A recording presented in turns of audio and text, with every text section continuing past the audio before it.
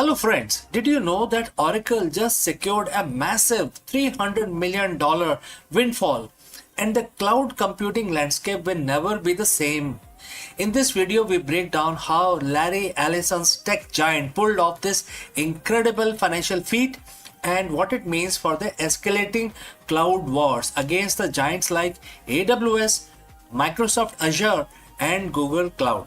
As the enterprise demand for AI integrated cloud infrastructure skyrockets, Oracle positions itself as a dominant force.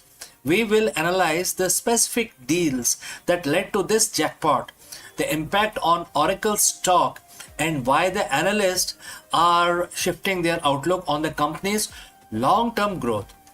Let's go and explore this further. For decades, the cloud wars had a predictable hierarchy. Amazon, Microsoft, and Google sat on the throne while everyone else fought, for the crumbs. But in late 2025 and moving into 2026, the script has been flipping. In fact, it has flipped completely now.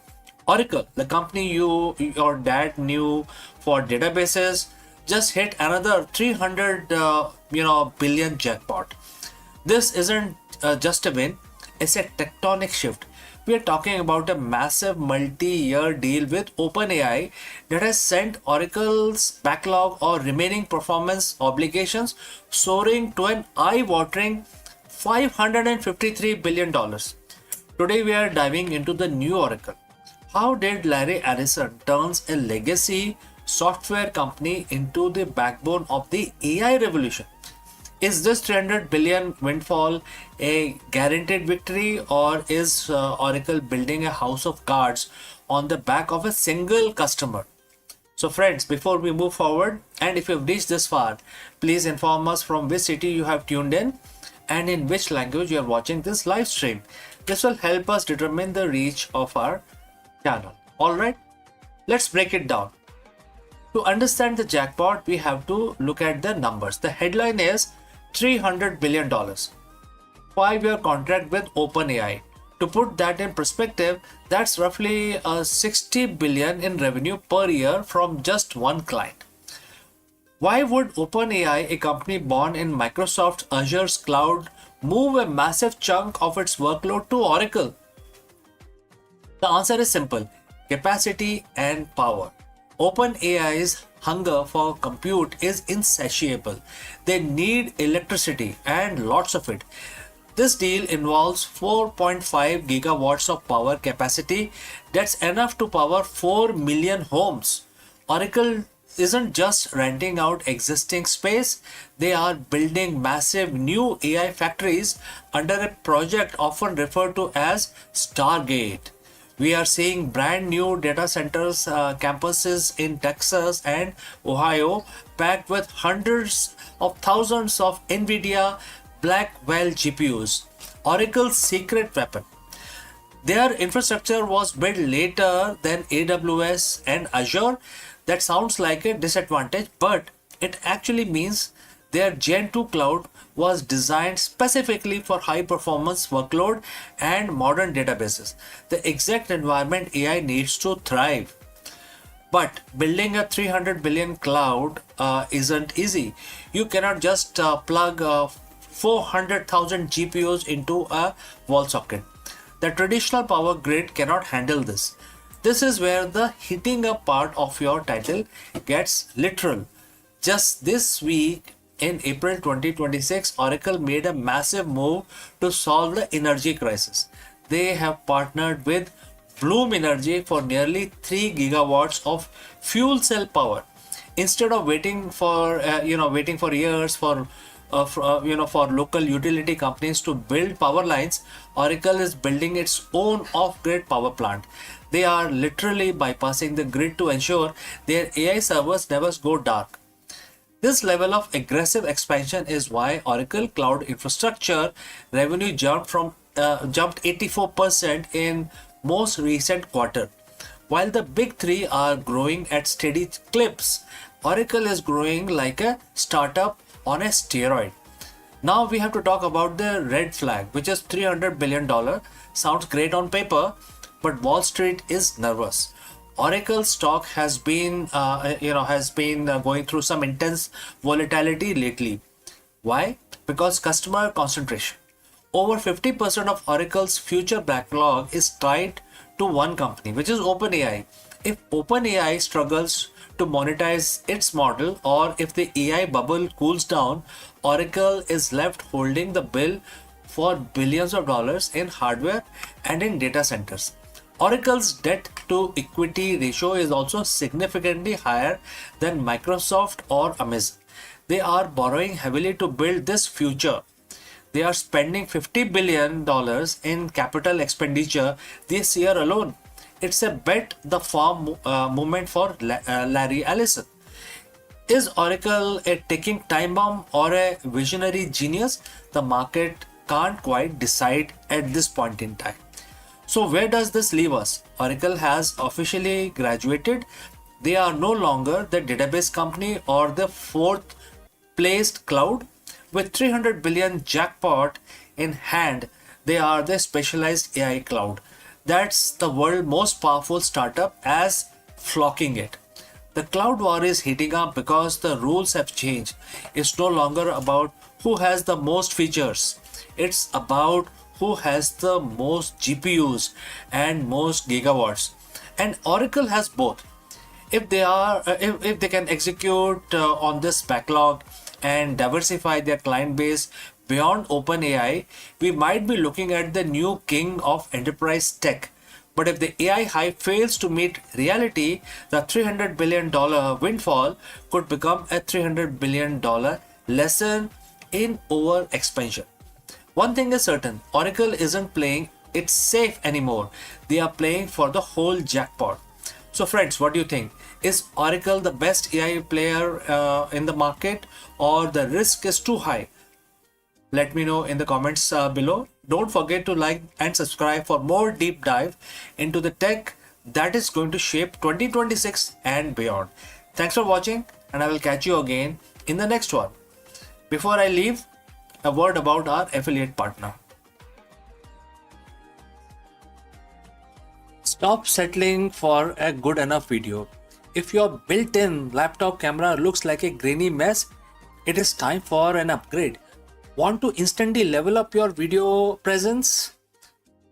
I like to present the Lenovo Performance FHD webcam. This is a game changer for your desktop setup. Technically, this is packed. It has a very sensitive RGB sensor, very crisp photographs it takes. Also comes with two microphones on board, which helps you to record very clear voice in stereophonic format. And these microphones are very sensitive. You can actually move away from the camera up to 2 meters, and these microphones will pick up your voice without any problem. This is a very strong piece. This is very sturdy. Comes with tripod ready. Comes with a very long leash, so it gives you a lot of flexibility to place the webcam wherever you want to keep in your studio. And also it has a swivel base, which is also very handy. So if you want to basically level up your game and you want to pick up this camera at a discount, please click on the link here or scan the QR code. Now let's get back to our video. Hello दोस्तों, नमस्कारम, आपका स्वागत है। कभी आपने सोचा है कि black hole के अलावा भी ब्रह्मांड में कुछ ऐसा है जो हमारे विज्ञान, हमारी फिजिक्स को पूरा बदल सकता है? इस वीडियो में हम जानेंगे ग्रेविस्टार के बारे में, और हम इसकी चर्चा करेंगे कि क्यों एस्ट्रोफिजिक्स के दुनिया में ये हमेशा एक चर्चा का विषय है। अक्सर हमने सुना है कि एक विशाल तारा जब उसका एंड होता है, दी एंड, तो वो ब्लैक होल में बदल जाता है। लेकिन कभी आपने सुना है कि हो सकता है कि वो ग्रेविस्टार में बदल जाए और ब्लैक होल ना बने? तो ये ग्रेविस्टार क्या चीज़ है, और ऐसा क्यों बोला जाता है कि ग्रेविस्टार एक कोलैप्सिंग स्टार है जो एक मिनी यूनिवर्स का निर्माण कर सकता है? तो काफ़ी दिलचस्प वीडियो होने वाला है।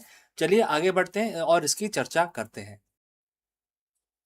तो दोस्तों, जब हम अंतरिक्ष के बारे में सोचते हैं, उसकी विशालता को देखते हैं, तो अक्सर हमें लगता है कि जो सितारे हैं, जो स्टार्स हैं, वो एक लाइट का सोर्स हैं, और एक कोई बड़ा स्टार अपने अंत समय में पहुंचता है, वो उसकी डेथ होती है, तो वो ब्लैक होल में कन्वर्ट हो जाता है, और हमारी एस्ट्रोफिजिक्स में इसके बारे में काफ़ी डिटेल में एक्सप्लेनेशन है, हमारे फॉर्मूलाज से, रिलेटिविटी की थ्योरी से एक्सप्लेन किया गया है। लेकिन हाल ही में कुछ ऐसा देखने को मिला है कि जब ये बड़ा स्टार का दी एंड होता है, सुपरनोवा हाइपरनोवा में जब तब्दील होता है, तो उसके बाद वो कई दफ़ा ब्लैक होल नहीं छोड़ता है। वो एक नए तरीके का, जिसके बारे में हम कम जानते हैं, एक नए तरीके का एक ब्लैक होल की तरह ही एक नया एक छोड़ता है, एक आइटम छोड़ता है जिसका नाम है ग्रेविस्टार। अब उसके नाम से ही पता चलता है कि इससे ग्रेविटी से कुछ लिंक होगा। तो इस ग्रेविट स्टार बोलते हैं इसको, ग्रेवा स्टार, जो स्टैंड करता है ग्रेविटेशनल वैक्यूम स्टार। मतलब ये एक नए तरीके का ये एक जानवर है जो ग्रेविटेशनल वैक्यूम स्टार होता है, जिस जो ब्लैक होल से भिन्न होता है। ब्लैक होल क्या करता है, हर चीज अपनी तरफ खींचता है ग्रेविटी की वजह से, लेकिन ये ग्रेविटेशनल वैक्यूम स्टार बन जाता है। और अगर ये प्रूव हो जाए या हमें ग्रेविस्टार कहीं दिख जाए, ऐसा देखने में आ रहा है कि कई जगहों पे जो हमारी साइंटिफिक थियरीज है वो ये कह रही हैं कि यहाँ पे ये ब्लैक होल नहीं है, बल्कि एक ग्रेविस्टार है। तो लेकिन इस पे शोध चल रहा है। तो अगर ये प्रूव हो जाए कि ग्रेविस्टार होता है, तो हमारे ब्रह्मांड की समझ पूरी की पूरी बदल जाएगी। तो दोस्तों, आगे बढ़ने से पहले मैं आपसे पूछना चाहता हूँ कि आप किस शहर से हमारे साथ जुड़े हैं और किस लैंग्वेज में हमारा इस वीडियो को देख रहे हैं। इससे हमें मदद मिलेगी अपने वीडियो की पहुंच को असेस करने के लिए। तो चलिए आगे बढ़ते हैं। जो जो स्टार का एंड क्यों होता है, क्योंकि वो अपना जो ईंधन होता है, जिसका जो ईंधन होता है वो हाइड्रोजन, हीलियम या कोई भी एलिमेंट उनको कंबाइन करता है, और उससे वो फ्यूजन रिएक्शन होता है, जिससे काफ़ी हीट प्रोड्यूस होती है। और ये बैलेंसिंग एक्ट की तरह काम करता है कि उसके कोर में हीट प्रोड्यूस होती है जो ग्रेविटी को बैलेंस करती है, ग्रेविटी को अलाउ नहीं करती है कि पूरे स्टार को कोलैप्स होने दे। तो वो अंदर से एक टग ऑफ वॉर चलता है, और ये करोड़ों साल तक चलता रहता है। लेकिन एक दिन ऐसा आता है जब पूरे की पूरी जो उसकी जो मटेरियल है वो कंज्यूम हो चुका होता है, और उसकी एक लिमिट होती है जो होती है आयरन। आयरन का पीरियोडिक टेबल पे जो नंबर है वो 60 है। मतलब कि जो 60 अगर उसमें आयरन बन गया उसके कोर के अंदर, तो उसके बाद 60 आयरन के जो एटम्स हैं अगर कंबाइन करेंगे तो कितना आता है दोस्तों, 120। तो 120 जो एलिमेंट है वो एग्जिस्ट नहीं करता है हमारी पीरियोडिक टेबल के ऊपर, मतलब नेचर में एग्जिस्ट नहीं करता है। तो वो आयरन जो है वो आगे कंबाइन नहीं हो पाता है। तो उसकी वजह से जो ग्रेविटी है उस स्टार की वो टेक ओवर कर लेती है, और इंस्टेंटली विद इन 1 सेकेंड, मतलब 30%, 30 माइक्रो सेकेंड के अंदर वो पूरा का पूरा स्टार कोलैप्स हो जाता है और सुपरनोवा में तब्दील हो जाता है। और जब वो ऐसा करता है तो जो कोर होता है स्टार का वो इतनी जो उसको उसको इतने ज़्यादा किक मिलती है कि वो कोलैप्स हो जाता है ब्लैक होल के अंदर, और जो बाहर वाला जो उसका जो लेयर है स्टार की वो बाहर की तरफ एक्सप्लोड कर जाती है, जिसको हम सुपरनोवा बोलते हैं। लेकिन जो बचता है वो एक सिंगुलैरिटी है। मतलब सिंगुलैरिटी मतलब कि उसके अंदर उस हमारी फिजिक्स फेल हो जाती है। उस वो इतना छोटा होता है कि हम उसको मेजर ही नहीं कर सकते। उसकी डेंसिटी इनफाइनाइट हो जाती है, उसकी स्पेस ज़ीरो हो जाती है। तो ये चीज़ें इन्फिनिटीज़ में पहुंच जाती हैं, जिसलिए हम उसको बोलते हैं सिंगुलैरिटी। हाँ, हालांकि ये सिंगुलैरिटी आज तक प्रूव नहीं हो पाई है, बट वो एक मैथमेटिकल कॉन्सेप्ट बन के रह गई है। क्योंकि हम ब्लैक होल के अंदर देख नहीं सकते, तो इसलिए हमें ये पता नहीं होता कि ब्लैक होल के अंदर क्या है। 2001 में वैज्ञानिकों ने ये देखा कि सिंगुलैरिटी नहीं होती है, और कई दफ़ा सिंगुलैरिटी ना होके ब्लैक होल की बजाय एक ग्रेविस्टार का जन्म होता है इस प्रोसेस के बाद। तो ग्रेविस्टार का मतलब क्या है? Gravitational vacuum star. अब कल्पना करें कि एक बहुत बड़ा जो स्टार है वो कोलैप्स कर रहा है, और ब्लैक होल बनने के बजाय एक बहुत ही सख्त एक ट्रांसपेरेंट शेल में कन्वर्ट हो रहा है। मतलब ब्लैक होल तो इंटरनल जाता है, लेकिन ये शेल के अंदर अंदर क्या है उसके अंदर हमें पता नहीं, लेकिन बाहर का जो आवरण है वो एक ट्रांसपेरेंट शेल बन जाता है, और उसके बाद वो स्टेबल हो जाता है। उसके अंदर का जो हिस्सा होता है वो वैक्यूम होता है। उसके अंदर वैक्यूम होता है, बाहर एक ट्रांसपेरेंट शेल होता है, एक गुब्बारे की तरह होता है। बाहर ठोस परत होती है, अंदर एकदम खाली होता है। लेकिन सामान्य खाली नहीं होता है, उसके अंदर डार्क एनर्जी होती है, डार्क एनर्जी से भरा होता है।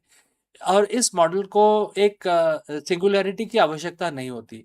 मतलब अगर स्टार पूरा कोलैप्स हो जाए तो उसमें सिंगुलैरिटी चाहिए हमारे मैथमेटिकल जो फॉर्मूलाज हैं उनको स्टेबल करने के लिए। लेकिन अगर ग्रेविट स्टार है तो उसमें सिंगुलैरिटी नहीं है, अंदर सिर्फ डार्क एनर्जी है और बाहर से उसमें एक ट्रांसपेरेंट, एक बहुत ही हार्ड एक शेल है। और ग्रेविस्टार अगर बने अब हमें मिल जाए तो ये हमें जनरल रिलेटिविटी और क्वांटम फिजिक्स में एक सिमिलरिटी भी हमें जो प्रदान करता है, जो आज की डेट में हम दोनों के अंदर जो सामंजस्य है वो ढूंढ नहीं पाए हैं। क्योंकि जो क्वांटम मैकेनिक्स है वो अपनी तरह से चलता है, उसके अपने फॉर्मूलाज हैं, और जो रिलेटिविटी है वो अपनी तरीके से चलता है, उसके अपने मैथमेटिकल फॉर्मूलाज हैं। जब दोनों को मिलाते हैं तो हमारी फिजिक्स फेल हो जाती है। तो यही होता है सिंगुलैरिटी में। तो हम काफ़ी, हमारे जो साइंटिस्ट हैं वो करीब 100 साल से 120 सालों से इन दोनों के बीच में सामंजस्य लाने की कोशिश कर रहे हैं। तो ग्रेविस्टार एक ऐसा एक हाइपोथेटिकल एक ऑब्जेक्ट है यूनिवर्स में जो इन दोनों के बीच में सिमिलरिटी ला सकता है, और उनके जो हमारी जो फिजिक्स है उसको भी कंप्लीट कर देता है। तो अब ये है कि ग्रेविस्टार कहाँ पे पाया जाता है। अब कई दफ़ा बोला जाता है कि ग्रेविस्टार हमारे जो गैलेक्सी का जो सेंटर है वो एक ग्रेविस्टार है। ऐसा बोला जाता है कि वो एक ग्रेविस्टार है और एक ब्लैक होल है, या एक ब्लैक होल और ग्रेविस्टार दोनों ही वहाँ मौजूद होते हैं, ऐसा बोला जाता है। इस पर रिसर्च चल रही है, इन दोनों चीज़ों को प्रूव करने की बहुत ही ज़्यादा कोशिश चल रही है। अब आप देखिए कि अगर इसके अंदर ट्रांसपेरेंट एक कवर है और अंदर सिर्फ डार्क एनर्जी है, तो इसका मतलब कि अंदर एक पूरा छोटा एक ब्रह्मांड है, इसके अंदर एक पूरा मिनी यूनिवर्स है, जिसके अंदर डार्क एनर्जी भी होगा, डार्क मैटर भी होगा, और इसके अंदर प्लैनेट्स होंगे, गैलेक्सीज होगा। तो ये जो ग्रेविस्टार है ये एक ग्रेविटेशनल एक फोर्स बन जाता है, लेकिन वो ब्लैक होल की तरह सिंगुलरिटी नहीं बनता, बल्कि एक मिनी यूनिवर्स बन जाता है उसके अंदर। और जो अंदर उसके जो लोग रहते हैं या जो ग्रह होते हैं उनको नहीं पता होता कि बाहर क्या है। वो शेल के बाहर नहीं देख सकते। जो शेल होता है वो ट्रांसपेरेंट होता है, लेकिन उसके बाहर वो जहाँ उनके देख नहीं सकते, क्योंकि शेल पे स्पीड ऑफ लाइट होती है, जो आपको पता होगा ब्लैक होल के जो फॉर्मूलाज हैं वो उसमें लगते हैं। तो ग्रेविस्टार अगर सच में मौजूद है, अभी तक हमारे पास कोई सीधा प्रमाण नहीं है, लेकिन सिर्फ मैथमेटिकल एक प्रमाण हो सकता है, जो एक अनुमान लगाया जा सकता है, क्योंकि इन चीज़ों को देखना बहुत ही मुश्किल है, दिखाई नहीं देते, कुछ भी वहाँ से रेडिएशन बाहर आता नहीं है। जब तक कुछ आता नहीं है बाहर, हम उसको देख नहीं सकते।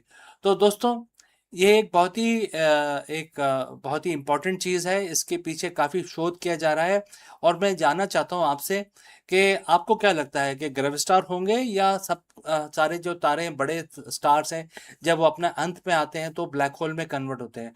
कमेंट करके ज़रूर बताएं, और हमारे चैनल को सब्सक्राइब ज़रूर करें। अगर आप विज्ञान की यात्रा में, अगर आप उत्सुक हैं तो हमारे चैनल को सब्सक्राइब करें। मिलता हूँ जल्द ही दूसरे वीडियो में। सीखते रहें, आगे बढ़ते रहें। My name is CK. See you in the next one. Hello दोस्तों, नमस्कार, आप सबका स्वागत है। क्या आप एक सीईओ या बिजनेस लीडर हैं और हर दिन चुनौतियों का सामना कर रहे हैं? तो आप सही जगह पहुंचे हैं, क्योंकि इस वीडियो में हम भगवत गीता की सहायता लेंगे और आपकी इस सिचुएशन का आंसर ढूंढने की कोशिश करेंगे। हम ये जानेंगे कि जो सीख मिलती है हमें भगवत गीता से, वो एक मंत्र युद्ध क्षेत्र में एप्लीकेबल ही नहीं है, बल्कि हर एंटरप्रेन्योर के लिए एक जीवन दर्शन है, जो आपकी टीम का नेतृत्व में करने में सहायता करता है। चाहे जीत हो या हार, एक लीडर को अपनी निष्ठा, कर्म पर कैसे निगाह रखनी चाहिए, हम इस वीडियो में सीखेंगे और इसके बारे में और डिस्कशन करेंगे। तो चलिए आगे बढ़ते हैं। तो दोस्तों, आजकल के दुनिया में, आजकल के परिप्रेक्ष्य में हम ऐसी एक रेस में हैं जहां जीतना ही सब कुछ है, जीतना ही अनिवार्य है। एक सीईओ के तौर पे आप हर सुबह एक नई चुनौती, एक नए संकट और एक नए डर के साथ उठते हैं। क्या ये मर्जर काम आएगा, मार्केट शेयर बढ़ेगा, क्या मेरी टीम परफॉर्म करेगी। हम सब अक्सर एक तनाव में जीते हैं, अगर मैं हार गया तो क्या होगा, अगर ये डिसीजन गलत हो गया तो क्या होगा। लेकिन आज मैं आपके साथ बिजनेस का एक ऐसा सीक्रेट कोड शेयर करने वाला हूं जो 5,000 साल पहले महाभारत के रण क्षेत्र में दिया गया था। यह सिर्फ एक श्लोक ही नहीं, एक आधुनिक कॉर्पोरेट जगत का सबसे बड़ा रिस्क मैनेजमेंट टूल है। ध्यान से सुनिएगा। आज हम चर्चा करेंगे भगवत गीता के अध्याय 2 श्लोक 37, चैप्टर 2 वर्स 37 की। और इस श्लोक आपको सिखाएगा कि कैसे विन विन माइंडसेट के साथ आप अपनी कंपनी और अपने जीवन को लीड कर सकते हैं। तो आइए पहले श्लोक को हम पढ़ लेते हैं।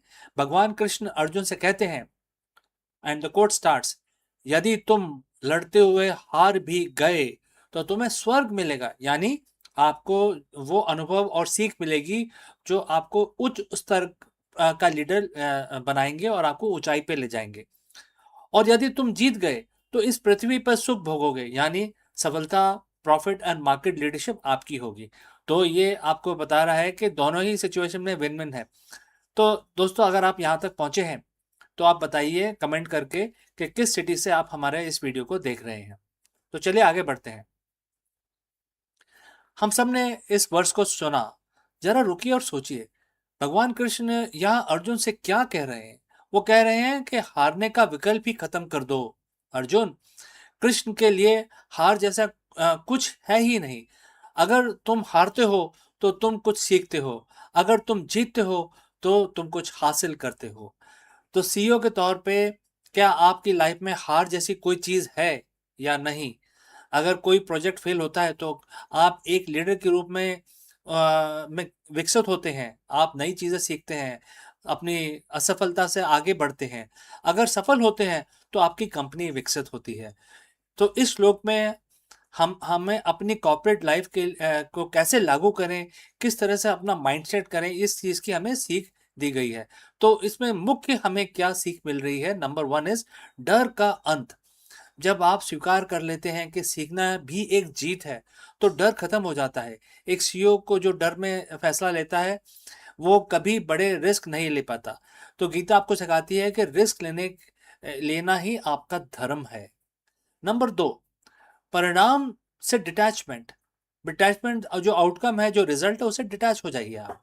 भगवान कृष्ण कहते हैं कि यानी कि अगर आप लड़ना ही नहीं करेंगे तो आपको कोई परिणाम मिलेगा ही नहीं। तो आप लड़िए। अगर आप हारते हैं तो कुछ सीखते हैं, और अगर आप जीतते हैं तो आप डेफिनेटली सक्सेस पाते हैं। लेकिन हार जीत आपके कंट्रोल में नहीं है, तो क्यों उस बारे में सोचना? 100% आपके कंट्रोल में नहीं होता। आपको अपना कर्म करना होता है, कर्तव्य करना होता है। लेकिन क्या हार मिलेगी, क्या जीत, इसका फैसला कोई नहीं कर सकता। इसका फैसला सिर्फ यूनिवर्स के हाथ में है, जो हमारे कंट्रोल से बाहर है। अब तीसरा होता है विन विन फॉर्मूला। आज की दुनिया में हम विन लॉस के बारे में सोचते हैं। मुझे जीतना है हर हालत में, सामने वाले को हारना है हर हालत में।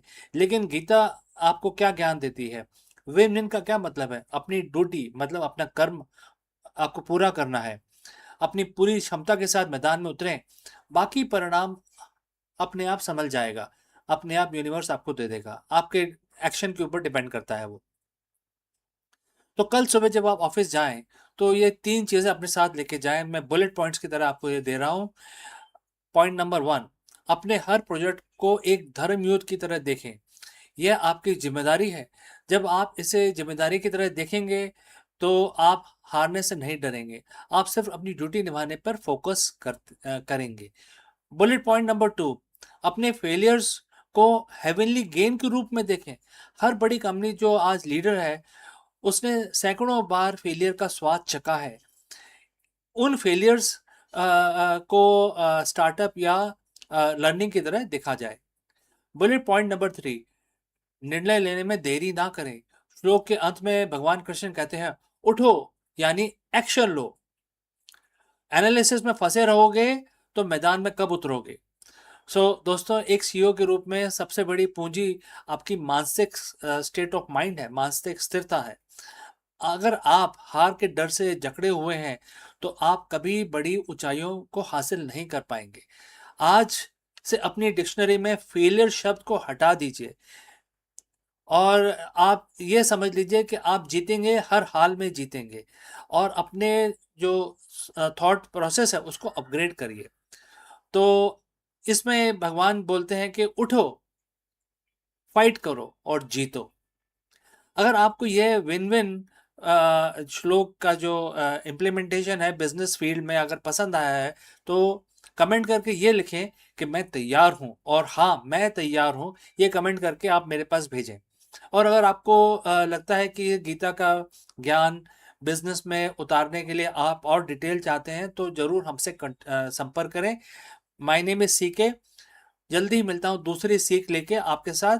तब तक उठो, लड़ो और जीतो। धन्यवाद।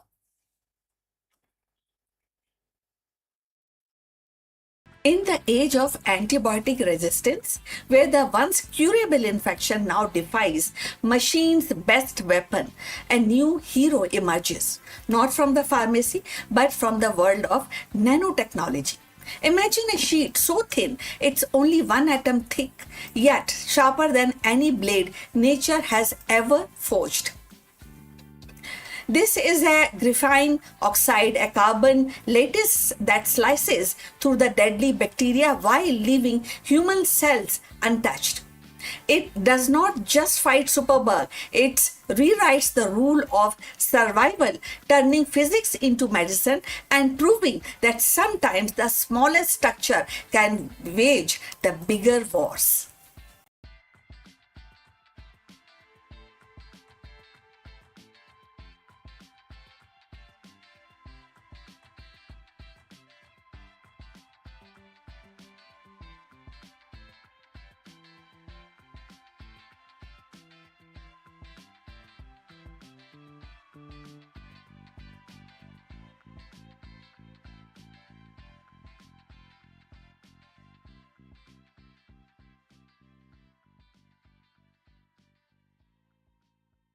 Hello friends, when we think of space weather, our mind instinctively turns towards sun. Its flares, its storms and its endless stream of solar wind. Yet, hidden in the plain sight, another force has been shaping the cosmos environment, and that is above us. Any idea? I'm just talking about lightning. The familiar crackles in the sky, once thought to be kind of earth-centric. Earth storm is defined with the lightning, is now revealed as a messenger to the heavens. With each flash, electromagnetic whispers race upwards, weaving into ionosphere and beyond, and certainly altering the conditions that of satellites, astronauts and the global communication that depends upon. So this revelation actually sparked by a small but mighty NASA satellite, and which reframes the lightning not as a spectacle, but which is definitely earlier it was considered as a local spectacles, but now as a global player in the theater of space. It is a reminder that the storm outside your window is not just a weather, it is a part of a revolution, and it's how we understand that the delicate balance between earth and the cosmos. For centuries, lightning has been regarded as a terrestrial phenomena, awe-inspiring but earth-bound spectacle of raw energy. Right? I think you must have seen it. Sometimes it creates ripples in your heart. Sometimes you enjoy the spectacle. It strikes across the sky, illuminating the storm clouds, rattling windows, reminding humanity of nature's, which is untamed power. Yet, in the recent years, scientists have begun to uncover a startling truth. Lightning is not confined to Earth, influencing the delicate balance of space weather that governs satellites, communication system, and even the safety of astronauts. The breakthrough actually came from a small NASA satellite, modest in size and which but monumental in ambition.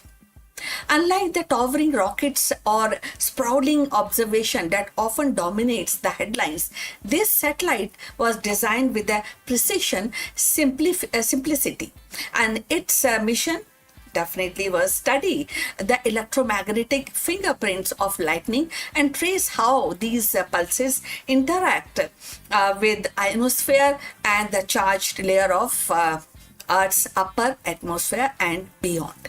Into a vastness of near Earth space, what it discovered actually had sparked a revolution in our understanding of space weather.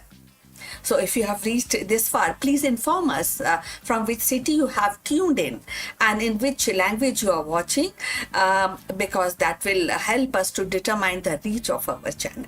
So going forward, lightning is, it turned out, is more than a flash of light and a crackle of thunder. Each bolt sends electromagnetic waves and racing upwards, piercing the ionosphere like invisible arrow. And this wave, known as whistlers, for these array and descending tones, when captured by radio receivers, can travel thousands of kilometers along the Earth's magnetic field lines, and in doing so they disturb the charged particles and alter radiation bands and create a cascading effect that ripple through the space environment. For decades, space weather was thought to be driven primarily by solar activity, the flares, the coronal mass ejections, the solar winds that actually enters or disturbs the Earth's magnetosphere. While the sun remains the dominant force, lightning has now emerged as a hidden partner in its cosmic dance. So, as NASA satellite revealed that the terrestrial storm contribute to the fluctuation in radiation level around the Earth, subtly shapes the condition faced by satellites and spacecraft. In essence, every thunderstorm is a participation in the grand theater of space weather. So thus implication was profound communication network and GPS system and power grid all actually are kind of forced, kind of have a very soft softness to the space weather disruption. So by recognizing lightning role, the scientists can redefine predictive model and offering more accurate warning to industries and governments. A storm in the Midwest may not only ground the flight or knock out the local power, it may also send ripples into the orbit, affecting the satellite that guides ship across the ocean and monitor climate change. So beyond the practical, there is a poetic resonance to this discovery. So lightning, along a symbol of divine wrath or a natural chaos, is now revealed as a bridge between earth and space. It connects the terrestrial and celestial, reminding us that the boundaries are imagined between sky and cosmos, and that these are porous. So the flash that terrifies a child at night or inspire a poet verses is also a signal in the grand circuitry of the universe. And this revolution actually made lot of difference, you know. So and this revolution is not merely scientific, it is also cultural. By reframing lightning as a space weather agent, humanity is inviting to see storm differently. So they are also isolated tempest, but nodes in the planetary system that extend the outward to the stars. The small NASA satellite has given us a new lens, one that transforms every thundercloud into a participant in the cosmic dynamics. So, as recent research actually continues, we may find that lightning holds further secrets, perhaps influencing auroras, perhaps interacting with the cosmos rays, or perhaps even shaping the long term evolution of Earth's magnetosphere. So, what is certain is that the spark has been lit and a revolution is underway, one that begins with a flash in the sky and extends into the infinite expanse of space. So we have come to the end. Thanks for watching. Please like and subscribe our channel. Do send your comments on this topic. See you in the next one. But before we end this particular live stream, a few words from our affiliate partner. Stop settling for a good enough video. If your built-in laptop camera looks like a grainy mess, it is time for an upgrade.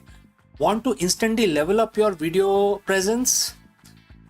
I like to present the Lenovo Performance FHD webcam. This is a game changer for your desktop setup. Technically, this is packed. It has a very sensitive RGB sensor, very crisp photographs it takes. Also comes with 2 microphones on board, which helps you to record very clear voice in stereophonic format. And these microphones are very sensitive. You can actually move away from the camera up to 2 meters and these microphones will pick up your voice without any problem. This is a very strong piece. This is very sturdy. Comes with tripod ready. Comes with a very long leash, so it gives you a lot of flexibility to place the webcam wherever you want to keep in your studio. And also it has a swivel base, which is also very handy. So if you want to basically level up your game and you want to pick up this camera at a discount, please click on the link here or scan the QR code. Now let's get back to our video.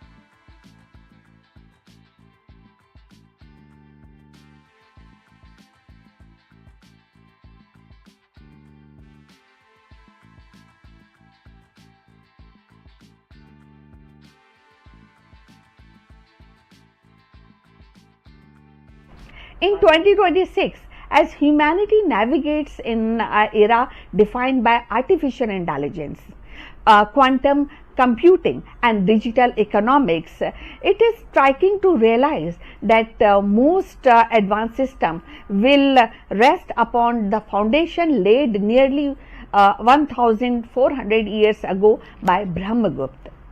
His recognition of zero as a number, his rules for negative values, his algebraic formulations are not a relic of antiquity, but living principle embedded in every algorithm, blockchain, and ledger and machine learning model today. When we speak of data science and or when we speak of coding language that drives modern innovations, we are echoing Brahmagupta's vision of mathematics as a universal language, now capable of describing both void and infinite. So, in the world where the billions of calculations occur every second, Brahmagupta's insight actually reminds us that the progress is always built upon the courage of pioneers who dare to redefine the possible.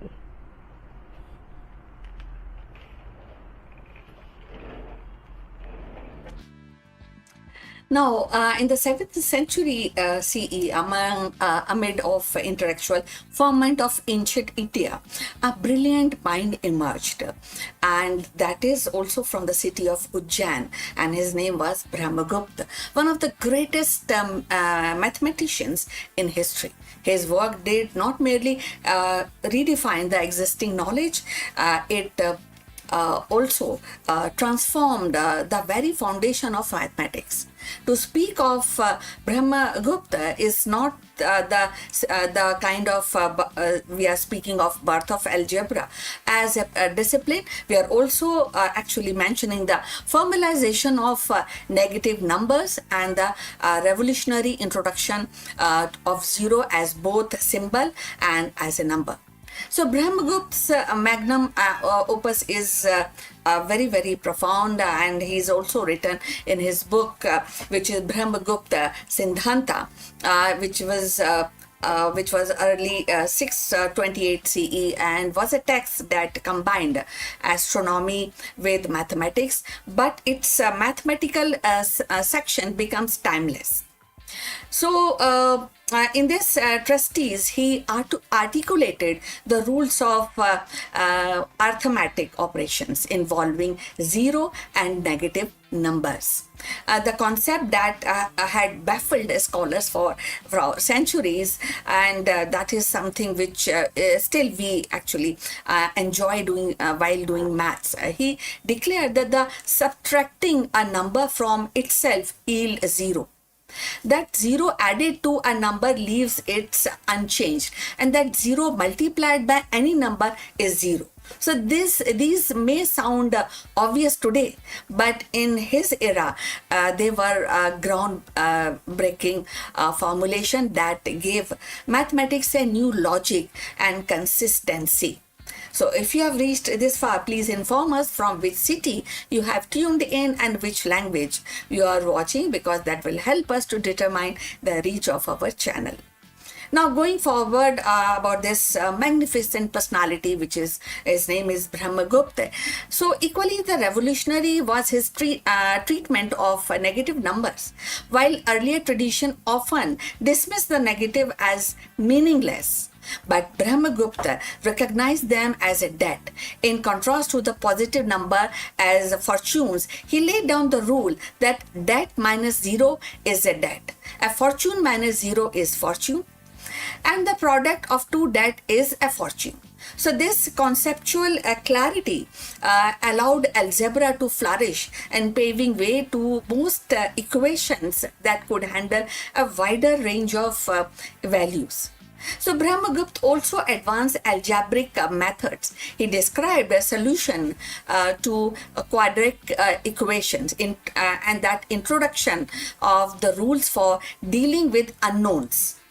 and even touched upon what we now call intermediate equation.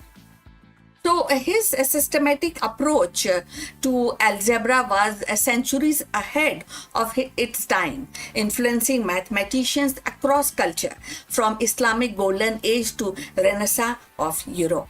So beyond algebra, Brahmagupta's insight extended to geometry and astronomy.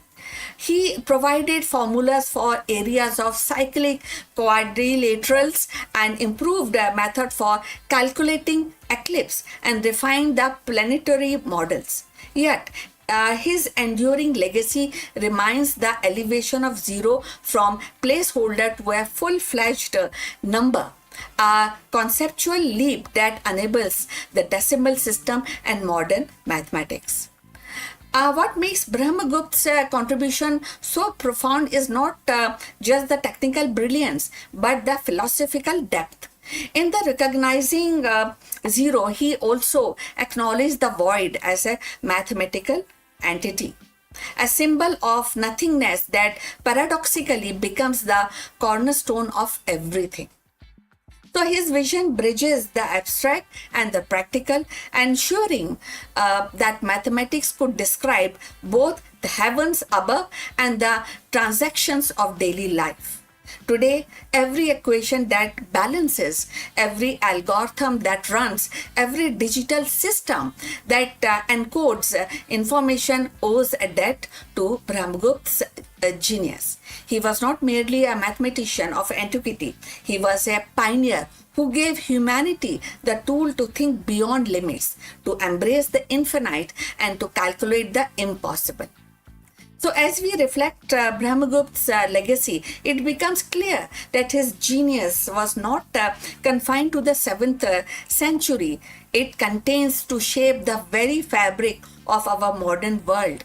By formalizing the rules of zero, negative numbers, and algebraic operation, he gave humanity a language of balance and precision that underpins everything from the financial system to the artificial intelligence. His vision transformed the abstract ideas into tools of calculations, bridging the philosophy and the practicality in a way that still resonate today. In 2026, when algorithm drives economies, when quantum computer explore the boundaries of possibilities, and when the AI models learn through the billions of equations, we are reminded that these marvels rest upon the foundation Brahmagupta laid. His courage to nothingness and to embrace the paradox of negative was not just a mathematical breakthrough, it was philosophical revolution. So closing this story on Brahmagupta stands as a timeless pioneer, a thinker who proved that even the emptiness of zero could become the cornerstone of infinite progress. His work is not just a history, it is a pulse of every calculation we make today. So please send us your comments on this subject. Subscribe to our channel for more insight to know about spirituality and mythology in a scientific way. See you in the next one. But before we end, a few words from our affiliate partner. Stop settling for a good enough video. If your built-in laptop camera looks like a grainy mess, it is time for an upgrade. Want to instantly level up your video presence? I like to present the Lenovo Performance FHD webcam. This is a game changer for your desktop setup. Technically, this is packed. It has a very sensitive RGB sensor, very crisp photographs it takes. Also comes with 2 microphones on board, which helps you to record very clear voice in stereophonic format. And these microphones are very sensitive. You can actually move away from the camera up to 2 meters and these microphones will pick up your voice without any problem. This is a very strong piece. This is very sturdy. Comes with tripod ready. Comes with a very long leash, so it gives you a lot of flexibility to place the webcam wherever you want to keep. in your studio. And also it has a civil base, which is also very handy. So if you want to basically level up your game and you want to pick up this camera at a discount, please click on the link here or scan the QR code. Now let's get back to our video.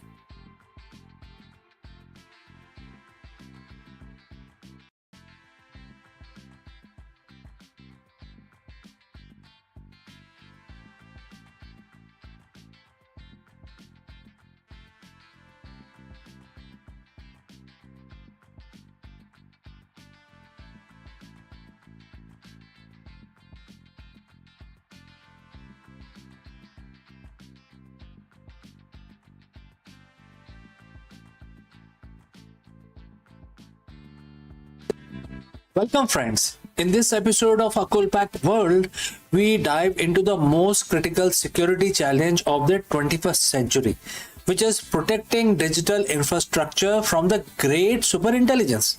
As the AI evolves from a tool into an autonomous force, the battlefield has shifted from physical borders to the very silicon and code that powers our civilization. We would explore the digital bastion, the strategy, how global networks, power grids, and the financial systems are being hardened against the potential machine supremacy. Is it possible to build a silicon shield strong enough to withstand an intelligence that operates at speeds we can barely comprehend? Let's go and discuss this further. We often talk about the AI as a tool, a helper that writes email or generate art, but today we are stepping into a different arena. We're talking about the battlefield. In the next 10 minutes, we aren't discussing chatbots. We are discussing the great superintelligence, a theoretical point where AI doesn't just assist humans but outpaces our ability to manage the very system we have built. Imagine our global infrastructure, which is the power grid, the financial ledgers, the satellite arrays, and the logistics of every major city. Now imagine an intelligence that can find every vulnerability in those systems in milliseconds. How do we protect the foundation of the civilization when the adversary is faster, smarter, and more persistent than any human mind on earth? Today we will explore the silicon shield and the digital bastion. This is the manual for protecting our digital infrastructure from the great superintelligence. So friends, if you have reached this far, please inform us from which city you have tuned in and in which language you are watching this video. This will help us determine the reach of our channel. Alright, let's proceed further.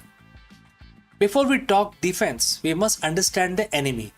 When we say great superintelligence, we are referring to the artificial general intelligence, which is AGI, or the superintelligence that has reached a recursive self-improvement stage. In traditional cybersecurity, we fight the hackers, humans who sleep, make mistakes, and have limited resources. In AI's battlefield, the threat is an algorithm that never sleeps. It probes for weaknesses 24/7 and at the speed of light. It also has a capability of optimization. Every time it fails to break a firewall, it learns why and rewrite its own code to be better, better version of in future. And then third is to operate in multi dimensions. It can attack the power grid, the banking system, and the communication lines simultaneously. This isn't science fiction. It is the logical conclusion of the failed supernova theory we discussed in astrophysics. Just as a star collapses into a black hole, our digital dependence could collapse into a void if not properly shielded. So how do we build the silicon shield? The first step is moving away from the reactive defenses. Currently, we wait for a virus to appear.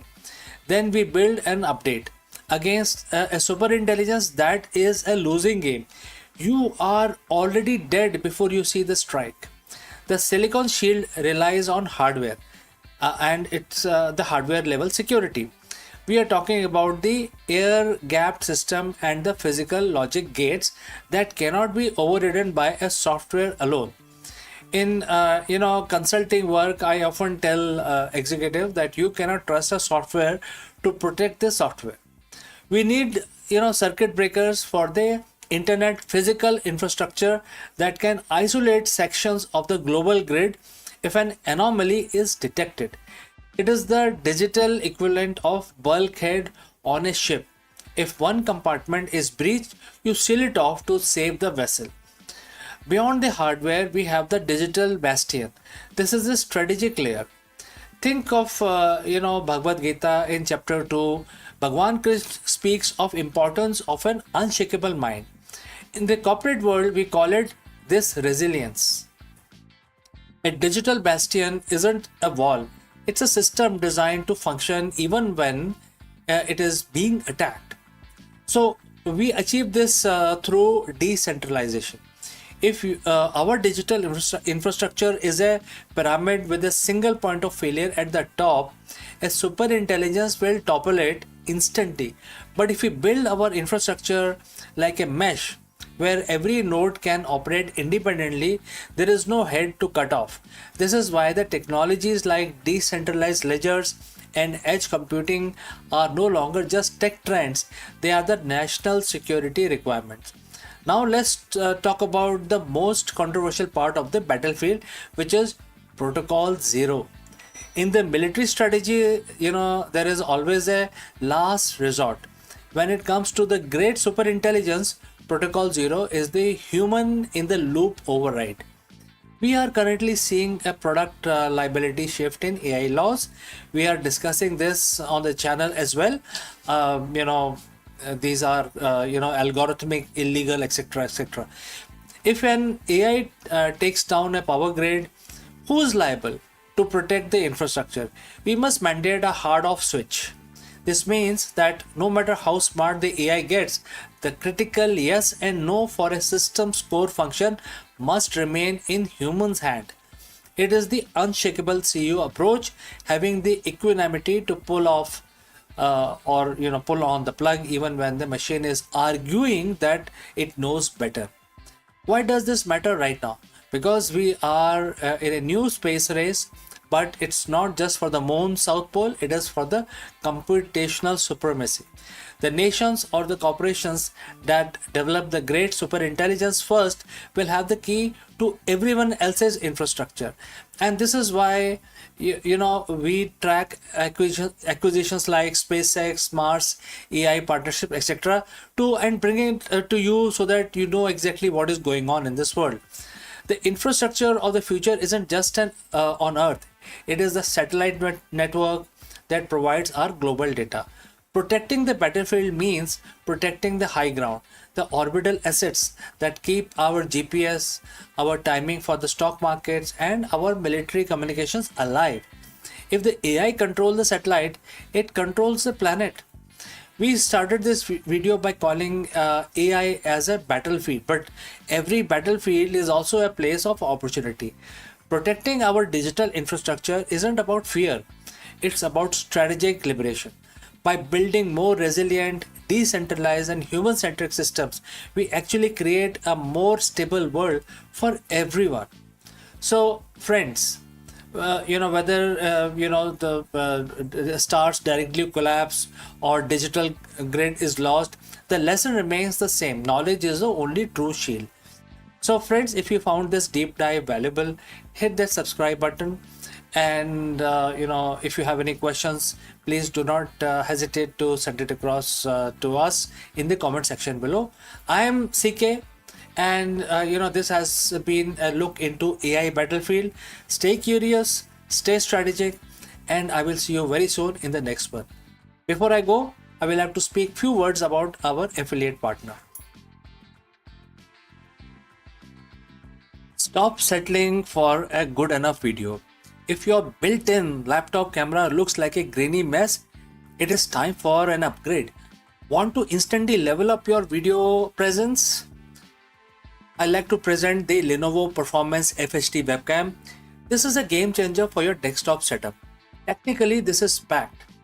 It has a very sensitive RGB sensor, very crisp photographs it takes. Also comes with two microphones on board, which helps you to record very clear voice in stereophonic format. And these microphones are very sensitive. You can actually move away from the camera up to 2 meters, and these microphones will pick up your voice without any problem. This is a very strong piece. This is very sturdy. Comes with tripod ready. Comes with a very long leash, so it gives you a lot of flexibility to place the webcam wherever you want to keep in your studio. And also it has a swivel base, which is also very handy. So if you want to basically level up your game and you want to pick up this camera at a discount, please click on the link here or scan the QR code. Now let's get back to our video.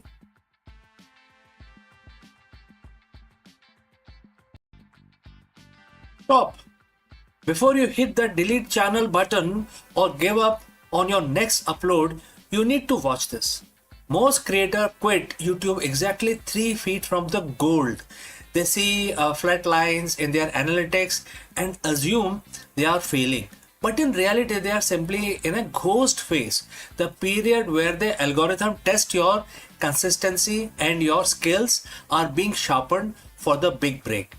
In this video, we dive deep into the psychology of the content creation and why zero views might actually be your biggest competitive advantage. How? Let us discuss this further.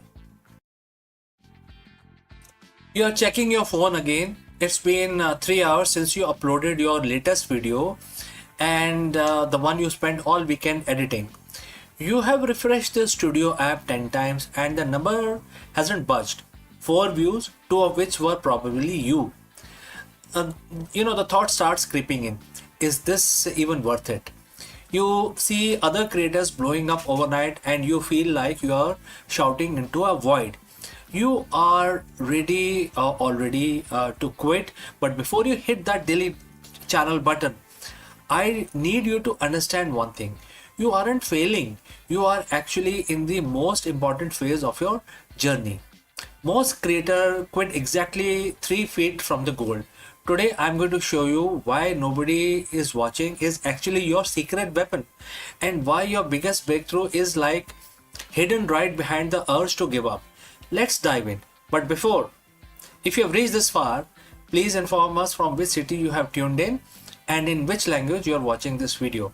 This will help us determine the reach of our channel. I would also know who's watching and who's not. Alright, let's proceed further. Let's address the elephant in the room, which is the algorithm.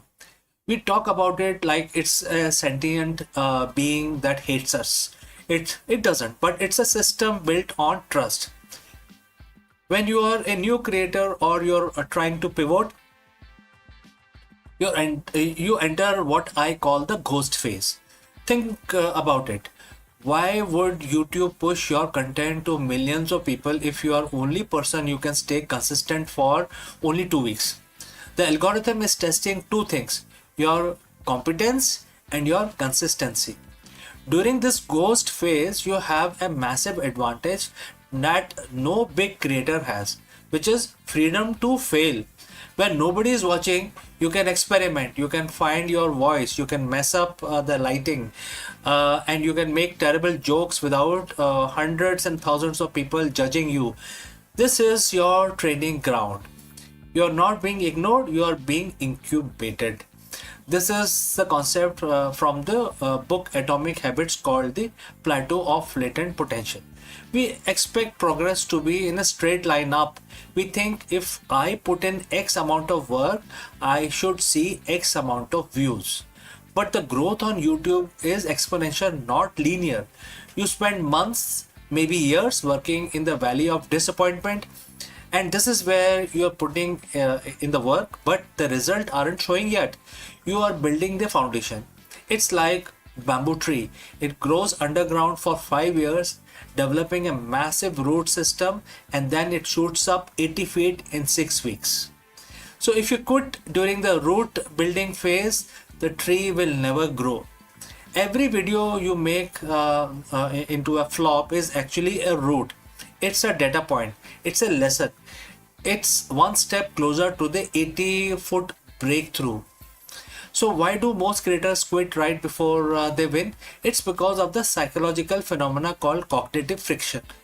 The effort required to make a video feels much higher than the reward of 10 views. To survive this, you have to shift your win condition. If your win condition is to get 1000 views, you get 50, you feel like as if you have lost it. You feel defeated. But if you win condition is like getting 1% better at color grading, or write a more compelling hook, or you do that, you have won already, right? I mean, if you do all of these core competencies regardless of the view counts, don't you think so? Winning on YouTube is a war of attrition. The pros aren't necessarily the most talented people on the platform. They are the one who refuse to go away. They stayed in the game long enough for the luck to find them. Because on YouTube, luck is just where the preparation meets the long enough timeline. Now, as a disclaimer, I'm not saying that you should keep doing exactly the same thing if it is not working. There is a difference between quitting and pivoting. If you have made 50 videos and they all have 0 views, don't quit YouTube. Change your strategy. Maybe your thumbnails are weak. Maybe your intros are too slow. Use the silence to audit yourself. When nobody is watching, you have the lowest stakes possible to reinvent yourself. Don't you think so? So ask yourself, am I making content for me, or am I making content that solves a problem or provide value for someone else? Once you align your passion with audience's need, the nobody watching problem start to disappear. The hardest part of YouTube isn't the editing or the SEO. It is the mental game. It is showing up on Tuesday morning to film a video when your last 3 uploads tanked.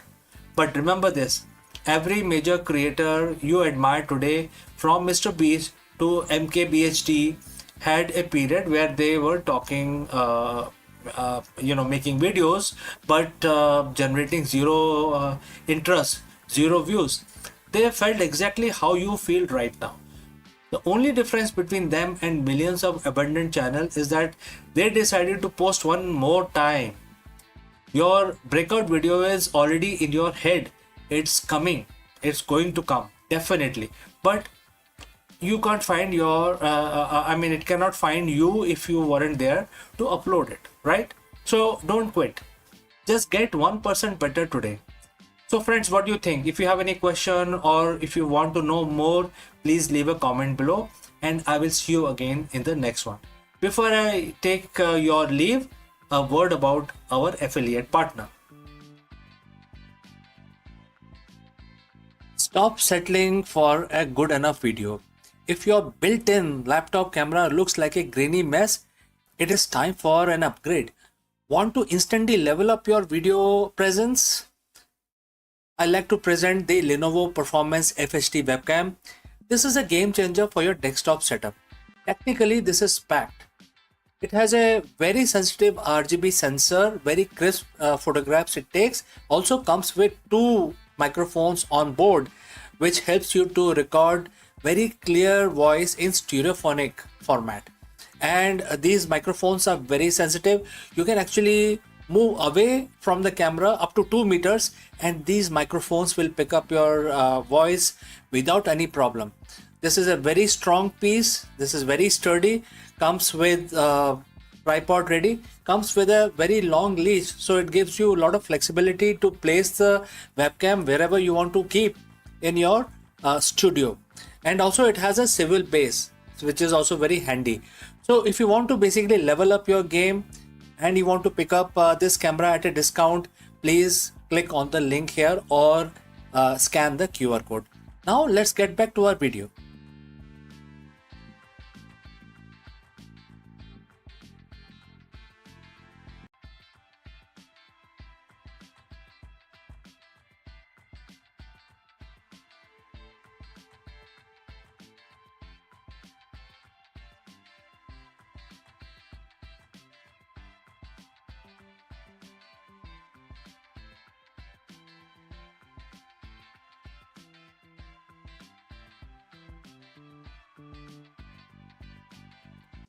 Hello, friends. What does a 7,000-year-old text have to teach today's high-performing executives? In this video, we break down knowledge obtained from Bhagavad Gita and reveal why modern CEOs are using its timeless wisdom to build inclusive, high-trust corporate culture. Whether you are a startup founder, a corporate executive, or an inspiring manager, this video will change how you look at the modern leadership, employee retention, and organizational growth. Let's go. Think about the last time you heard the phrase psychological safety or radical inclusivity. If you track modern corporate trends, you probably read these terms weekly in Harvard Business Review or hear them being discussed by Silicon Valley founders. We treat these concepts as the cutting edge of the 21st century organizational psychology. But what if I told you that the ultimate blueprint for inclusive leadership wasn't written by a modern HR consultant, but was laid down over 7,000 years ago on a battlefield? Today, an increasing number of global CEOs and top executives are looking past standard management textbook. Instead, they are tuning into ancient wisdom, specifically Bhagavad Gita. They aren't looking at it solely as a religious text, but as a master class in human psychology, crisis management, and leadership. Therefore, in this video, friends, we are diving deep into one specific revolutionary verse, which is mentioned in chapter 9, and the verse is verse 32. We are going to unpack how this ancient verse holds the exact key to solving the modern corporate world's biggest challenges, which are employee retention, diversity, equity, building high performance, high trust culture. So friends, before we move forward, and if you have reached this far, please inform us from which city you have tuned in and in which language you are watching this video. This will help us determine the reach of our channel. Alright, let's proceed further. Let's look directly at the verse in chapter 9, verse 32. Bhagwan Krishna says to Arjun, and the quote starts, "All those who seeks my protection attain the supreme goal, O Parth, irrespective of their gender, caste, or qualities." And quote close. Now, at first glance, a traditional reading focuses on spiritual liberation, that the divine is accessible to everyone equally. But when a modern leader look at this text through the lens of the organizational design, the word protection and the phrase attain the supreme goal takes a powerful corporate parallel. In the ancient times, caste or qualities dictated what a person was allowed to achieve. That was a rigid system. In verse 32, Bhagwan Krishna completely shatters that hierarchy. He democratizes success. He states unambiguously that the path to highest peak is open to every single individual without the exception, provided they are given the right environment of security. For a modern CEO, this isn't just a philosophy. This is a framework for democratizing success within an enterprise. Let's isolate the first core pillar of the verse. All those who seek my protection, and quote close. What does the protection means in 2026 corporate boardroom? It means psychological safety. Harvard Business School professors Amy Edmondson defined the psychological safety as a shared belief that a team is safe for interpersonal risk taking. It means an employee knows they won't be punished, humiliated, or marginalized for speaking up, making a mistake, or offering a radical ideas. When CEO establish a protection or safety at the top, it fundamentally changes the human behavior. Think about it. When your workforce is operating in fear of layoff, fear of toxic managers, fear of biases, their brains are stuck in survival mode. Innovation dies.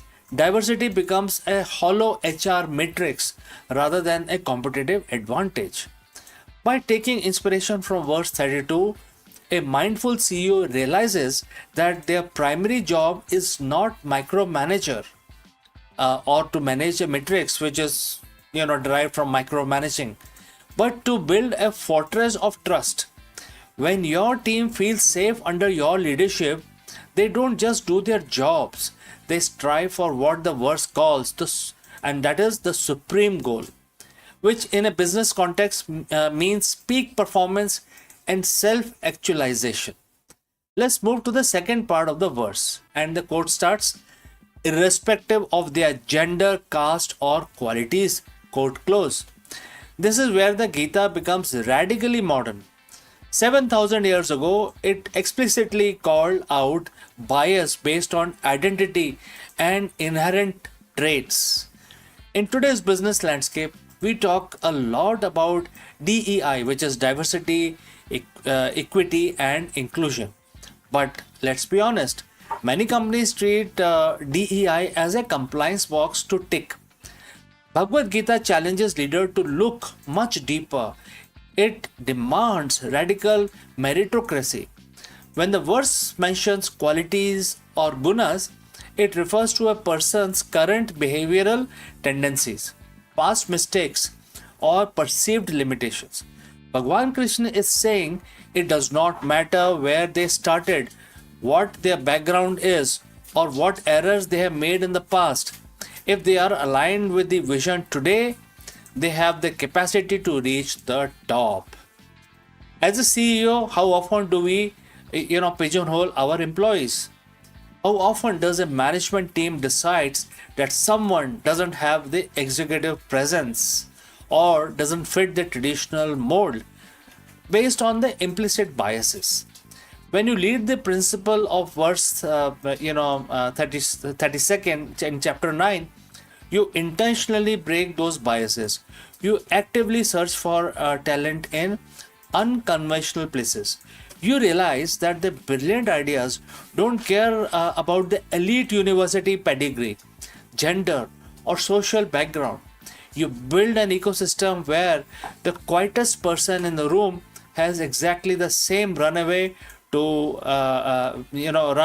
hit a home run as the loudest person in the same team. So how does a modern leader actually execute chapter 9 verse 32? How do we translate this timeless spiritual law into an operational reality? And I would like to add 3 steps action plan for all the executive. Step 1, redefine the safety.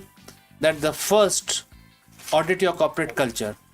Do your employee feel protected to fail forward? Celebrate intelligence failure publicly. If an employee takes a calculated risk that doesn't pan out, don't penalize them.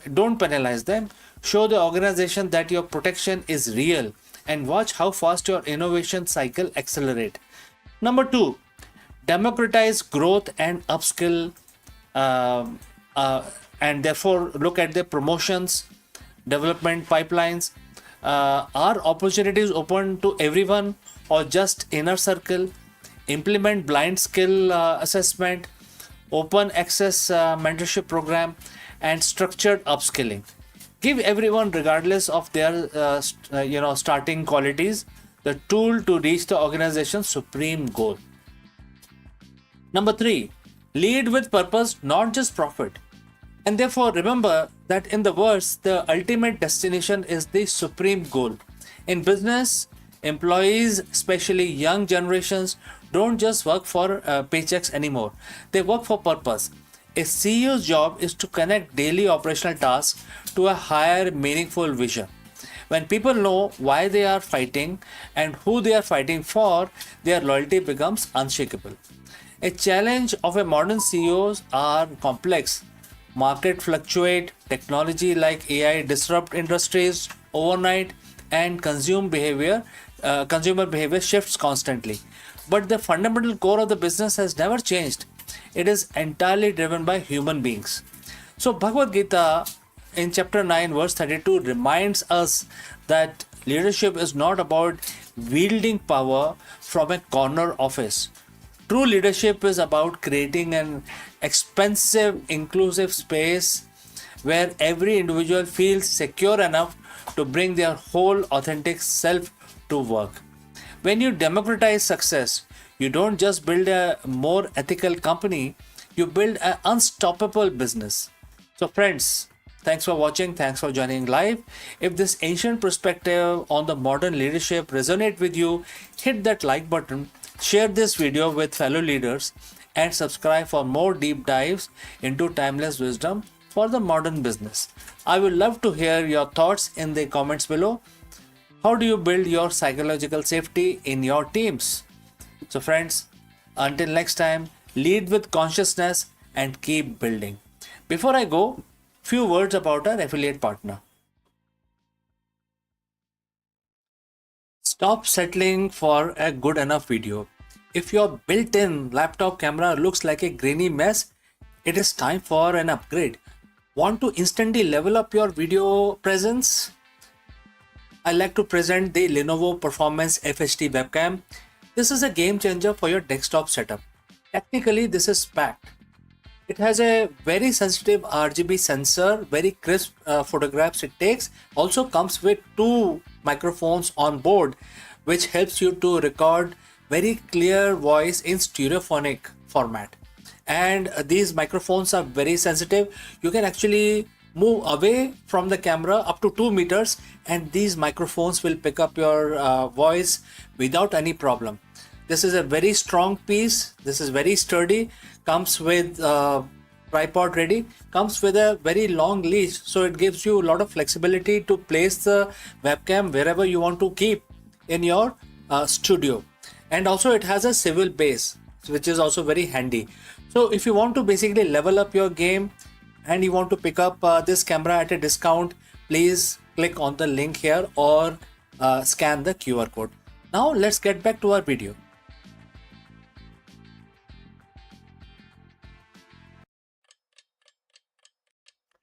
नमस्कार दोस्तों, आप सभी का स्वागत है और आज हम डिस्कस करेंगे कि जो मार्केट वोलेटिलिटी है या ग्लोबल अनसर्टेनिटी है या कांस्टेंट डिसरप्शन जो हमारे बिजनेस में होते रहते हैं, इसके होते हुए एक लीडर, एक सीईओ अपनी ट्रू स्ट्रेंथ को कैसे महसूस कर सकता है। तो इस बहुत ही इंपॉर्टेंट सवाल का आंसर ढूंढेंगे हम, भगवत गीता का सहारा लेंगे और इसमें देखेंगे कि ये हमें क्या एडवाइस भगवत गीता हमें देती है। ऑलराइट, हम ये डिस्कवर करेंगे कि कोई ऐसा मॉडल है जो हमारे को बहुत शक्तिशाली बना देता है, इंडिस्ट्रक्टिबल बना देता है और ऐसा हमको बना देता है कि हम किसी चीज से विचलित नहीं होते हैं। तो ये बहुत ही इंपॉर्टेंट है आज के परिप्रेक्ष्य में, स्पेशली सारे लीडर्स के लिए। तो कहीं मत जाइएगा क्योंकि ये बहुत ही इंटरेस्टिंग हम डिस्कशन करने वाले हैं। चलिए आगे बढ़ते हैं। तो दोस्तों, आपका फिर से स्वागत है और हम इस एपिसोड में एंशिएंट विजडम जो हमारे भगवत गीता में मेंशन्ड है उसका सहारा लेंगे और हम जानेंगे कि जो लीडर्स होते हैं वो कैसे हाई प्रेशर लैंडस्केप के अंदर 2026 में, क्योंकि बहुत हाई प्रेशर है, बहुत सारे रेगुलेशंस हैं, बहुत सारे नई तरह से बिजनेस करना है। तो इसमें जो लीडर्स हैं, आज के हमारे जो लीडर्स हैं या आप हैं या सीईओज हैं, ये कैसे अपनी रेजिलिएंट, अपने सॉफ्ट स्किल को इतना बढ़ा सकते हैं कि वो एक जो स्किल है आपका उसको बिल्कुल इंडिस्ट्रक्टिबल बना देगा आपको। तो हम इस चीज का विश्लेषण करेंगे आज और हम ये जो इसका आंसर ढूंढेंगे भगवत गीता के चैप्टर 2 वर्स 23 से। ये वर्स है, बहुत ही छोटा सा वर्स है, बहुत ही 2 लाइनों का इसमें श्लोक है ये। इसमें भगवान कृष्ण एक्सप्लेन कर रहे हैं अर्जुन को, जब अर्जुन अपने कुरुक्षेत्र में बैठे हैं और एक ये मास्टर क्लास की तरह ये डिलीवर किया गया है और इसमें ये बताया गया है कि इस वर्स के अंदर कि आप कैसे अपने आप को साइकोलॉजिकली स्टेबल बना सकते हैं। ये बहुत ही जरूरी है क्योंकि अगर आप किसी बोर्ड रूम में जा रहे हैं और आप साइकोलॉजिकल स्टेबल नहीं है, आपको कोई चीज परेशान कर रही है, तो आप वहां पे फेल हो जाते हैं। तो दोस्तों, अगर आप यहाँ तक पहुंचे हैं तो बताइए कि आप किस सिटी से हमारे साथ जुड़े हैं और किस भाषा में आप हमारे वीडियो देखते हैं। चलिए हम आगे बढ़ते हैं। जो ये वर्स है, ये जो श्लोक है, ये कहता है कि जो हमारी आत्मा है, जो हमारा सेल्फ है, ये एक किसी भी हथियार से डिस्ट्रॉय नहीं किया जा सकता, आग में जलाया नहीं जा सकता, पानी से इसको गीला नहीं किया जा सकता, और ना ही हवा से इसको उड़ाया नहीं जा सकता। तो अगर उसको आप प्रथम दृष्टि में देखेंगे, फर्स्ट ग्लांस, तो ऐसा लगता है कि ये कोई मेटाफिजिकल स्टेटमेंट है। लेकिन मॉडर्न एग्जीक्यूटिव के लिए, जो आज के सीईओ हैं, उसके लिए ये क्या वैल्यू रखता है? लेकिन इसको आप ध्यान से पढ़ेंगे, हम इसको डिकोड भी करेंगे। ये एक साइकोलॉजिकल ब्लूप्रिंट है, जिसमें भगवान कृष्ण अर्जुन को सिखा रहे हैं कि जो आपकी जो कोर कैपेसिटी है डिसीजन मेकिंग की या जजमेंट लेने की, ये कैसे आप अपने जो जजमेंट लेने की जो इंडिपेंडेंस है आपके दिमाग में, ये एक्सटर्नल जो थ्रेट्स होती हैं उससे इफेक्ट होता है। तो कैसे आप अपने आप को बचा सकते हैं? और प्रोफेशनल लाइफ में हमारे जो एक्सटर्नल थ्रेट्स हैं वो क्या क्या हो सकते हैं? देखिए, क्रिटिसिज्म हो सकता है, मार्केट में आग लगी है, आग लगी है, हर चीज़ खराब हो रही है, कोई बिक रहा है, कुछ नहीं बिक रहा है, तो मार्केट का डेटा वो एक एक्सटर्नल हो सकता है। और रेगुलेटरी चेंजेस एक एक्सटर्नल इनपुट हो सकते हैं, क्योंकि रेगुलेटरी चेंजेस होते हैं, रियलिटी है लाइफ की कि जो गवर्नमेंट है किसी भी देश में, वो कभी भी अपने हिसाब से वो रेगुलेशन को बदल देते हैं। तो हमें बिजनेस को ये हमेशा इनपुट रहता है कि कुछ ना कुछ उथल पुथल हो रही है। और दूसरा लास्ट में क्या होता है? Economic volatility. इन सब के बावजूद जो इकोनॉमी है वो हमारे हाथ में होती नहीं है, ये तो यूनिवर्स अपने आप ही मेंटेन करता है इस चीज़ को। तो जो ये वर्ड्स है, ये बताता है, एक बहुत स्टेबल देता है कि ऐसी कोई चीज़ है जो ना आग में जलाई जा सकती है, ना उसको हवा उड़ा सकता है, ना पानी गीला कर सकता है, ना कोई उसको वेपन डिस्ट्रॉय कर सकता है। तो इससे हम कैसे इंस्पायर हो, और हम अपने जो हमारा जो बिजनेस वर्ल्ड है उसमें कैसे इसको उतारें? तो सबसे पहला जो सीख है, इससे हमें जो ड्राइव करते हैं, वो है ये है कि हम अपनी जो आइडेंटिटी है वो आउटकम से अलग रखें। मतलब हमारी जो आइडेंटिटी है वो हमारे एक्सटर्नल जो सोर्सेज हैं, जैसे कि मैंने बताया बहुत सारी चीज़ें हो सकती हैं, उनसे हम अलग हैं। जैसे कि कोई प्रोजेक्ट फेल हो गया, तो जो लीडर है उस प्रोजेक्ट को लीड कर रहा है, वो उसको लगेगा कि यार मेरा तो सब खत्म हो गया, तो पर्सनल डिफीट जैसा लगता है। तो गीता हमें इस चीज का ज्ञान देती है कि पर्सनल डिफीट या पर्सनल विक्ट्री से हम विचलित नहीं होना चाहिए, हमें विचलित नहीं होना चाहिए।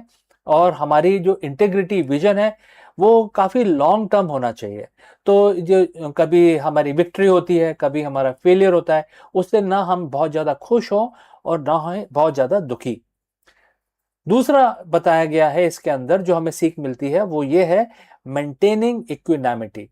ये हमें बताता है कि हम जो इनर सेल्फ है, जैसे मैंने बताया कि जो हमारा जो इनर जो हमारी पर्सनालिटी है वो स्टेबल रहना चाहिए, एक स्ट्रेट लाइन पे ही रहना चाहिए, ना ज़्यादा खुश होना चाहिए, ना ज़्यादा दुखी होना चाहिए।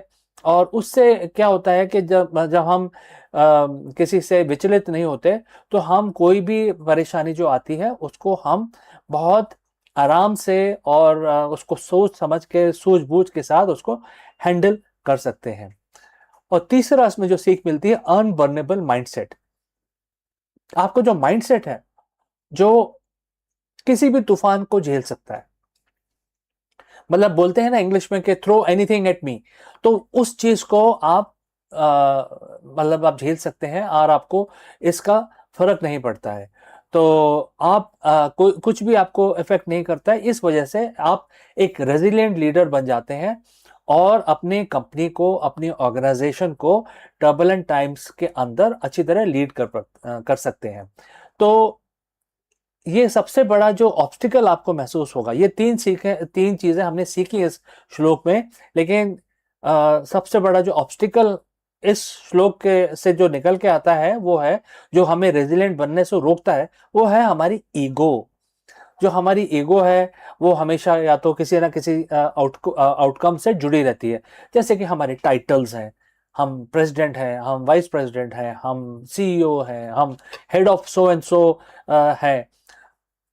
एक ये ईगो हो जाता है। एक हमारा स्टॉक प्राइजेस, कि हमने इतना अच्छा काम किया, हमारी कंपनी का प्राइस बहुत ऊपर जा रहा है। हमारी खुद की रेपुटेशन, तो ये जो वर्स है ये आपको बोलता है कि ईगो अगर आप इसमें लाएंगे तो ये सारी चीजें जैसे फायर, विंड, वेपन्स, ये आपको इफेक्ट करेंगे, मतलब आप रेजिलियंस खो देंगे। तो आपको ईगो बिल्कुल निकाल देनी है, अपने आप को बिल्कुल ग्राउंडेड करना है। और ग्राउंडेड करके गीता आपको ये नहीं बोलता कि आप चले जाइए जंगल में, आपको बोलता है कि आप पहले ग्राउंडेड हो जाइए, बिकम इंडिस्ट्रक्टिबल, और उसके बाद अपने धर्म का पालन करें। आपका धर्म क्या है? आपका धर्म है अपनी कंपनी को, अपनी एम्प्लॉयज को, अपने कस्टमर्स को वैल्यू देना। ये आपका धर्म माना जाता है गीता के अनुसार। तो आप अपने रेजिलियंस को बढ़ाएं, एक दीवार की तरह बन जाएं, ना ज्यादा खुश हो, ना ज्यादा दुखी, ना कोई आपको विचलित कर सके, ना आपको कोई मार्केट टर्बुलेंट जो भी इंफॉर्मेशन है वो आपको हिला सके, कुछ भी आपको इफेक्ट ना करे। आप बन जाएंगे एग्जीक्यूटिव रेजिलियंस के मसीहा, एक बहुत बड़े स्ट्रांग, मेंटली स्ट्रांग एक लीडर बन जाएंगे। चलिए ये तो बात होगी। अब आप इसको प्रैक्टिस कैसे करें? मतलब एक दिन में तो आप इसको कर नहीं सकते हैं, आपको पूरा अपना जो माइंड है वो चेंज करना पड़ेगा। तो पहली जो सीख है वो है कि आप सुबह मॉर्निंग चेक इन करें। मॉर्निंग चेक इन मतलब कैसे करेंगे कि अगर कोई इंपॉर्टेंट मीटिंग आपकी स्टार्ट होने वाली है तो आप 1 मिनट का समय अपने आप को दें और ये सोचें कि आज किस तरह से मैं हैंडल करूंगा और कैसे मैं अपने आप को ग्राउंडेड रखूंगा, कुछ भी फ्लक्चुएशन होता रहे मार्केट में और आपके बिजनेस में, लेकिन आपका जो लेवल है वो स्टेबल रहना चाहिए। दूसरा आपको क्या प्रैक्टिस करना है? Neutral observation. आप किसी भी क्राइसिस को देखेंगे तो उसको न्यूट्रलिटी से देखेंगे, बायस होके नहीं देखेंगे कि ये मेरा है ये तेरा है, ऐसा करके नहीं देखेंगे। और ये मेरे साथ ऐसा क्यों हो रहा है, और बहुत तरह की बातें होती हैं, लेकिन आप ऐसा समझ के देखेंगे कि आप जज हैं, जज जूरी, और अपने आप को ऐसे न्यूट्रल पार्टी रख के फिर आप देखेंगे किसी भी इंसिडेंट को, तो आप अच्छा डिसीजन ले पाएंगे। फिर आपको कोई मार्केट फोर्सेस या कुछ इवेंट या फायर, विंड, कोई भी आपको हिला नहीं पाएगी, और आप आराम से सोल्यूशन निकालते हुए, नेविगेट करते हुए प्रॉब्लम से अपने आप को और अपनी कंपनी को बाहर ले जाएंगे। तीसरा सबसे इंपॉर्टेंट है आउटकम डिटैचमेंट, मतलब कि जो रिजल्ट है उससे आप अटैच ना हो, ये ना कहें कि ये मैंने किया है। राइट? भगवत गीता आपको इस चीज का ज्ञान देती है कि आपका धर्म है, आपका जो एक्शन है आपका धर्म है, तो आपको एक्शन पूरा फुल फ्लेज करना है, लेकिन ये कभी नहीं बोलना है कि ये मैंने एक्शन लिया इस वजह से ऐसा हुआ, क्योंकि ये तो यूनिवर्स देता है आपको। तो आपको अपने एंड रिजल्ट से डिटैच अपने आप को रखना है। एंड जिस तरीके से आप हर वीक आप आगे बढ़ेंगे अपने करियर के अंदर, आपको ये रिमेंबर करना है कि कैसे आपको ये जो अनवेवरिंग स्ट्रेंथ है आपकी आत्मा की, आपके पर्सनालिटी की, ये कभी भी ढीली नहीं पड़नी चाहिए। और इस वजह से आपके ऑर्गेनाइजेशंस आपको देखेगी, आपके जो एम्प्लॉयज हैं आपको देखेंगे, they will recognise you as a leader. और इसकी वजह से ये काफ़ी इंपॉर्टेंट हो जाता है ये वर्ड्स, क्योंकि इससे काफ़ी सीख मिलती है। तो दोस्तों, आपके कोई भी सवाल है तो ज़रूर लिखिए, और मैं अंत में यही बोलूंगा कि आगे बढ़िए क्लैरिटी के साथ और लीड विद योर सेंटर। तो मैं आपसे अगले वीडियो में फिर से मिलता हूं, तब तक के लिए आपका दिन शुभ हो। नमस्कार।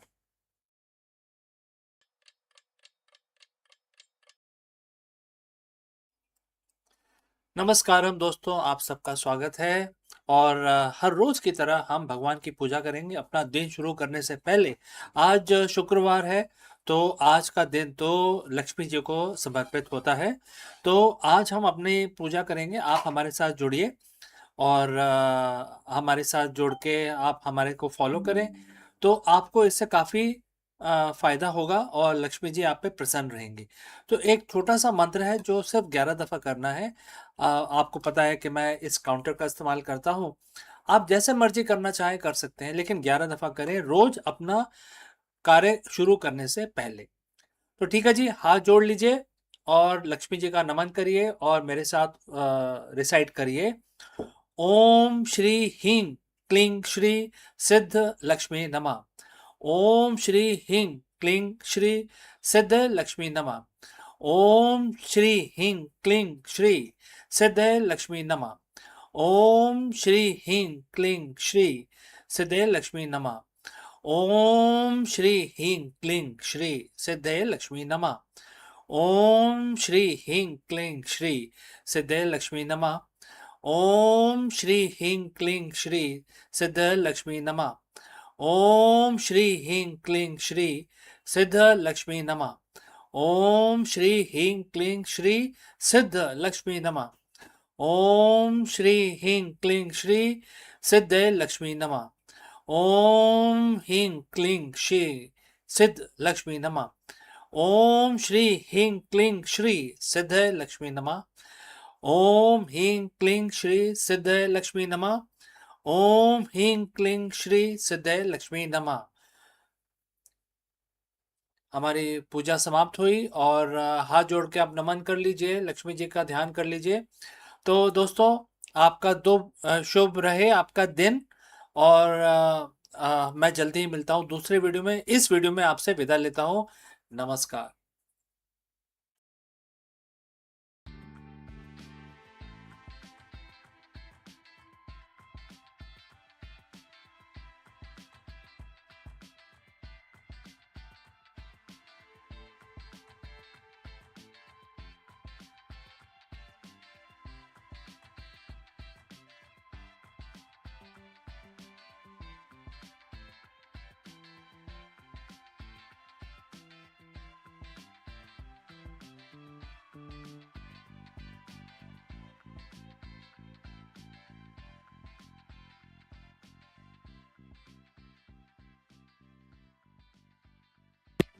Hello friends and Namaskaram. It is officially happening now.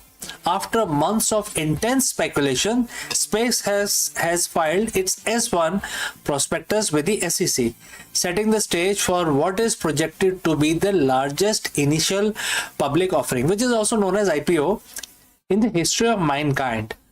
With a target valuation of up to 1.75 trillion, Elon Musk's space giant is ready to hit the Nasdaq under the ticker symbol SPCX.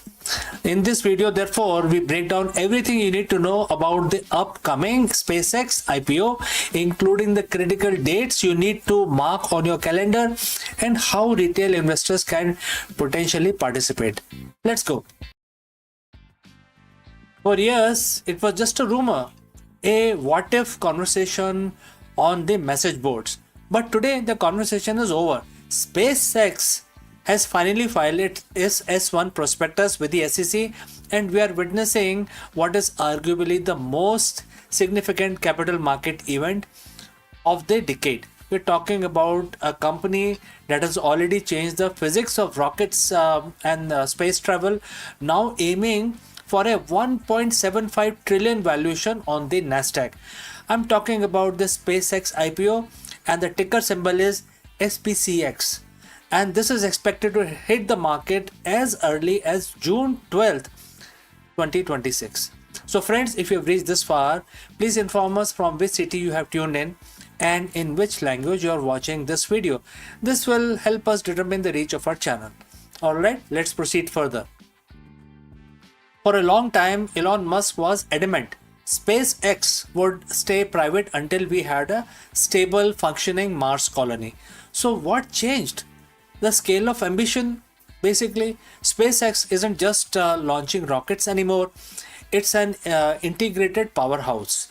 Following the merger with XAI, the company is positioning itself as the backbone of space-based AI infrastructure. With a planned roadshow kicking off around June 4th, the company is looking to raise up to 75 billion to fuel its next phase of growth. So when you buy SPCX on the Nasdaq market, you aren't just buying rockets, you are buying a massive interconnected portfolio. What this portfolio contains? First, the Starlink, which is the crown jewel. It's profitable and currently drive massive chunk of company's revenue. Next, launch services, dominating the global market with securing crucial government and defense contract. Basically, if anybody has to send their spacecraft or satellite to space, SpaceX is one of the best viable option. Third is the Starship itself, the key to lowering cost and enabling future Moon and Mars mission. Therefore, Starship is a major product line from SpaceX. And lastly, the XAI integration, adding a layer of artificial intelligence that aims to build data centers in space. It isn't all smooth sailing. There is significant controversy regarding the governance structure. Reports indicate a dual class share structure where Class B shares, mostly held by Musk and the insiders, carry 10 votes per share, while the public Class A shares carry only 1 vote. The institutional investors have already voiced concerns about this level of concentration, noting that Musk will retain roughly 79% of the voting power. Add in the challenge of Musk juggling Tesla, X, Neuralink, and XAI, and you have some serious questions about where his focus truly lies. If you are a retail investor, this is what you have been waiting for. With the Nasdaq listing, direct exposure to the space economy is finally within reach. However, proceed with caution. IPOs, especially one with much hype, are notoriously volatile. Analysts are warning that you should look past the Musk factor and dive deep into their financials. Are you paying for the current reality, or are you paying for the next 20 years of projected growth? I mean, that's a very important question that every investor must contemplate. The countdown is officially on. Whether this becomes the IPO of the century or the cautionary tale, one thing is certain: the way we view the space, data, and the stock market is about to change forever. Keep an eye on the June 12th date, and as always, do your own due diligence before jumping into the stratosphere. My name is CK, and I will see you very soon in the next deep dive. Before I go today, however, a word about our affiliate partner. Stop settling for a good enough video. If your built-in laptop camera looks like a grainy mess, it is time for an upgrade. Want to instantly level up your video presence? I like to present the Lenovo Performance FHD webcam. This is a game changer for your desktop setup. Technically, this is packed. It has a very sensitive RGB sensor, very crisp photographs it takes. Also comes with 2 microphones on board, which helps you to record very clear voice in stereophonic format. And these microphones are very sensitive. You can actually move away from the camera up to 2 meters, and these microphones will pick up your voice without any problem. This is a very strong piece. This is very sturdy.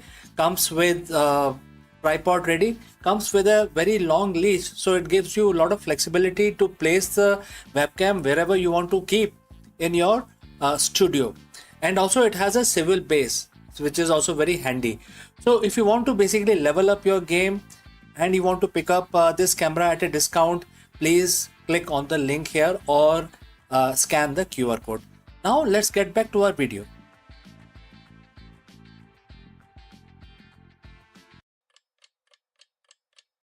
Hello दोस्तों, नमस्कारम, आप सबका स्वागत है।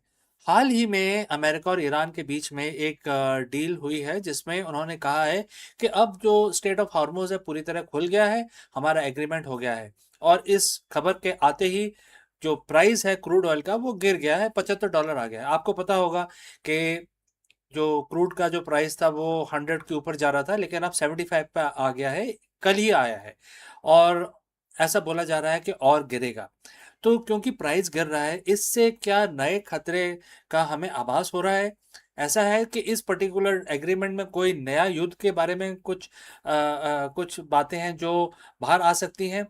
तो इस video में हम इस बात का एक चर्चा करेंगे, एक डिस्कशन करेंगे कि अगर $50 से नीचे प्राइस आ गया तो दुनिया के अर्थव्यवस्था को लेके क्या चिंता करनी चाहिए, और इसके बाद कुछ और हमारे ऊपर कोई विपदा तो नहीं आने वाली है। इसके बारे में हम डिस्कशन करते हैं इस वीडियो में।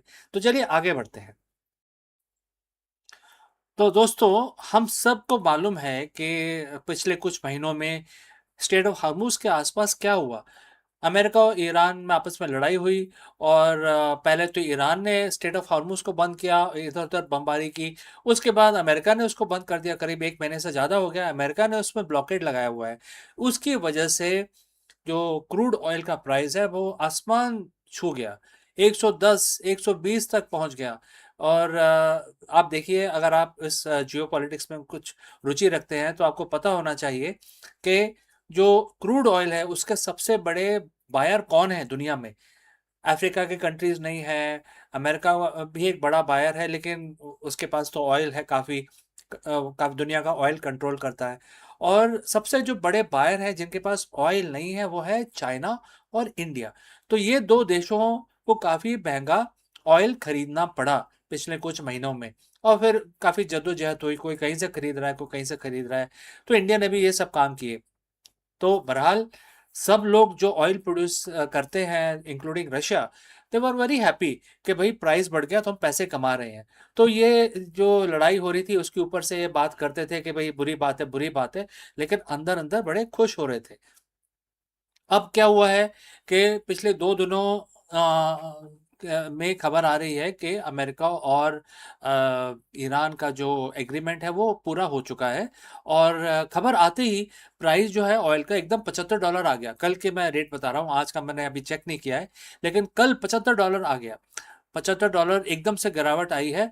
तो जो पैसे जो कमा रहे थे, जो कंट्रीज जो खुश थे, पैसे कमा रहे थे, लेकिन ऊपर ऊपर से दिखा रहे थे शांति होनी चाहिए, ब्ला ब्ला बोल रहे थे, लेकिन अब वो $75 आ गया तो उनकी इनकम में थोड़ी गिरावट आएगी। और कॉन्सिक्वेंटली क्या होगा कि जो मेजर बायर है विच इज़ इंडिया और चाइना, इनको थोड़ी राहत मिलेगी। तो ये गिरावट जो आ रही है, और अगर ये सब ऐसे ही चलता रहा तो बिल्कुल गिर के, ऐसा बोला जा रहा है, कुछ विशेषज्ञ बोल रहे हैं कि ये $50 तक आ सकती है। जब $50 आ जाएगा तो मतलब जो अभी तक पैसे कमा रहे थे उसके आधे ही कमा पाएंगे। जो ऑयल प्रोड्यूसिंग नेशंस हैं उनके आधे ही कमा पाएंगे, तो उसकी वजह से उनकी आमदनी कम हो जाएगी, उनके पैसे कम हो जाएंगे। तो क्या ये जो ड्रॉप है या जो एग्रीमेंट है ये परमानेंट है या किसी और नए गंभीर किसी स्थिति की चेतावनी देता है? तो दोस्तों, अगर आप यहाँ तक पहुँचे हैं तो हमें कमेंट करके ज़रूर बताएं कि आप किस शहर से हमारे साथ जुड़े हैं। सबसे पहले ये समझना ज़रूरी है कि हम यहाँ तक पहुँचे कैसे। फरवरी में अमेरिका और के बीच में सैन्य वार्ता हुई जो विफल हुई, फिर उनकी लड़ाई हुई, फिर चेक पॉइंट बनाए गए, और उसके बाद ये बोला गया कि ये कंट्रीज़ को अलाउड है, इनको नहीं अलाउड है, अमेरिका को अलाउड नहीं है, चाइना और इंडिया को अलाउड है। बैकडोर बहुत डिस्कशन चल रहा था, और जो देश ऐसा लग रहा था जो ईरान के दुश्मन है नेबरहुड के अंदर, जैसे कतर है, यूएई, वो भी अपने बैकडोर डिस्कशन कर रहे थे, और कोई नहीं चाहता था कि वहाँ पे और तबाही हो, क्योंकि अल्टीमेटली अगर वहाँ तबाही होगी तो ऑयल का प्राइस, जो ग्लोबल ऑयल का प्राइस है, आसमान छू देगा। तो उसके बाद धीरे धीरे वो कंट्रोल रिएक्शन चलता रहा, एक दूसरे को धमकियां देते रहे लोग, लेकिन फाइनली कल जाके डोनाल्ड ट्रंप ने बोला है कि हमारा वर्बल एग्रीमेंट हो गया है। हालांकि अभी ये साइन नहीं हुआ है, वर्बल एग्रीमेंट हो गया है। जैसे ही ये खबर आई प्राइस एकदम नीचे लुढ़क गया, $75 हो गया, विच इज़ रीजनेबल। मैं ये नहीं कह रहा हूँ कि अच्छी बात है कि बुरी बात है, लेकिन क्योंकि अब प्राइस कम हो रहे हैं जिससे अमेरिका को कोई फर्क नहीं पड़ता। प्राइस कम होने से अमेरिका को कोई फर्क नहीं पड़ता, बिकॉज अमेरिका के पास तो सऊदी का ऑयल है उनके पास। ईरान के साथ अब दोस्ती हो गई है, अभी साइन होना बाकी है, लेकिन वेनेजुएला का जो टॉप ग्रेड ऑयल है वो उनके पास है। फर्क पड़ता है ब्राज़ील, इजराइल और सऊदी को, तो उनके पैसे कम हो रहे हैं। तो उसकी वजह से अब क्या होगा आगे, क्या होगा, दोबारा से कुछ देश नाखुश हो जाएंगे और लड़ाई पे जाने की बात करेंगे, या जो जियोपॉलिटिक्स है वो एक नया रूप लेगा, क्योंकि अल्टीमेटली जो 75% दुनिया का जो ट्रेड होता है, ग्लोबल ट्रेड, वो ऑयल ही होता है। हम जो रोजेस और टी और जो भी और चीज़ें हैं जो हम बिजनेस करते हैं कंट्रीज आपस में, वो कुछ भी नहीं है compare to the oil trade.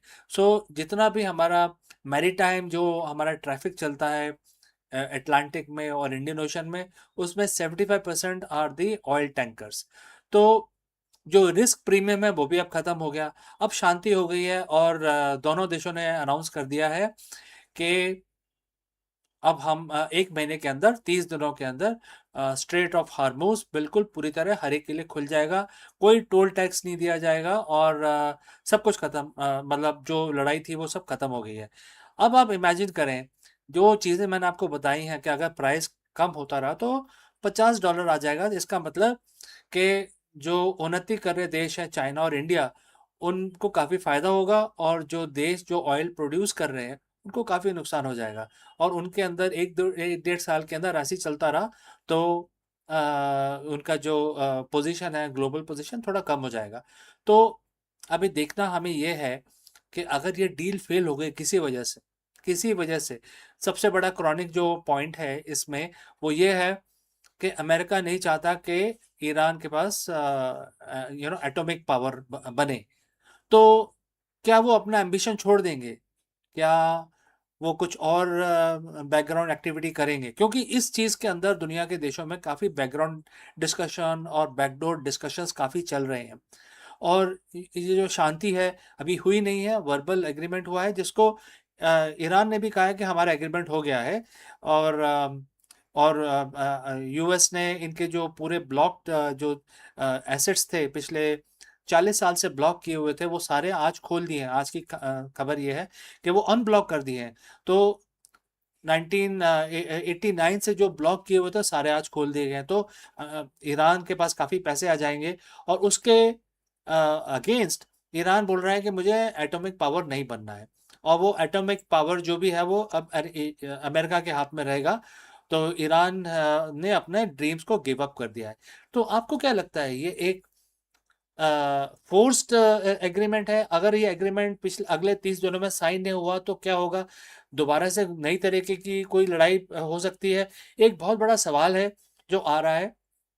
मेरे ख्याल से we have to wait for next 30 days, तब इसमें कुछ क्लैरिटी आएगी। तो दोस्तों, आप इसके बारे में क्या सोचते हैं ज़रूर कमेंट करके बताएं। आपको लगता है कि ये जो पीस है ये लास्टिंग पीस है, या एक कंट्रोल्ड, एक तरीके का कंट्रोल किया गया है, जिससे कि आप कुछ दें, कुछ मैं लूँ, कुछ आप, गिव एंड टेक हुआ है इसके अंदर, जिसकी वजह से पीस लाई गई है? कमेंट करके बताएं, ज़रूर बताएं, जिससे पता चलेगा कि आप लोग क्या सोचते हैं। तो दोस्तों, हमारे साथ जुड़ने के लिए बहुत बहुत धन्यवाद। इस वीडियो को लाइक करें, शेयर करें। मिलता हूं जल्दी दूसरे वीडियो में दूसरे एनालिसिस के साथ। धन्यवाद। In the boundless silence of space, where the radiation lashes like an invisible storm and the vacuum strips away every trace of comfort, one would expect life to flutter. Yet, against all odds, tiny fungal spores have endured, and their survival is more than a scientific curiosity. It is a defiant proclamation that biology is tougher than we have imagined. Cloaked in a melanin armor, suspended in metabolic stillness, these microscopic voyagers cling to existence in the most hostile frontier known to mankind. So let's find out more about this.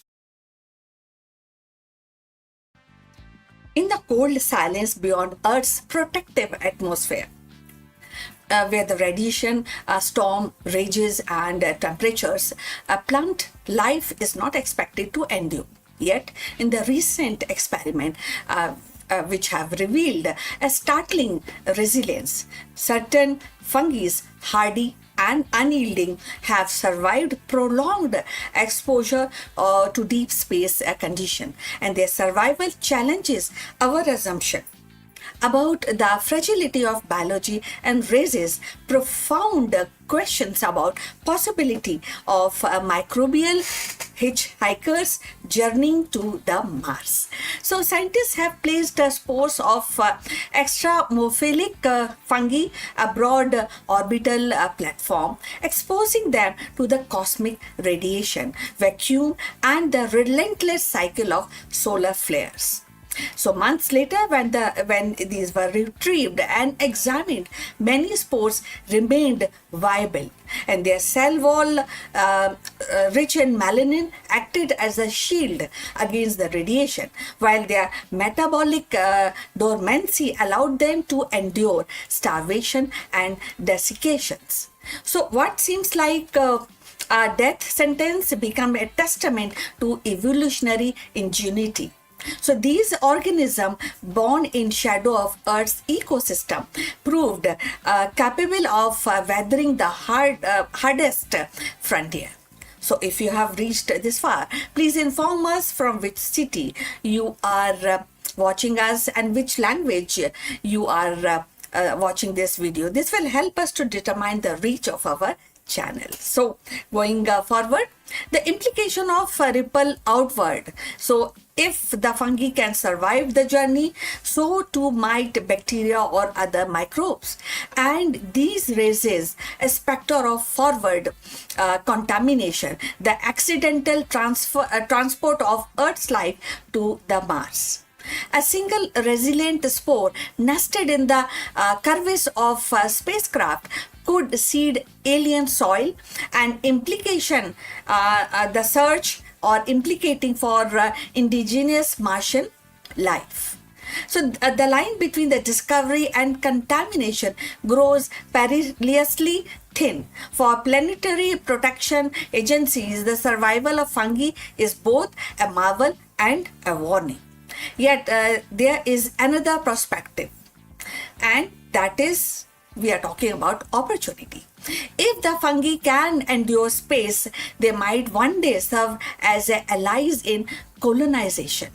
And their ability to recycle nutrients, break down the waste, and even produce protective compound could make them invaluable partner for astronauts establishing habitats on Mars. Imagine fungal bioreactors converting Martian logit into fertile soil, or shielding domes infused with melanin to observe the radiation. So what begins as a survival experiment could evolve into a cornerstone of extraterrestrial agriculture and medicine. The survival of fungi also touches on the deeper philosophical questions, and that is life. And it seems it is like a fragile frame, easily extinguished, but can the strong force that can cling to existence wherever it can. So the cosmos, the vast and indifferent, it may be, but it not empty with the possibilities. And each spore that endures in the orbit whispers of resilience, of stubborn refusal of biology to yield. In their microscopic triumph, the fungi remind us that life is not confined to Earth. It is a universal experiment, always probing the boundaries of possibilities. As humanity prepares for Mars mission, these fungal survivors stand as both cautionary tale and the beacon of hope. They warn us that the thread of this survival, we have to actually deal with careful insight, and least we overwrite Martian biology with our own. But they also inspire us to imagine a future where Earth's smallest organism help us to thrive on very distinct world, and in quiet endurance of these spores drifting through space, we glimpse the persistence of life itself, unyielding, adaptable, and forever reaching to new horizon, new boundaries. In the quiet resilience of these spores drifting unbroken through the cosmic abyss, we glimpse a truth larger than any single experiment. Life is not fragile, but defined. The fungi that endures in the deep space remind us that the biology is a force that adapts, persists, and seeks footholds even in the most hostile realm. As humanity prepares to step into the Mars, their survival is both a warning and a promise.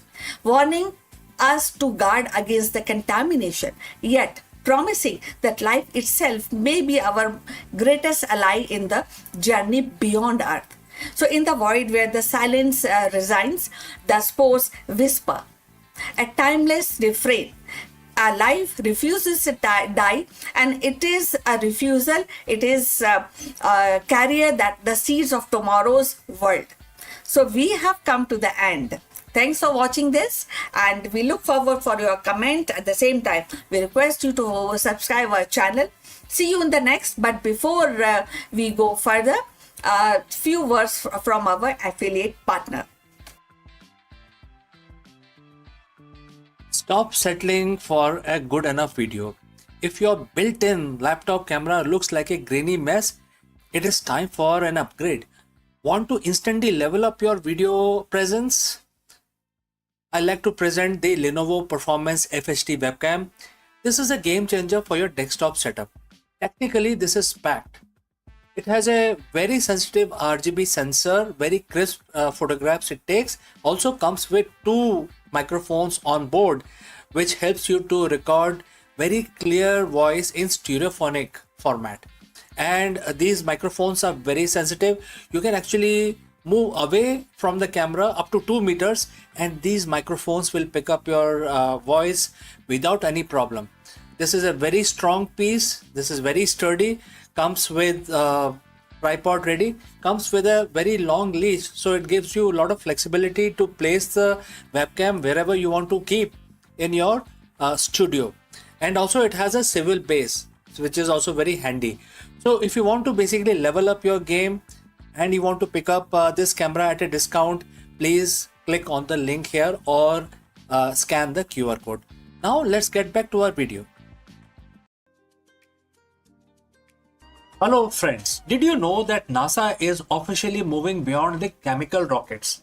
In this video, we dive deep into the revolutionary nuclear thermal propulsion (NTP) technology that is set to slash travel time to Red Planet. Imagine a future where Mars isn't a grueling 7 months journey, but a weekend trip in comparison to everything we have known about the space exploration. Let us explore this further.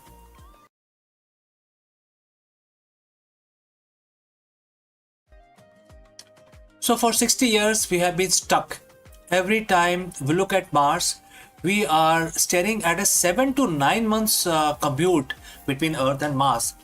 That isn't just a long time, it is dangerous time. Every day, every day in deep space is another day of the cosmic radiation, muscle atrophy, and the psychological toll of the isolation. But what if we could break that speed limit of space travel? What if we could treat the journey to the Red Planet not in months, not in years, but in few days, right?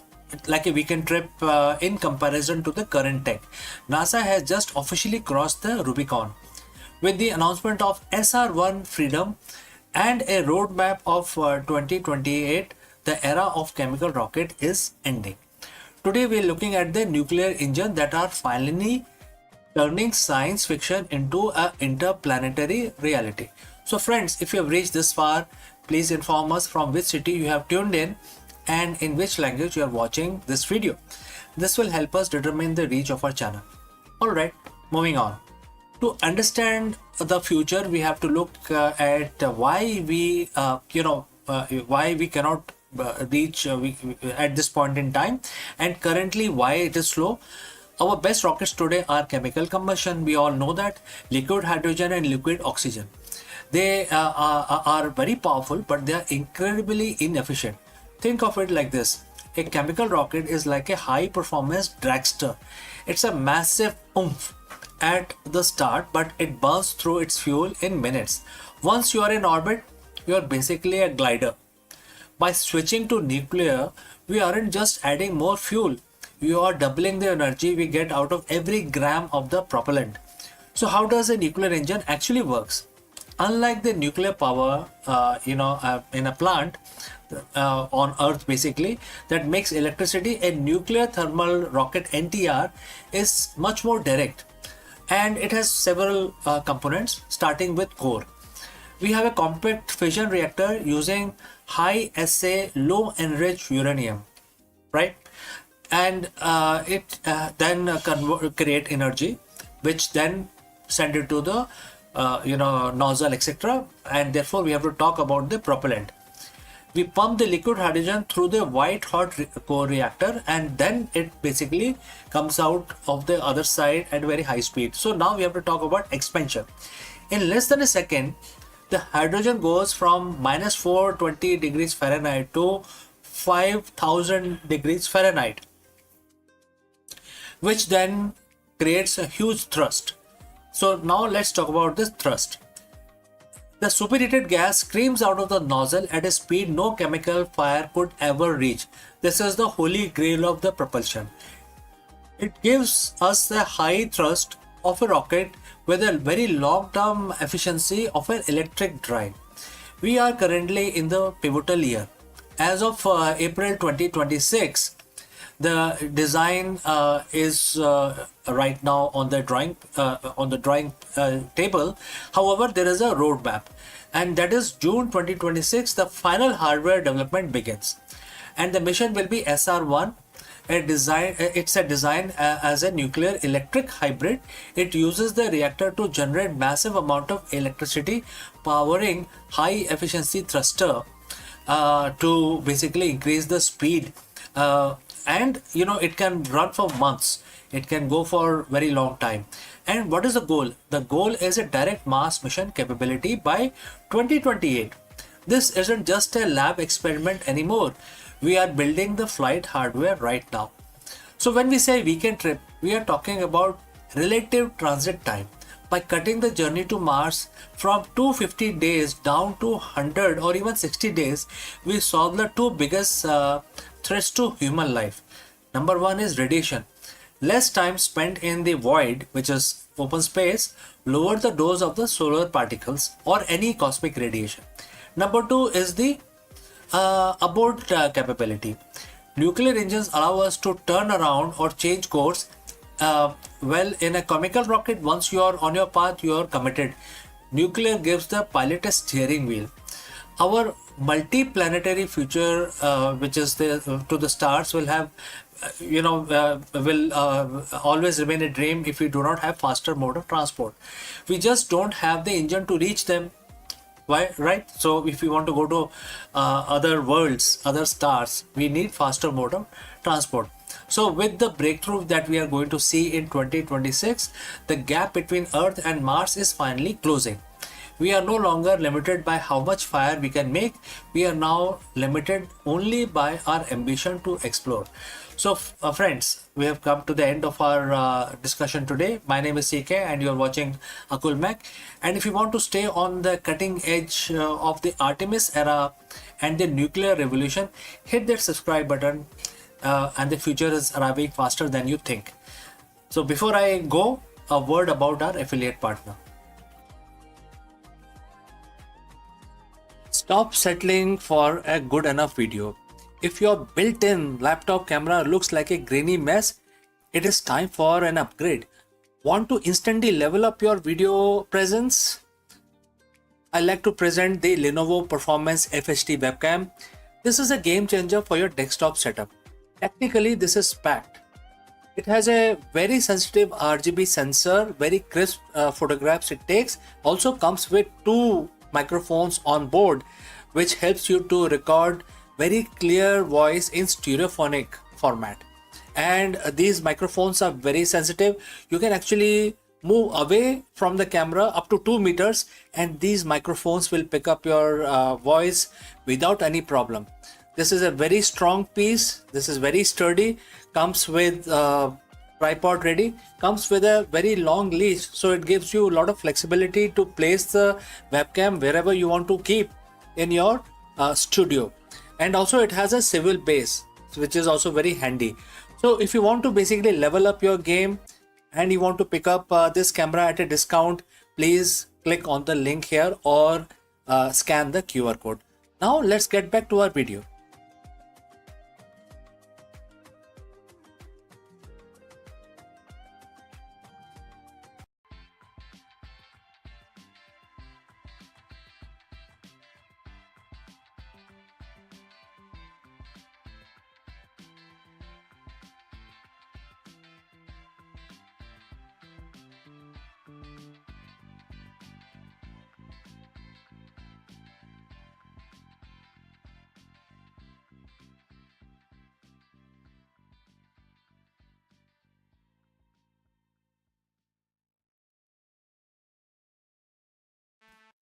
Hello friends, let me ask you, is the Big Bang singularity a myth? For decades, Einstein's general relativity and the quantum mechanics have been at war. While Einstein explained the cosmos and the quantum mechanics explained the subatomic, they break down at the very beginning of the time. Enter quadratic gravity, the potential missing piece that could finally unify the physics. In this video, we dive deep into the recent breakthrough in quadratic gravity.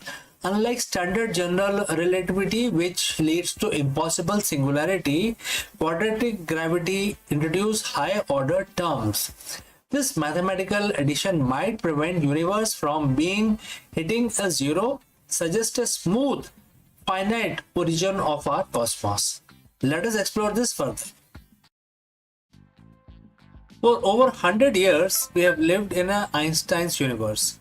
His theory of general relativity is a masterpiece. It explains how gravity shapes galaxies, bend light, and keep time ticking. But if you rewind the cosmic clock back to 13.8 billion years, Einstein math does not do anything. In fact, it does something terrifying. It breaks down. At the very moment of the Big Bang, the general relativity point to a singularity, a point of infinite density and zero volume. In physics, infinite usually means we have missed something. It's a keep out sign posted by the universe. For decades, we have been looking for a bridge between the smooth curves of Einstein's gravity and the jittery, pixelated world of quantum mechanics. We have tried string theory, loop quantum gravity, and dozens of others, but a new old contender is making a wave, right? That is known as quadratic gravity. Today we are going beyond the Big Bang to see if this mathematical breakthrough is the missing piece of the cosmic puzzle. So friends, if you have reached this far, please inform us from which city you have tuned in and in which language you are watching this video. This will help us determine the reach of our channel. Alright, let's move ahead. To understand the solution, we have to understand the failure. Einstein's gravity is based on Einstein-Hilbert action. In simple terms, it says that the matter tells space how to curve, and space tells matter how to move. This works perfectly for planets and stars. But when compress the entire mass of the universe into a smaller space than an atom, gravity becomes infinitely stronger. In the standard model, this leads to mathematical blow-up. This is where the quantum mechanics usually steps in. But gravity is a non-renormalizable factor here, or a component. When physicists try to apply quantum rules to gravity, they get nonsensical result, which are infinite probabilities that makes it impossible to calculate anything. Gravity and quantum mechanics are like two languages that refuse to be translated together. So how does the quadratic gravity fix this? It does something deceptively simple. In Einstein's original equation, the math only cares about the linear curvature of the space. Quadratic gravity says, what if we add the square of that curvature to the equation? In the world of math, these are called the higher derivative terms. At the scale of our solar system, these terms are so tiny they are almost invisible. Einstein's original math still rules the day. But as you get closer to Big Bang, where curvature becomes extreme, these quadratic turns on and they act like a cosmic buffer. Instead of letting the universe collapse into a single infinite point, these terms create a repulsive effect or smoothing mechanism. Think of it like a car suspension. On a flat road, you don't feel the spring. But when you hit a massive pothole, the big bang, the spring compresses and prevent the car from bottoming out. Quadratic gravity prevents the universe from bottoming out into a singularity. The most exciting part is this theory is renormalizable. In the year 1970, physicist Stella Still provided or proved that by adding these quadratic terms, the infinities in quantum gravity actually cancels out each other. For the first time, we had a version of the gravity that could play by quantum rules. So what does this mean for the Big Bang? If the quadratic gravity is correct, there was no beginning in the way we think of it. There was no point of zero volume. Instead, the universe might have reached a maximum density and then transitioned smoothly or even bounced from a previous state. It suggests a smooth origin, a universe that is finite, calculable, and most importantly, logical. It removes the magic of singularity and replaces it with elegance of higher order geometry. So, is the quadratic gravity the missing piece? It's not without its own problem. Some physicists worry about the ghost, mathematical states that have negative probability, which could then threaten the stability of the theory. But the recent work in phacons and a new mathematical framework are starting to bust these ghosts. We are currently in the golden age of cosmology with new telescopes and the gravitational wave detectors. We are looking closer to the echoes of the Big Bang than ever before. If we find specific pattern in the cosmic microwave background radiation, it might just prove that quadratic gravity was at work in those first few billionth of a second. If Einstein gave us the map of the stars, quadratic gravity might finally give us the map of the beginning. So, what do you think, friends? Did the universe start from nothing, or is it a continuous cycle of geometry? Let me know in the comments below, and don't forget to like and subscribe for more journeys into the deep fabric of reality. My name is CK. Thanks for watching. Before I go, I'd like to share a word about our affiliate partner. Stop settling for a good enough video. If your built-in laptop camera looks like a grainy mess, it is time for an upgrade. Want to instantly level up your video presence? I like to present the Lenovo Performance FHD webcam. This is a game changer for your desktop setup. Technically, this is packed. It has a very sensitive RGB sensor, very crisp photographs it takes. Also comes with two microphones on board, which helps you to record very clear voice in stereophonic format. And these microphones are very sensitive. You can actually move away from the camera up to 2 meters and these microphones will pick up your voice without any problem. This is a very strong piece. This is very sturdy. Comes with tripod ready. Comes with a very long leash, so it gives you a lot of flexibility to place the webcam wherever you want to keep in your studio. And also it has a swivel base, which is also very handy. So if you want to basically level up your game and you want to pick up this camera at a discount, please click on the link here or scan the QR code. Now let's get back to our video.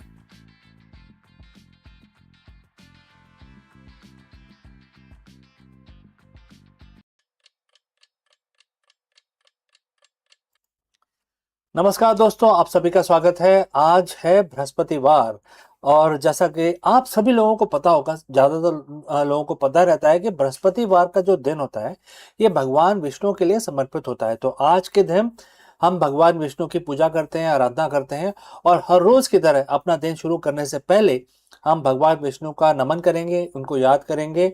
और आप जैसे जानते हैं कि हम हर मंत्र को 11 दफा करते हैं, तो आज भी हम एक बहुत ही आसान सा मंत्र भगवान विष्णु का जो मंत्र है वो 11 दफा हम रिसाइट करेंगे और हम ये काउंटर यूज करेंगे। इसमें आप देख सकते हैं कि नंबर आ जाते हैं, तो ये काफी हमें सहायता मिलती है कि हम इसमें देख लेते हैं कि कितनी बार हुआ है। आप जैसा मर्जी चाहे वैसा कर सकते हैं, आप उंगलियों का यूज कर सकते हैं, आप माला का यूज कर सकते हैं, आपके जो आपको कंफर्टेबल लगे वैसा करें। तो चलिए हम अपनी पूजा प्रारंभ करते हैं। आप सब हमारे साथ जुड़े और इस पूजा में पार्टिसिपेट करें। पहले तो हाथ जोड़ लेते हैं और भगवान विष्णु का नमन करते हैं। ओम नमो वासुदेवाय नमः। ओम नमो वासुदेवाय नमः। ओम नमो वासुदेवाय नमः। ओम नमो वासुदेवाय नमः। ओम नमो वासुदेवाय नमः। ओम नमो वासुदेवाय नमः। ओम नमो वासुदेवाय नमः। ओम नमो वासुदेवाय नमः। ओम नमो वासुदेवाय नमः। ओम नमो वासुदेवाय नमः। ओम नमो वासुदेवाय नमः। तो दोस्तों हमारी पूजा आज की समाप्त होती है, तो हम इस वीडियो को बंद करते हैं, लेकिन जल्दी ही दूसरे वीडियो में मिलते हैं। तब तक आपका दिन मंगलमय हो, शुभ हो। नमस्कार।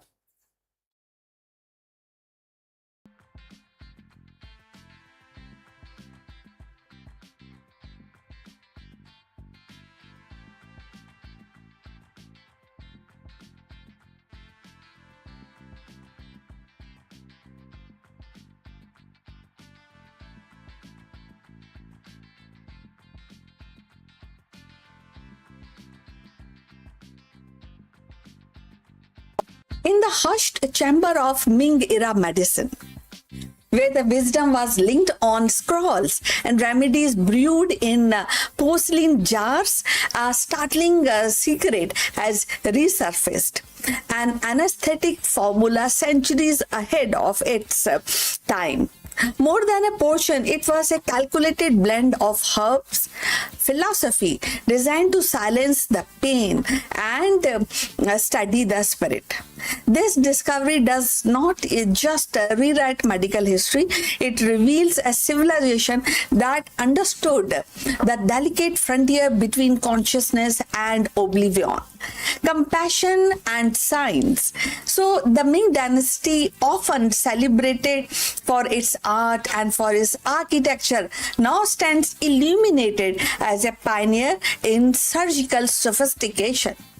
A proof that the quest to ease human suffering is as old as civilization itself. So let's find out more about this. The corridors of history often conceal treasures that redefine our understanding of human ingenuity. One such revelation has emerged from Ming Dynasty, where the scholars have uncovered evidence of sophisticated anesthetic use centuries before the modern medicine codified the practice. This discovery does more than enrich the annals of pharmacology. It illuminates the depth of Chinese medicine philosophy and its seamless blend of science, ritual, and pragmatism. So, the Ming era, spanning 14th to 17th centuries, was a period of flourishing scholarships and innovations and the cultural refinement. Physicians of the time were they are heirs of millennia of accumulated wisdom and drawing from the classical text of Han Dynasty and practical refinement of Song era healers. So yet that what sets this anesthetic apart is its demonstration of deliberate calculated approach to pain management. Far from being a crude concoction, it was actually carefully blended mixture of herbal compound designed to dull the sensation, calm the spirit, and allow surgical interventions to proceed with minimal suffering. So, if you have reached this far, please inform us from which city you have tuned in and in which language you are watching this video. This will help us to determine the reach of our channel. Now, moving forward, archaeological and textual evidence suggests that the anesthetic combined with ingredients like wine, opium, derivatives, and a specific herb known for their sedative properties. So these formulas were not accidental. It is reflected a nuanced understanding of pharmacodynamics and even if it expressed in the language of yin and yang and the five elements. So this is how things is being expressed and defined. So physicians recognized that certain substance could quiet the heart and soften the sinews, and metaphors that today translates into seduction and muscle relaxation. So the sophistication lies in the precision. Doses were calibrated to induce unconsciousness without tipping into a fatal toxicity, a balance that modern anesthesiology still grapple with. So the discovery also reframes our perception of Ming era surgeries. So while often imagined as a limited to caution related or superficial procedures, records now suggest that more invasive operations were attempted in those days and supported by anesthetic techniques. So dental extraction and excess drainage of these acids and even the rudimentary abdominal interventions may have been performed under the veil of this herbal seduction. So the anesthetic was not merely a tool, actually. It was a gateway enabling physician to push the boundaries of what was surgically possible in their time. So equally compelling is the cultural context. So in Ming philosophy, medicine was never actually divorced from the morality and cosmology. The act of easing the pain was not only a technical achievement but a moral duty aligned with the Confucian ideals of benevolence and Taoist principle of harmony. So administrating anesthetic was thus both a scientific act and a ritual of compassion, and reinforcing the physician's role as a guardian of balance between body, spirit, and society. For the modern science, the implications are profound. So this anesthetic challenges the narrative that places the birth of anesthesia in 19th century with ether and chloroform.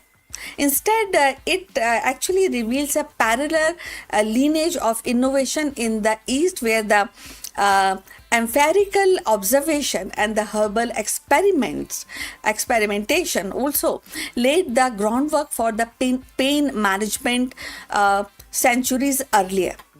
So it also invites a contemporary pharmacologist to revisit the ancient formula with a fresh eye. What compounds might still hold an untapped potential for modern therapeutics? So that is one thing which everybody, especially the physicians, need to study about this. So in a broader sweep of history, the Ming anesthetic is a reminder that the progress is rarely linear or isolated. Civilizations across the globe have wrestled with some fundamental questions. How do we alleviate suffering, or how do we decrease the suffering and elevate the kind of health of mankind? How do we transform knowledge into healing? So the answer, whether inscribed in bamboo, slips, or parchment or digital code, the converge is the shared human pursuit of mastery over pain. So, pain management is definitely a very, very deep, it gives a deep impact, and at the same time, it requires a kind of a profound treatment by surgeons and doctors even today. So ultimately, the uncovering of this anesthetic is not just a scientific milestone. It is a testament of enduring sophistication of Chinese medicine. It shows that centuries ago, physicians were already navigating the delicate frontier between consciousness and oblivion, and wielding herbs and philosophy with a precision that resonates even today. So in their hand, the anesthesia was more than a chemistry. It was a compassion distilled into a practice, a bridge between tangible body and the intangible spirit. So, and in rediscovering this wisdom, we are reminded that the quest to heal is as ancient as civilization itself, and as timeless as the human desire to relieve, dignity, and care. So, the rediscovery of this Ming era anesthesia is more than a historical curiosity. It is a reminder that compassion and innovation have always walked hand in hand. And centuries before ether and the chloroform, Chinese physicians were already navigating the fragile boundaries between pain and relief, body and the spirit. So their silence auxiliary actually revealed civilization and attuned but to the dignity of the patient and the whole practice of medicines, especially in pain management. In honoring their wisdom, we see that the pursuit of easing suffering is timeless and echoing across the ages as one of the humanity's most profound achievement. What do you feel about it? What do you say? What would like to add to this in the comments? So I look forward for your comments on this subject. So thanks for watching, and please like and subscribe our channel, and see you in the next one. But before we end, few words about our affiliate partner. Stop settling for a good enough video. If your built-in laptop camera looks like a grainy mess, it is time for an upgrade. Want to instantly level up your video presence? I like to present the Lenovo Performance FHD webcam. This is a game changer for your desktop setup. Technically, this is packed. It has a very sensitive RGB sensor, very crisp photographs it takes. Also comes with 2 microphones on board, which helps you to record very clear voice in stereophonic format. And these microphones are very sensitive. You can actually move away from the camera up to 2 meters, and these microphones will pick up your voice without any problem. This is a very strong piece. This is very sturdy. Comes with tripod ready. Comes with a very long leash, so it gives you a lot of flexibility to place the webcam wherever you want to keep in your studio. And also it has a swivel base, which is also very handy. So if you want to basically level up your game and you want to pick up this camera at a discount, please click on the link here or scan the QR code. Now let's get back to our video.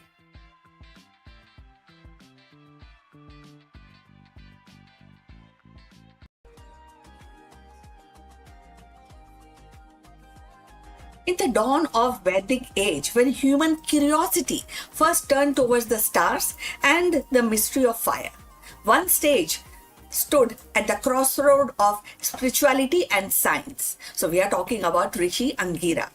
He became a pioneer of knowledge system that shaped Indian knowledge system and the thought that stayed for millennia. Angiras looked at fire not merely as a ritual but as a very essence of energy, transformative, purifying, and eternal. He listened to the sound not only as a chant, but as a scientific medium, a carrier of wisdom across generation. He gazed the cosmos and saw order, symmetry, and proportion, principle that would echo in maths and astronomy long after his time. And above all, he taught that the body, mind, and universe were not separate realms, but a reflection of one harmonious whole. And in 2026, the contribution of Rishi Angira feels more relevant than ever because his teachings sit at the intersection of science, philosophy, and holistic living, exactly where the modern society is searching for balance. In the vast tapestry of India's spiritual and intellectual heritage, few figures stand out as bright as Rishi Angira.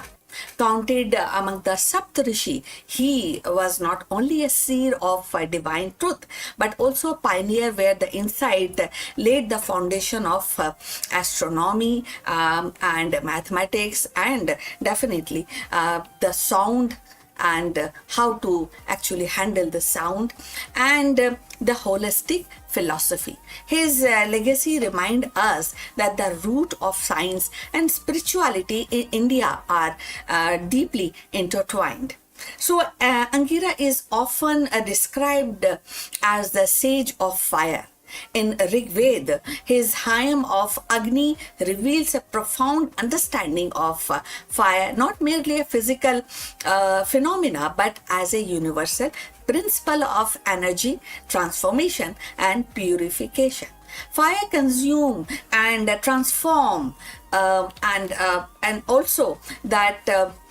So it transform into kind of a energy, and it also into purifying, and in this whole process a renew idea that resonate with the modern science notion of energy conservation and thermodynamics. For Angira, the Agni or the fire was both a deity and a metaphor. The eternal flame that linked the material world with the cosmic order. His vision of fire as energy linked to the transformation and purification, and that even resonate today also, and we that also focus on renewable energy and sustainable practices. So Angira reminds us that the energy is not just a resource, but a principle of harmony. So today we are keen regarding energy and sustainability, aren't we? So, but Angira's vision extended far beyond fire. He was deeply engaged with the cosmos and observing the star and the cycle of time. His association with the Rishi constellation reflect the Vedic tradition of linking sage to celestial bodies. In this way, Angira helped establish astronomy not merely as a tool but for a ritual, but a science of cosmos rhythm. His teaching emphasized that the heavens were not a distinct mystery, but a living pattern guiding human life. Now in 2026, with the space exploration and AI-driven astronomy advancing rapidly, his emphasis on cosmos rhythm and the cycle offers a philosophical ground and seeing the universe not as a chaos but as an order pattern we have learned from. So if you have reached this far, please inform us from which city you have tuned in and in which language you are watching this video. That will will help us to determine the reach of our channel. So going forward on Angira, perhaps his most enduring contribution was in the realm of sound and knowledge transmission. So Angira recognized that the sound or shabd, that's what we call in Hindi, was and they are actually more vibration. It's more a vibration, and it has a scientific medium for preserving and transmitting the wisdom. In the age before the writing, he developed the method of oral transmission that relied on rhythm, repetition, and precise articulation.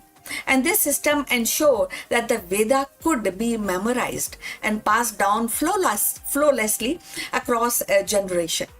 So, in a modern term, Angira pioneered into science of memory, science of sound, and blending linguistic and phonics and the pedagogy into one. And even now in the age of digital communication, Angira's recognition of sound or shabd, that's what we call in Hindi, as a scientific medium, and that mirrors how we use data transmission today.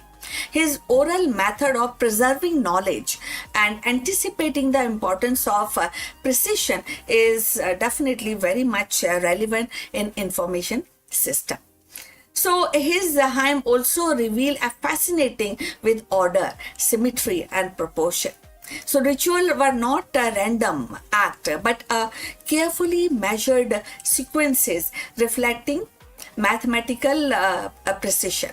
And this emphasis on structure influenced later in Indian tradition in maths, and where the proportion and the balance became the guiding principle. So in Angira's worldwide view, the maths was not an abstract. It was a language of harmony, in a way the mirror the cosmos into human practice.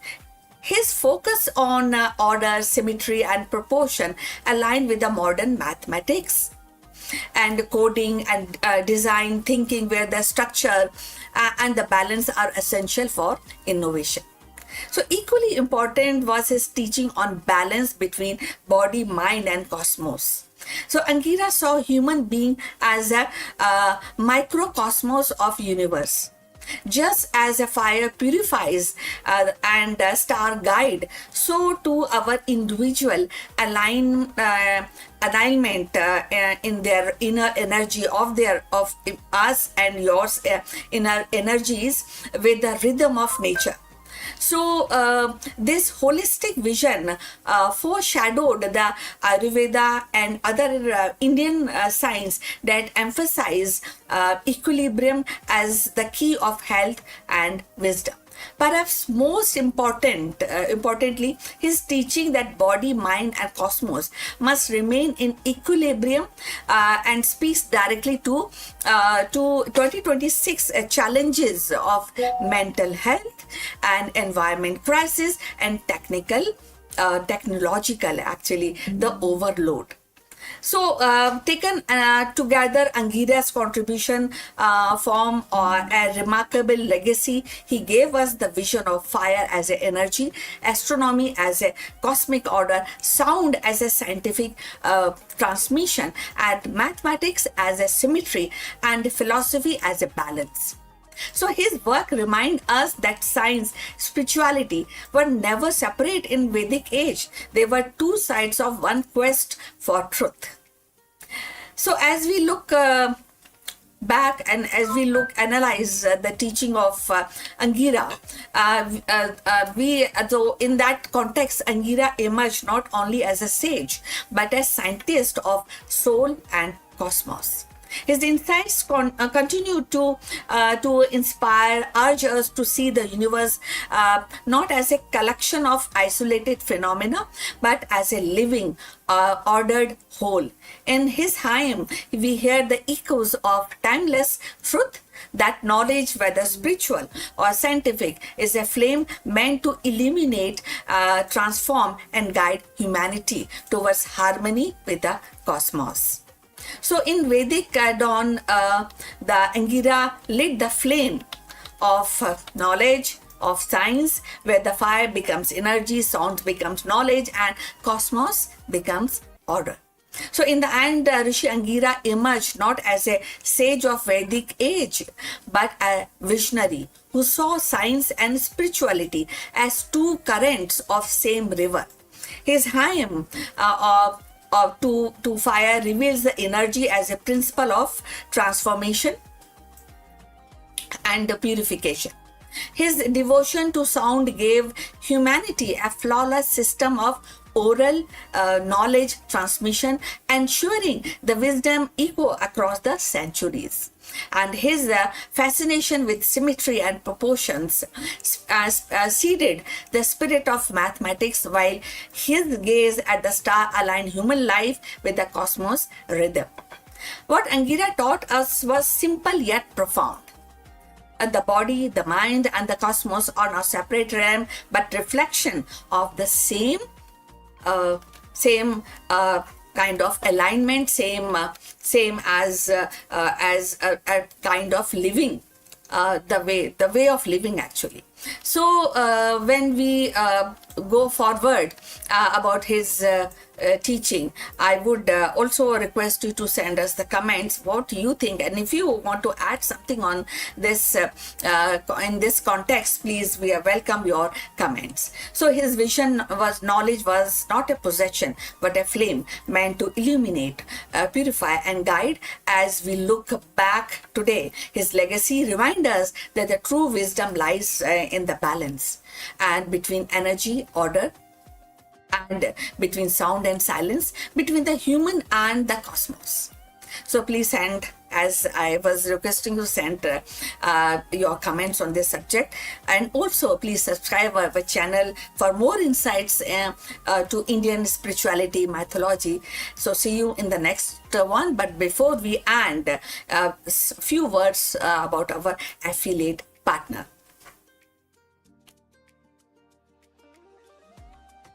Stop settling for a good enough video.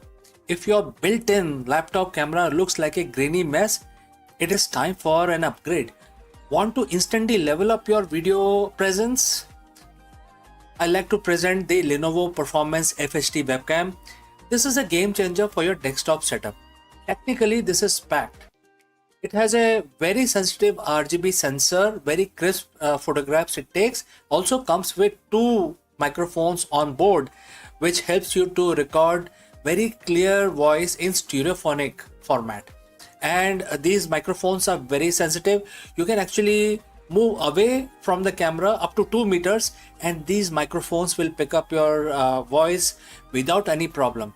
This is a very strong piece. This is very sturdy. Comes with tripod ready, comes with a very long leash, so it gives you a lot of flexibility to place the webcam wherever you want to keep in your studio. And also it has a swivel base, which is also very handy. So if you want to basically level up your game and you want to pick up this camera at a discount, please click on the link here or scan the QR code. Now let's get back to our video.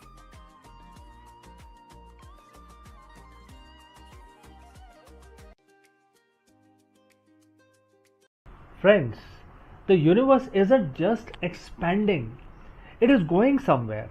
From the mysterious great attractor to the inevitable big freeze, where everything actually heading? That's a very big question that we want to address today.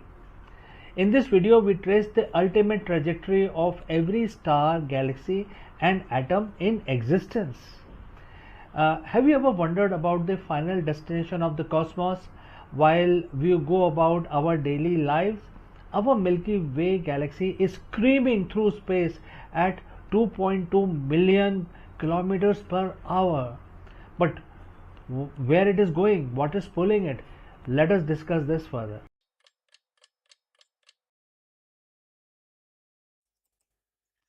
नमस्कार दोस्तों, आप सभी का स्वागत है। और आज 17 जून है, 17 जून है और आज बुधवार का दिन है। तो आप सबको पता है कि बुधवार का जो दिन होता है बहुत ही शुभ होता है गणेश पूजा के लिए। तो हम अपना दिन शुरू करेंगे गणेश पूजा के साथ और आप सभी हमारे साथ रिपीट करें। 11 दफ़ा एक मंत्र का उच्चारण करेंगे। बहुत ही साधारण सा सिंपल सा मंत्र है और इससे भगवान गणेश काफ़ी खुश होते हैं। तो अगर आप अपना दिन या आप बिजनेसमैन हैं या आप पढ़ाई कर रहे हैं तो अपना दिन शुरू करने से पहले अपना जो प्रोफेशनल दिन है इस मंत्र का जाप हर बुधवार को करें। ठीक है, तो चलिए आंखें बंद कर लेते हैं, हाथ जोड़ के भगवान गणेश का ध्यान करते हैं और मेरे साथ जुड़िए, मेरे साथ रिसाइट करिए ये मंत्र जो भगवान गणेश जी को समर्पित है। ओके, शुरू करते हैं। ओम गण गम गणपतये नमः। ओम गम गणपतये नमः। ओम गम गणपतये नमः। ओम गम गणपतये नमः। ओम गम गणपतये नमः। ओम गम गणपतये नमः। ओम गम गणपतये नमः। ओम गम गणपतये नमः। ओम गम गणपतये नमः। ओम गम गणपतये नमः। ओम गणपतये नमः। तो दोस्तों, हमारा आज की पूजा समाप्त हुई। भगवान गणेश को हमने आज अपना पूजा समर्पित की और आशा करते हैं आप भी हमारे साथ इसको रिपीट करेंगे। 11 दफ़ा ही करना है, बहुत साधारण सा एक मंत्र है और इससे भगवान गणेश काफ़ी शुभ लाभ देते हैं।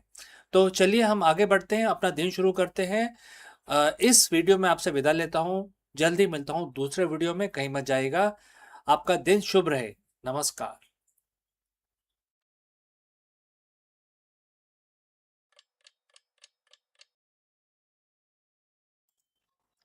नमस्कार दोस्तों, आप सभी का स्वागत है। आज शनिवार का दिन है और आप सब जानते हैं कि शनिवार का जो दिन होता है वो शनि महाराज के लिए समर्पित है। तो आज हम अपना दिन शुरू करेंगे भगवान शनि की प्रार्थना करके, पूजा करके और हर रोज़ की तरह हम 11 दफ़ा एक मंत्र का उच्चारण करेंगे। आप हमारे साथ जुड़ें और इस मंत्र का उच्चारण आप अपने अपने वर्क स्टेशंस पे, अपने अपने ऑफिस में, होम ऑफिस में करें। मैं ये काउंटर यूज़ करता हूँ, आप कैसे भी माला का इस्तेमाल करके या कैसे भी अपने मन में ही 11 दफ़े इस मंत्र का उच्चारण करना है। तो चलिए हाथ जोड़ लीजिए, भगवान का नमन करिए। ओम शनिश्चराय नमः, इस मंत्र का हमें जाप 11 दफ़ा करना है। तो चलिए हम अब शुरू करते हैं। ओम शन शनिश्चराय नमः। ओम शन शनिश्चराय नमः। ओम शन शनिश्चराय नमः। ओम शन शनिश्चराय नमः। ओम शन शनिश्चराय नमः। ओम शन शनिश्चराय नमः। ओम शन शनिश्चराय नमः। ओम शन शनिश्चराय नमः। ओम शन शनिश्चराय नमः।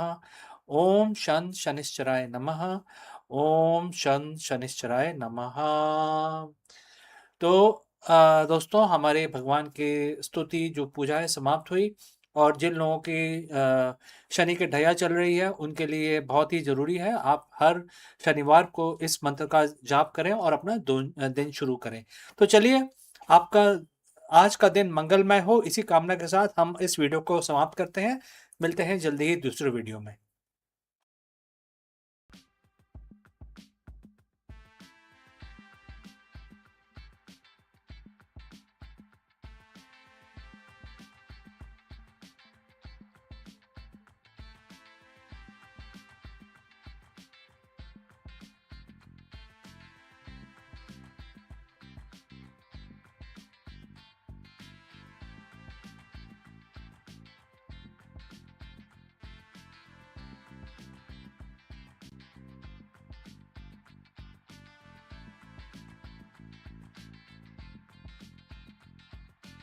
For years, Anthropic Cloud was known for as a conversational powerhouse on AI that could reason, that could assist, and also solve the complex tasks.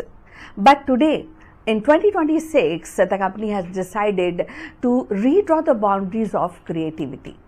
With the debut of Claude Design, Anthropic actually has stepped boldly into the visual arena, and where it offers the tool that transform and to the plain language into a polished and presentation prototype and marketing visual.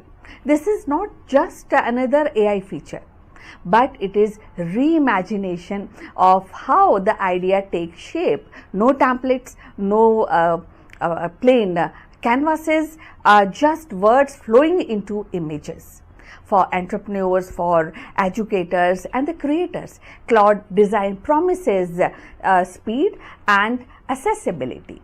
And for a design industry, it raises the questions about the originality and artistry, and the role of human imagination in the era of machine learning, machine marketing, visual. So let's find out more about this. In the spring of 2026, the Anthropic, the company best known for its conversational AI assist Claude, and unveiled the bold new frontiers. The Claude Design, which is actually making a lot of waves in the industry. This debut marks a significant expansion of the Claude ecosystem, moving beyond the text and the code into the realm of visual creation.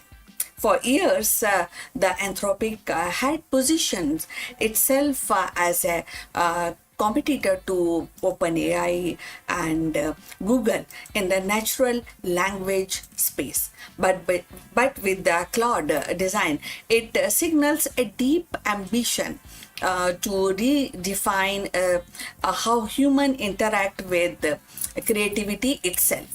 The Claude Design is powered by Anthropic's most advanced model, Claude Opus 4.7, a multi-model system capable of interacting not just words but visual concepts, and that this also allows the tool that the user to describe an idea into a natural language. A sleek pitch deck for a fintech startup or a prototype layout for a mobile app, and watch that the AI generates a polished professional grade visuals.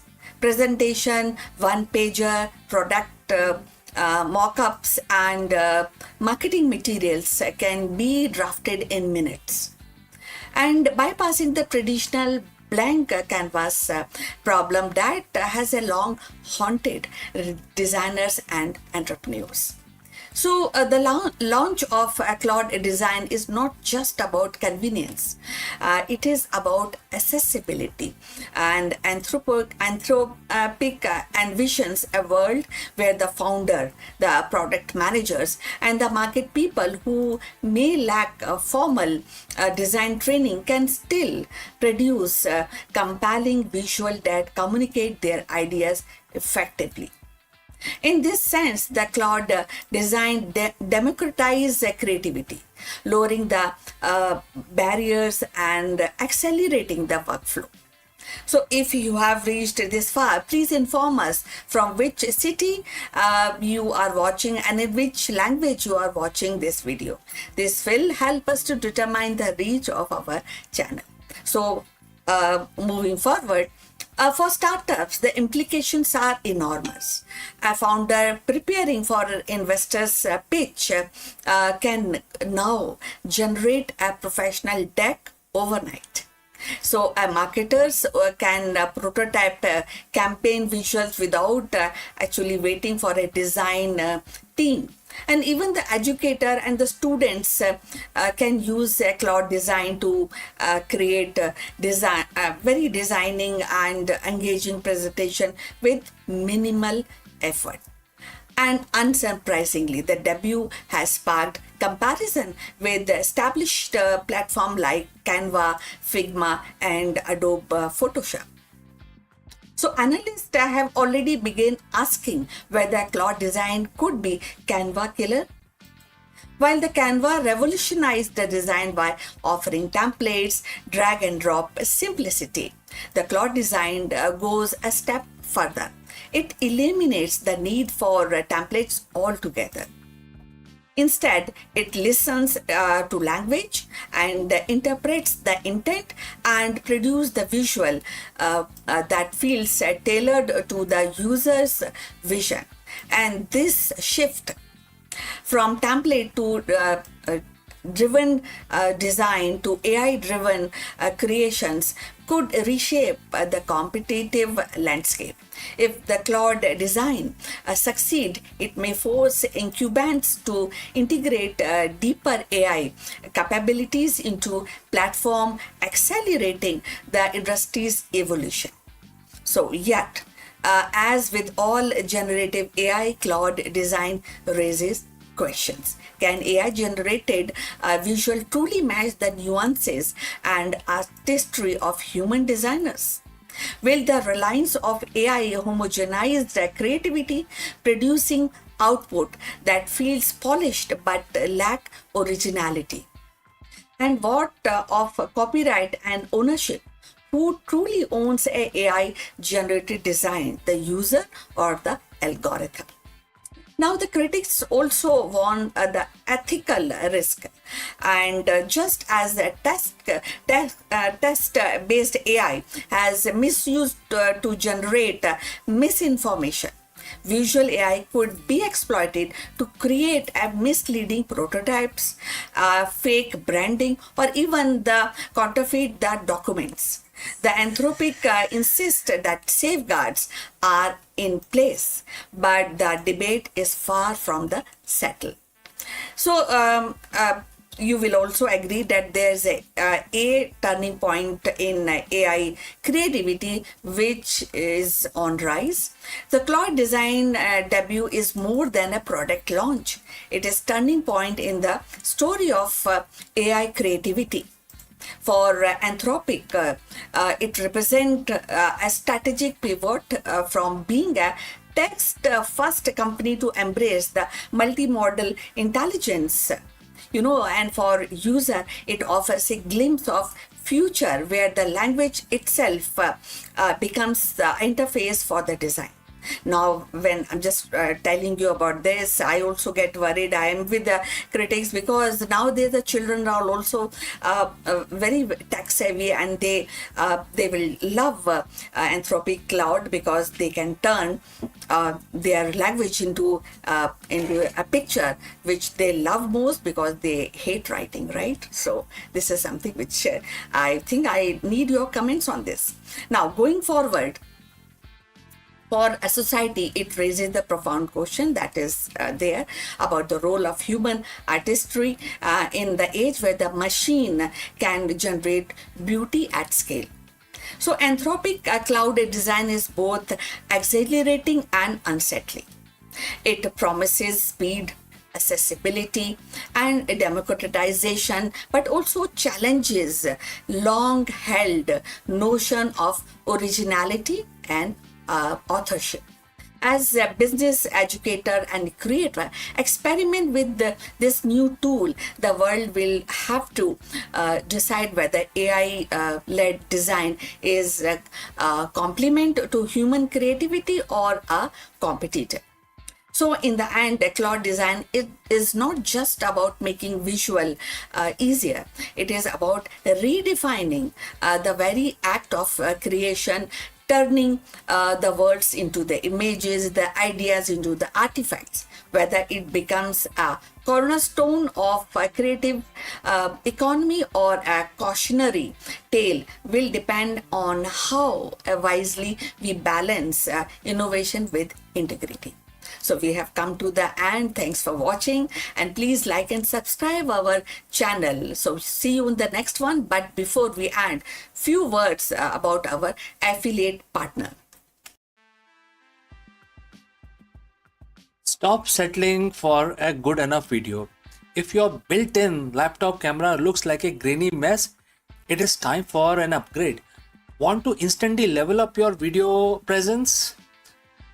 I like to present the Lenovo Performance FHD webcam. This is a game changer for your desktop setup. Technically, this is packed. It has a very sensitive RGB sensor, very crisp photographs it takes. Also comes with two microphones on board, which helps you to record very clear voice in stereophonic format. And these microphones are very sensitive. You can actually move away from the camera up to 2 meters, and these microphones will pick up your voice without any problem.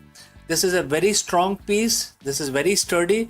Comes with tripod ready. Comes with a very long leash, so it gives you a lot of flexibility to place the webcam wherever you want to keep in your studio. And also it has a swivel base, which is also very handy. So if you want to basically level up your game and you want to pick up this camera at a discount, please click on the link here or scan the QR code. Now let's get back to our video.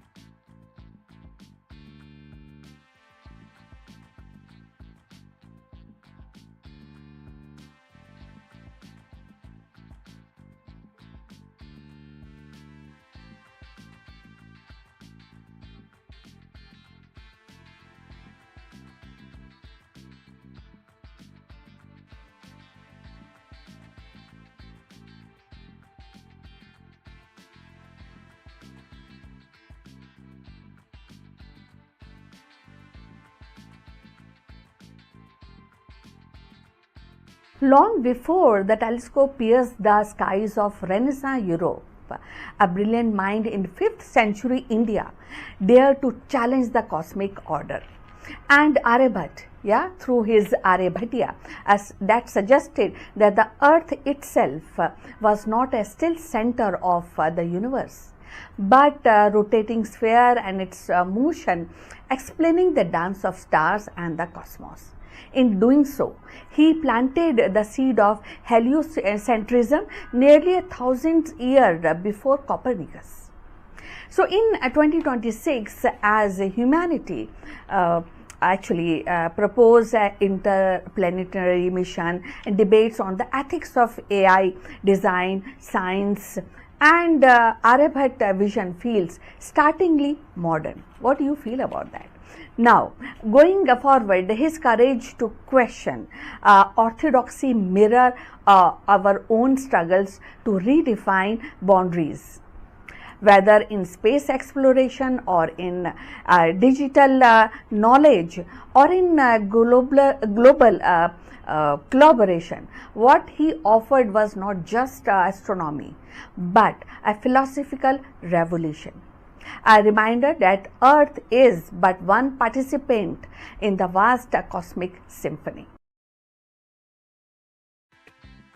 So, in the year 499 CE, a young mathematician and astronomer from India named Aryabhatta composed Aryabhatiya, a text that would ripple across the centuries. And within its verses lay a daring proposition. The earth was not the immovable center of the universe, but a rotating sphere where it also actually it's explained the rotating sphere which explains the rising and settling the star. This insight subtle but yet it was really profound at that point of time, and it also hinted at a heliocentric order, placing the sun at the center of the planetary motion. And nearly thousands years before Copernicus formalized the idea in Renaissance Europe. So Aryabhat's vision was revolutionary because it challenged the prevailing geocentric worldwide. And in both Greece and Roman, and even in Indian traditions, Earth was thought to be fixed with celestial bodies revolving around it. Aryabhatta broke from this orthodoxy, suggesting that the apparent daily movement of heavens was due to Earth's own rotation.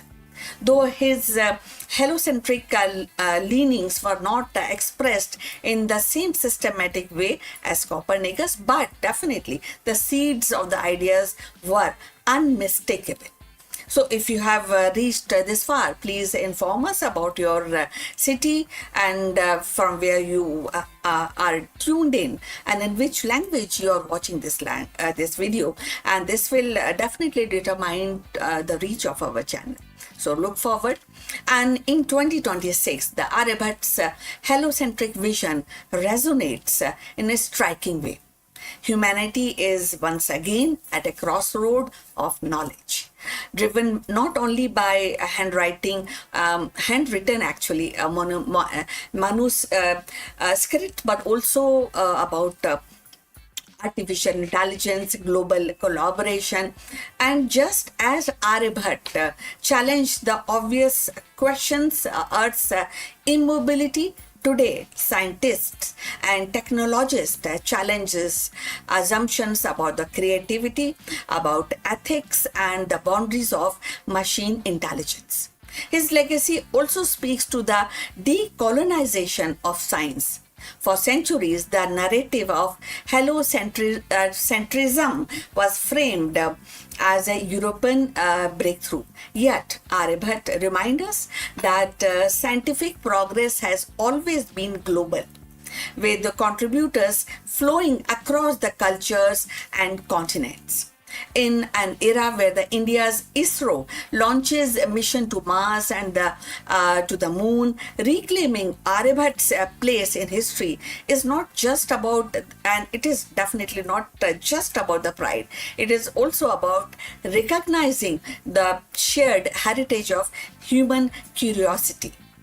So Aryabhat's genius lay not only in his astronomical imagination, but in his mathematical rigor. He introduced the trigonometric functions approximately and really very to the point, actually studying and presenting pi with a remarkable accuracy, and devised the method for calculating planetary positions.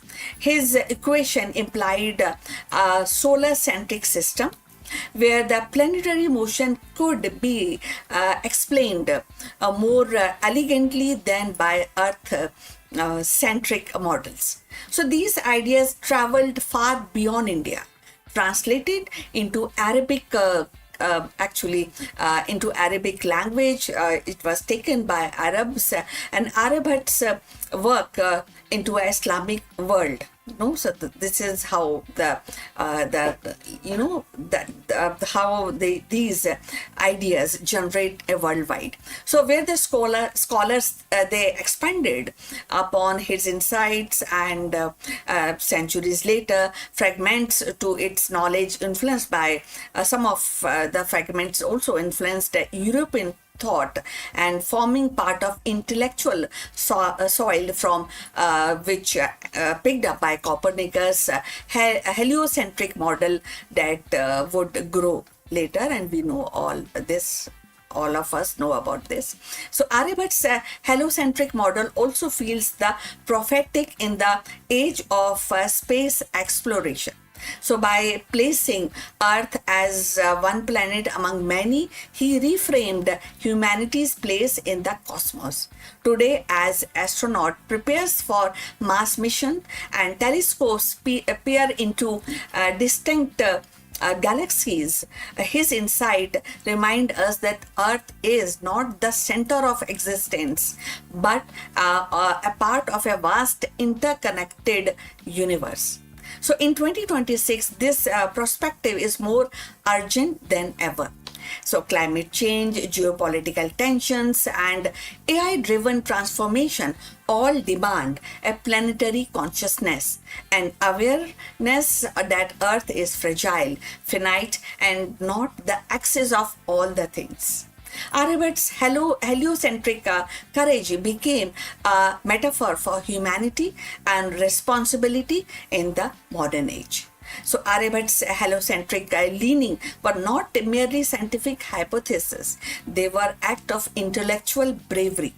To suggest that Earth is itself was in motion and was also a challenging the deepest assumptions of his times. In 2026, as we grapple with the AI ethics, planetary colonization, the global collaboration, Aryabhat's example reminds us that the progress begins with questioning obvious. So his story is not just about astronomy, it is about courage to see things differently. And in that sense, Aryabhat's heliocentric revolution continues to orbit our imagination, urging us to look beyond the familiar and embrace the infinite. So we have come to the end of this video. Please like and subscribe our channel. And we look forward for your comment on this topic.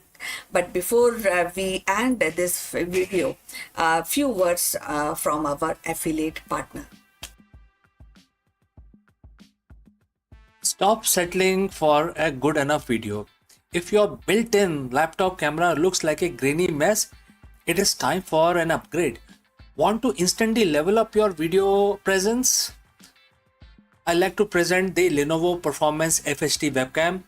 This is a game changer for your desktop setup. Technically, this is packed.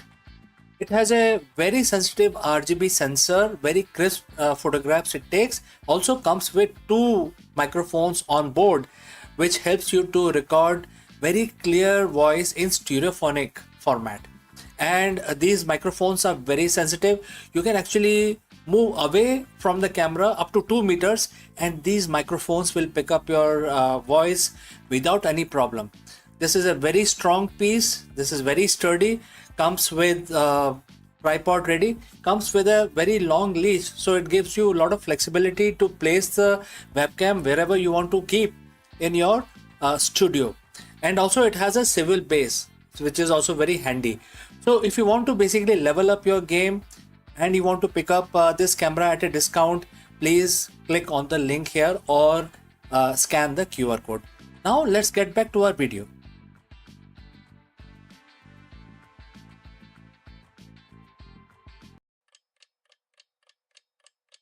Hello friends, Namaskaram. You are most welcome. Today we have a profound question. Have you ever wondered why the company that sells you cigarettes is also stocking your kitchen pantry. From Ashirwad Atta to Bingo Snacks, India's biggest tobacco giant has pulled off one of the most successful business pivot in corporate history. But why leave the high margin tobacco business to chase a ultra competitive food market? In this video, we dive deep into the strategic metamorphosis of the tobacco giant, specifically looking at how they leverage their massive distribution network, cash reserves, and marketing expertise in dominated India FMCG sector, which is fast moving. Let's go and discuss this further. Imagine a company, its main source of revenue for decades has been a product that is globally recognized as harmful, heavily taxed, and increasingly restricted by governments everywhere. Every year, more people quit, and every year, regulations get tighter. So, if you are the CEO of that company, you would have a massive problem. You are starting to realize that you're staring at a sunset industry, but then you look around your office, you realize you have something more competitors, that do not have the world most powerful distribution network. So, what do? You don't close shops, you pivot. You decide that if you cannot get into the lung of the consumers, you are going to get into their kitchens, which is stomach of the consumer. Welcome to the most fascinating corporate transition of this century, the shift from tobacco to food. Today we are unpacking the world's biggest cigarette giant, are betting billions of their revenue on your breakfast, your snacks, and your dinner table.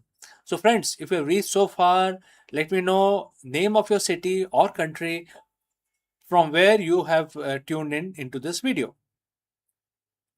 All right, let's proceed further. First, let's talk about why. It is not a secret, it is survival. For tobacco giant, the writing has been on the wall for a long time.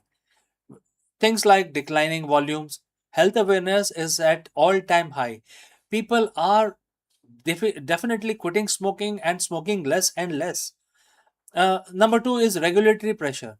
Government are hiking taxes to record levels, banning advertising, and mandating gruesome health warning on the packaging itself. Number three is the ESG pressure. Investors are increasingly moving away from the sin stocks. If you want to keep your stock price high, you need to be diversified FMCG company, not just a tobacco company. And this is what the analysts call de-risking. They aren't trying to replace tobacco overnight.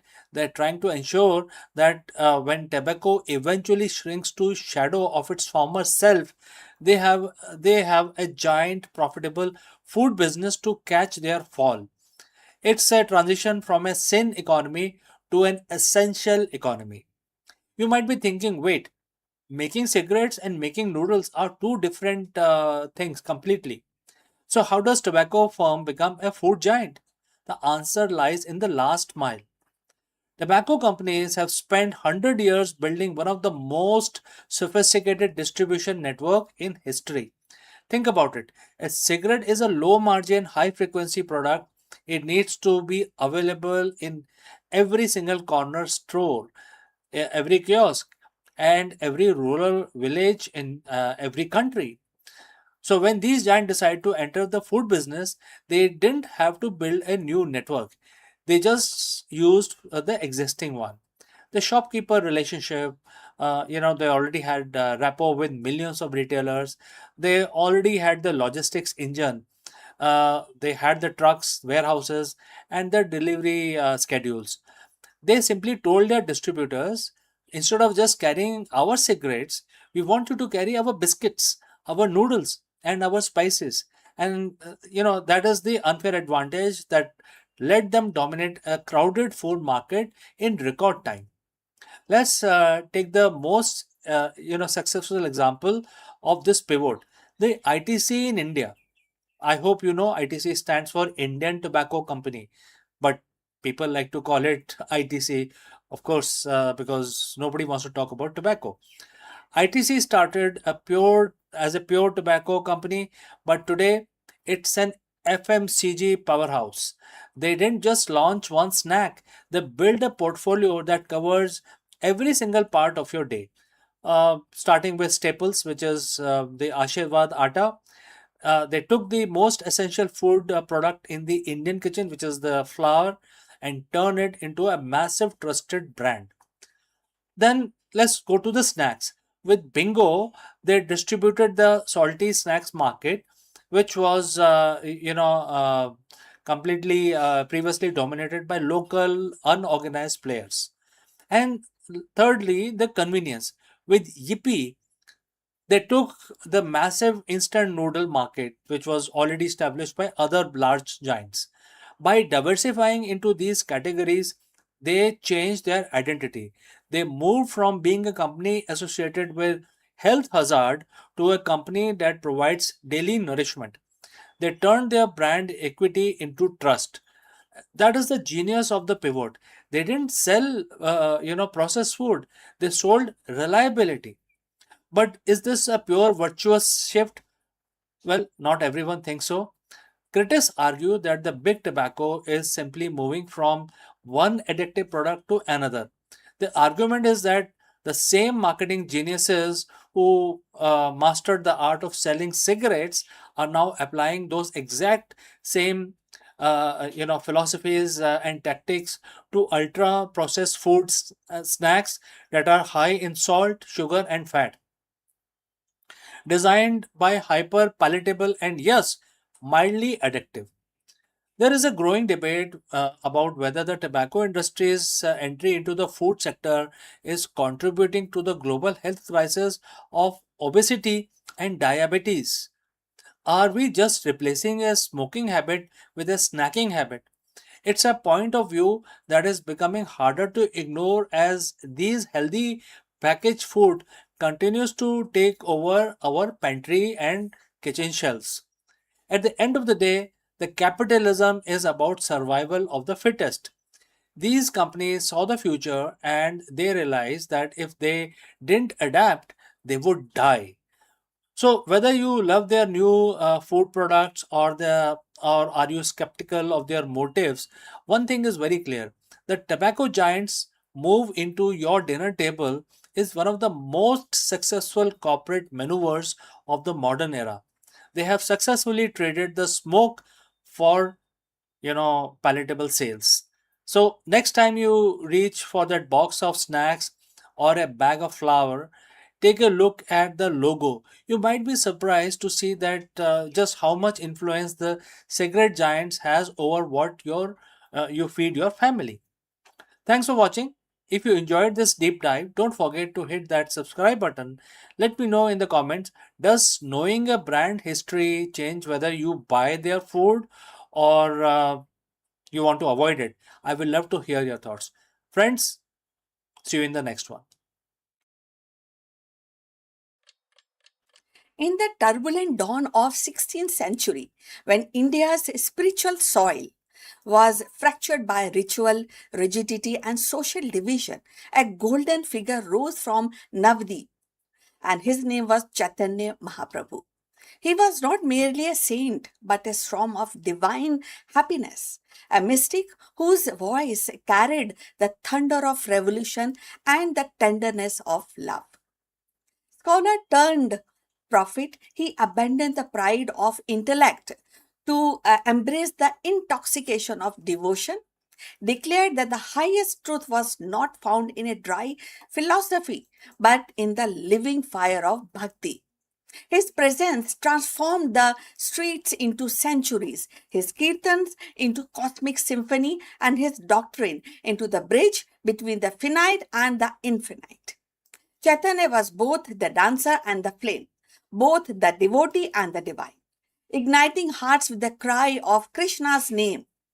So to encounter him was to be swept into the tide of love that dissolved caste, creed, and worldly boundaries, leaving only the raw pulse of humanity united in song. So let's find out more about him. Chaitanya Mahaprabhu, born as Vishambhara Mishra in 1486 in Navadip, Bengal, stands as one of the most transformative figure in India's spiritual history. His life was not merely that of saint but of a revolutionary mystic who reshaped the religious landscape of his time. Known as Gauranga for his golden complexion uh, and also for being born under neem tree. So, Chaitanya embodied both intellectual brilliance of scholar and happiness and devotion of a mystic. His early years revealed uh, talent in Sanskrit grammar and logic, but destiny drew him away from the scholastic pride and also into making illuminous path of bhakti devotion to Krishna. The turning point came when he met Ishara Puri in Gaya, receiving invitation and experiencing a profound spiritual awakening. From then on, Chaitanya abandoned the pursuit of intellectual dominance and surrendered to overwhelming tide of divine love. He pioneered the Sanskritan movement, a movement which is full of sangeet, music, and dance. So, and that definitely the whole happiness is like combining chanting of the holy name of Krishna and transforming the streets and the courtyards into centuries of devotion.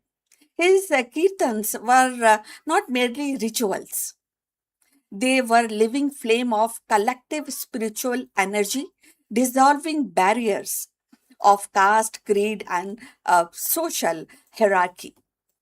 When the local ruler attempted to suppress this movement, Chaitanya responded not with the violence but with the peaceful march of thousands, demonstrating the power of devotion to overcome the widely authority. So, philosophically, Chaitanya articulated uh, doctrine which is invincible and simultaneously oneness and difference between soul and the divine. This subtle yet profound vision bridged the extremes of motion and dualism, offering the dynamic theology that celebrate both intimacy with God and the reverence of his transcendence. So his only written work, which is Shikshatakam, actually diluted the essence of his teaching. And it also tells us about humility, surrender, and the ceaseless chanting of God's name. Chaitanya movements gave rise to Gaudiya Vaishnavism that carried forward by his disciples like Rupa and Sanatan Goswami, who actually systemized his vision into theology, literature, and practice. His legacy was not confined to Bengal. It was spread across India, influencing devotional current in Odisha, Vrindavan, and beyond. His emphasis on prem, that is love with divine, that means divine love, redefined spirituality as an intimate, emotional, and universal experience. He declared that true devotion transcends social division. The moment you say you love God, all human beings will be at your uh, with you at your side, and where there will be no Brahmin, no Shudra, something like that was the teaching of Chaitanya Mahaprabhu. In 2026 and beyond, Chaitanya Mahaprabhu's relevance is definitely striking. In an age fractured by polarization, his vision of unity through divine love offers a timeless antidote. His peaceful resistance to oppression resonate with the modern movement for justice and equality. His theology of oneness in a difference mirror contemporary exploration in quantum physics and AI ethics, where the paradox and the harmony coexist. The Sankirtan movement, with its emphasis on collective chanting, foreshadow the global search for community and shared transcendence in the digital era. His insistence that devotion is higher than a social distinction speaks directly to the world's striving to dismantle systematic inequalities. So, if you have reached this far, please inform us from which city you have tuned in and in which language you are watching this video. This will help us to determine the reach of our channel. So, now let's continue with our discussion on Chaitanya Mahaprabhu. So Chaitanya's life was a symphony of happiness, philosophy, and compassion. He danced in the streets, wept in the longing for Krishna, debated scholars, and embraced the marginalized. So his legacy is not just a chapter in Indian spiritual renaissance. It is a living force that continues to inspire seekers, reformers, and visionaries. In 2026, as humanity grapples with the technological acceleration and existential uncertainty, Chaitanya is a call to anchor life in love, humanity, and plus humility and devotion is more urged than ever. His golden presence reminds us that the ultimate revolution is not political or technological, but a spiritual, the awakening of the heart to the infinite. So, in the golden arc of history, Chaitanya Mahaprabhu does not fade into the past. He rises perpetually into the present. His voice of devotion, his doctrine of unity in difference, and his dance of divine love are not relic but a living current. In the world of 2026 and beyond confronts the fragmentation, then alienations and the cold machinery of the progress, his call resounds that the highest revolution is the awakening of heart. To chant is to connect, to surrender is to transcend, and to love is to be liberate. Chaitanya's legacy is not bound to Bengal or Vrindavan. It is a pulse of humanity and a search for the meaning. And his golden presence reminds us that beyond the noise of division, there is a song of eternity waiting to be sung together.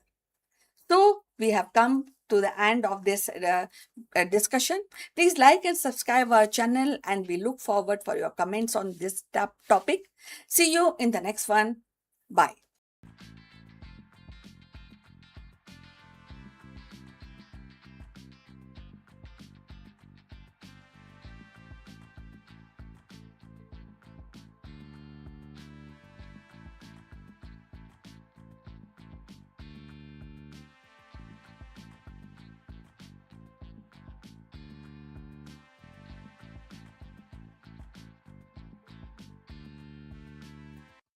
Hello friends, in this episode of Akulmach World, we dive into one of the most baffling discoveries in the modern astronomy.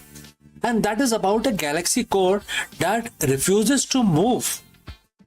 Current astrophysical models dictate that the galactical center, driven by a supermassive black hole, and the gravitational dynamics should exhibit specific rotation patterns.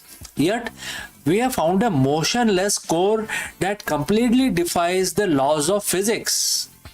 Is there a glitch in our observational technology, or we have discovered a fundamental flaw in our understanding of gravity and the cosmic evolution? Let's go and explore this further. Imagine you're watching a ballet. The dancers are fluid, moving in perfect rhythmic harmony. Suddenly, one dancer stops. They didn't stumble, they didn't slow down, they just freeze. They remain perfectly motionless while the rest of the stage continues its complex choreography. It's impossible, right? In the vast clockwork theater of our universe, galaxies are the ultimate dancers. For decades, we have relied on fundamental laws of gravity, angular momentum, and the sheer inertia of moving massive structures to explain why every galaxy we observe is spinning. But what if I told you that we have discovered a galaxy that defies this very basic logic? A galaxy core so still, so eerily static that it shouldn't exist according to our current astrophysical models. Today, on Akulmach World, we are stepping into the physics' newest nightmare. We are going to pull back the curtain on the motionless galaxy core, explore why it shatters our understanding of the cosmic evolution, and ask the ultimate question: is our map of universe fundamentally flawed? So friend, if you have reached this far, please inform us from which city you have tuned in and in which language you are watching this video. This will help us determine the reach of our channel. Now let's proceed further. Before we look at the anomaly, we have to understand the norms. Galaxies aren't just collection of stars. They are gravitational engines. Whether it is a spiral like our Milky Way or a massive elliptical, they almost always exhibit rotation. Think of it like a whirlpool in a bathtub. A water spiral towards the drain, it carries everything with it. Galaxies form from collapsing cloud of gas and dust due to conservation of angular momentum. That collapses, create a spin and a cosmic certainty. Historically, when astronomers look at the galaxy spectrum, they expected to see a messy, rotating distribution of stars and gas moving in and out, but collectively following a predictable rotation curve. Even when we see something weird, we assume it's just the angle of telescope or a chaotic merger. But this new discovery, and it is not the perspective trick, it's a genuine defiance of structural physics. So, what are we actually looking at? The astronomers have identified galaxies, some dating back to less than 2 billion years after the Big Bang, that simply aren't rotating. It's a standard model. The rotating galaxies are always standard, isn't it? These objects should be rotating disk, but their data shows stars moving in random disordered orderly manner or entirely static path. It's as if the whirlpool never started. Now there are theories. Some suggest these galaxies formed from the merger of two galaxies with nearly opposite angular momentum, essentially cancelling each other out, a cosmic stalemate. Others look at the role of the dark matter. We have seen in the recent news the groundbreaking research suggesting that in some cases we might not even be looking at the supermassive black hole at the center, but perhaps a super dense compact core of fermionic dark matter that mimics a black hole and the black hole's gravitational shadow without the need of a traditional rotational mechanism. But even these theories feel like patchwork on a broken engine. When we find more of these still galaxies, it suggests that our standard model of how galaxies are born is actually missing a huge piece of puzzle. So why does this matter to you and me? Because it proves that our laws of universe are really just our best guesses so far. Every time we find a nightmare like this one, it's a signal that universe is far more diverse and stranger than our simulation predicted. If the galaxies can form and survive without the engines of rotation, it changes how we calculate the mass of the universe, how we understand dark matter distribution, and even how we view the history of our own galaxy. We are living through an era of astronomical upheaval. The more we see, the more we realize that the clockwork universe is actually a lot more mysterious than we ever dare to imagine. Is this galaxy a cosmic glitch, or is it the first clue to a new branch of physics we haven't even named yet? The search continues as we refine our data from telescopes like James Webb and the next generation of deep space scanners. One thing is certain: the universe doesn't owe us an easy explanation, and that's exactly why we keep looking. My name is Chandrakant.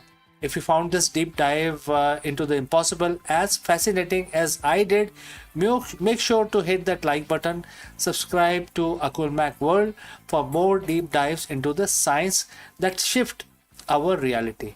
And friends, I will also like to know what you think. Is this a failure of gravity or a hidden secret of the dark matter? Let me know in the comments below. Thanks for watching, and I will see you very soon in the next one. Before I go, I will like to speak few words about the affiliate partner. Stop settling for a good enough video. If your built-in laptop camera looks like a grainy mess, it is time for an upgrade.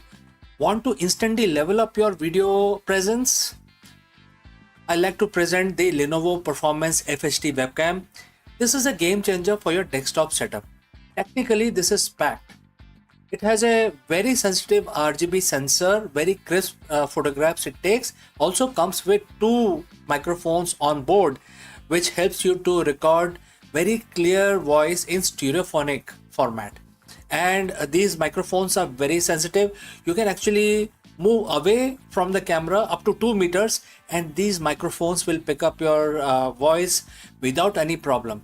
This is a very strong piece. This is very sturdy.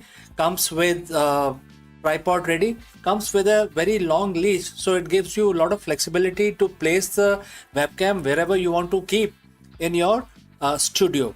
And also it has a swivel base, which is also very handy.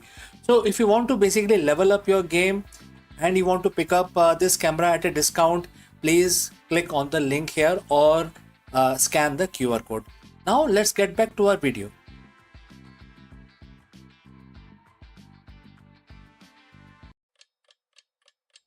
Hello दोस्तों, नमस्कारम। आप सभी का स्वागत है। आज हमारे सामने एक बहुत ही इम्पोर्टेंट क्वेश्चन है जिसका आंसर हमें ढूंढना बहुत ही जरूरी है। ये क्वेश्चन है, क्या आज के आधुनिक बिजनेस वर्ल्ड में धर्म और रणनीति का कोई स्थान है या कोई स्थान रह गया है? इस क्वेश्चन का आंसर बहुत ही इंपॉर्टेंट है और हमें इसका डिस्कशन करना है। चलिए आगे बढ़ते हैं। एक सीईओ के रूप में अनिश्चितता और कठिन निर्णयों के बीच आप अपना कर्तव्य कैसे निभा सकते हैं? इस वीडियो में हम भगवत गीता की सहायता लेंगे और हम जानेंगे कि भगवान कृष्ण ने हमें क्या सीख दी है, और इस इम्पोर्टेंट सवाल का आंसर खोजने में हम भगवत गीता की सहायता लेंगे। चलिए आगे बढ़ते हैं। एक सीईओ की कुर्सी जो होती है काफी चमकदार होती है, बहुत ही अट्रैक्टिव होती है, लेकिन इसके पीछे बहुत ज्यादा अनसर्टेनिटी होती है, तनाव, हर दिन के जीवन के कठोर निर्णय। वो ये केवल वही जानता है जो उस कुर्सी पे बैठता है। जब जाने कि कोई लीडर है जो बहुत ही हाई हॉट सीट पे बैठा हुआ है। क्या आपने कभी इसको महसूस किया है कि आपकी सारी स्ट्रेटेजी फेल हो रही है? मार्केट गिरता ही जा रहा है, आप समझ ही नहीं पा रहे क्या करना है, टीम बिखरने लगी है और सब कुछ गलत हो रहा है और इसके बीच में एक लकीर खींची हुई है। आप उस लकीर पे क्या करना है वो आप तय करते हैं एज ए सीईओ। आज हम किसी मैनेजमेंट बुक की बात नहीं करेंगे। आज हम बात करेंगे दुनिया के सबसे पुराने, सबसे प्रभावशाली लीडरशिप गाइड भगवत गीता, और खास तौर पे अध्याय 2 चैप्टर 2 श्लोक 31 में, जिसमें किसी भी सीईओ के लिए किसी वेपन की जो सीख दी गई है किसी वेपन से कम नहीं है। एक स्ट्रेटेजिक मास्टर क्लास की तरह ये हमारे सामने है। और इसका सीधा अर्थ है, अगर हम इस कोट को पढ़ें, इस वर्ष को पढ़ें, और कोट स्टार्ट्स, अपने क्षत्रिय धर्म, अपने यानी कि अपने कर्तव्य को देखते हुए भी तुम्हें विचलित नहीं होना चाहिए, क्योंकि धर्म के लिए ही, न्याय के लिए ही युद्ध करने से बेहतर एक योद्धा के लिए और कुछ भी नहीं है। And the quote close. तो दोस्तों, अगर आप यहाँ तक पहुँचे हैं तो हमें कमेंट करके ज़रूर बताएं कि आप कौन सी सिटी से, कौन सी कंट्री से हमारे साथ जुड़ रहे हैं और किस लैंग्वेज में हमारा वीडियो देख रहे हैं। तो चलिए आगे बढ़ते हैं। अब एक सीईओ के तौर पे आप सोचेंगे, मैं युद्ध कैसे कर सकता हूँ, मैं तो बिजनेस कर रहा हूँ। लेकिन जरा रुकिए, आज का बाजार किसी कुरुक्षेत्र से कम नहीं है और यहाँ पे कट थ्रोट कंपटीशन होता है। नैतिकता बनाम मुनाफा और टीम के बजाय टीम को बचाए रखने के लिए जद्दोजहद, क्योंकि टीम आपका कॉम्पिटिटर ले जाएगा। तो यही तो वो युद्ध है जो हमें हर दिन लड़ना होता है। सो इस श्लोक में बोला गया है कि क्षत्रिय अर्थ केवल वो नहीं जो तलवार उठाता है, इसका अर्थ वो है जो व्यक्ति जिम्मेदारी लेने से नहीं डरता। जब गीता में भगवान कृष्ण ने अर्जुन से कहा कि तुम विचलित मत हो, तो वो एक सीईओ को सिखा रहे हैं, एक सीईओ की तरह उनको सिखा रहे हैं और बोल रहे हैं कि आपको विचलित नहीं होना है, कितनी भी बड़ी मार्केट रियलिटी आपके सामने हो। और इन डिसीजन का अंत होना चाहिए। जब कोई बड़ा फैसला लेना हो तो आप स्वधर्म, अपनी जैसे कि अपनी कंपनी के विजन और मूल्यों को देखें और अगर फैसला सही है तो परिणाम से मत डरें, डर का त्याग करें, अर्थात कांपना छोड़ें। एक सीईओ को का डर पूरी टीम में फैल जाता है। अगर आप डरे हुए हैं तो आपकी रणनीति भी डरी हुई होगी, क्योंकि न्याय के लिए खड़ा होना है, अक्सर मार्केट में टिके रहने के लिए और अनिकता, जिसको अनएथिकल बोलते हैं, रास्ते कई दफ़ा अपना लेते हैं कई लोग, क्योंकि खड़ा रहना है और अनएथिकल जो रास्ता होता है वो थोड़ा सा आसान दिखता है। श्लोक कहते हैं कि अधर्म के खिलाफ लड़ना आपका धर्म है। यही आपकी स्ट्रैटेजी होनी चाहिए कि आपके मुनाफे से पहले आपकी वैल्यूज़ को आपको सामने रखना होगा। और अब इसको हम लीडरशिप में लगाएं तो इसको हम कैसे इम्प्लीमेंट करें, तो यहाँ पे मैं आपको 3 स्टेप बताऊंगा जिससे आप इसको धीरे धीरे अपने जीवन में डाल सकते हैं और अपने डिसीजंस बेटर ले सकते हैं। तो पहला है द पर्पस। पर्पस की परिभाषा करें। जब भी कोई मुश्किल आए, खुद से पूछें, क्या यह फैसला मेरी कंपनी के लिए वैल्यू के अनुरूप है? अगर हाँ, तो पीछे ना हटें, आगे बढ़ें। नंबर 2, कन्विक्शन के साथ लीड करें, क्योंकि आपने पहला पॉइंट आपने देख लिया है। श्लोक कहता है कि न्याय का युद्ध है ये। अगर आपकी रणनीति सही है तो आप पूरी ताकत से आगे बढ़ें। अधूरे अधूरे मन से लिए गए फैसले हमेशा घाटा देते हैं। नंबर 3, स्टेक होल्डर की सुरक्षा करें। एक योद्धा अपने राज की रक्षा करता है, अपने कर्मचारियों को, इन्वेस्टर जिसको हम निवेशक भी बोलते हैं, ग्राहकों की रक्षा करता है। और जब आप डिफेंसिव नहीं बल्कि वैल्यू ड्रिवन लीडर बनते हैं तो आप अजय हो जाते हैं। तो दोस्तों, ये 3 मंत्र हैं जो आप अपनी लाइफ में उसको फॉलो कर सकते हैं, जो हमें भगवत गीता से इस पर्टिकुलर 2 लाइनों के श्लोक में मिलते हैं। दोबारा से बोलता हूँ, चैप्टर 2 श्लोक 31, और आपको यह याद दिलाता है कि आप एक सीईओ ही नहीं, आप एक लीडर हैं जिसे न्याय और प्रगति के लिए खड़ा होना है। आज अपने बोर्ड रूम में जाने से पहले बस ये याद रखें कि जो कंडीशंस हैं वो कितनी भी कठिन हो, अगर आपका धर्म, आपका कर्तव्य और नैतिकता आप के रास्ते पे आप चल रहे हैं तो हारने का कोई सवाल ही नहीं पैदा होता। अगर आप लीडर हैं और आपको लगता है कि ये संदेश आपके किसी सहकर्मी या दोस्त के काम आ सकता है, तो उनके साथ शेयर करें और हमें कमेंट करके बताएं कि आपके लिए कॉर्पोरेट धर्म का सबसे बड़ा चैलेंज क्या है। हम उस पर चर्चा करेंगे आने वाले वीडियो में। सब्सक्राइब करना ना भूलें। मिलते हैं जल्दी अगले वीडियो में। तब तक के लिए आपका हम प्रार्थना करेंगे आपका दिन शुभ रहे और आप सक्सेस पाएं। Thank you. नमस्कार। Friends, the universe isn't just expanding, it is going somewhere. From the mysterious great attractor to the inevitable big freeze, where everything actually heading? That's a very big question that we want to address today. In this video, we trace the ultimate trajectory of every star, galaxy, and atom in existence. Have you ever wondered about the final destination of the cosmos while we go about our daily lives? Our Milky Way galaxy is screaming through space at 2.2 million kilometers per hour. But where it is going, what is pulling it? Let us discuss this further. On a clear night, the universe looks like a photograph, frozen, eternal. But the truth is, we are living inside a cosmic stampede. Right now, you are sitting on a planet that is spinning at 1600 kilometers per hour. The planet is orbiting a star at 107,000 kilometers per hour. The star is dragging us around the center of the Milky Way at 800,000 kilometers per hour, but even the galaxy itself isn't sitting still. Our entire island universe is screaming through the void towards a destination we cannot see, and the overall speed at which we are moving right now is 2.2 million kilometers per hour. Everything, every star, every black hole, every atom is on a journey, but where is it actually going? Is there a finish line? Or is the universe just running away from itself? Today, we are tracing the ultimate trajectory of the cosmos from the great attractor to big freeze. We are looking at the final map of the existence itself. So friends, if you have reached this far, please inform us from which city you have tuned in and in which language you are watching this video. This will help us determine the reach of our channel. Alright, let's proceed further. To understand where we are going, we have to look at our neighborhood.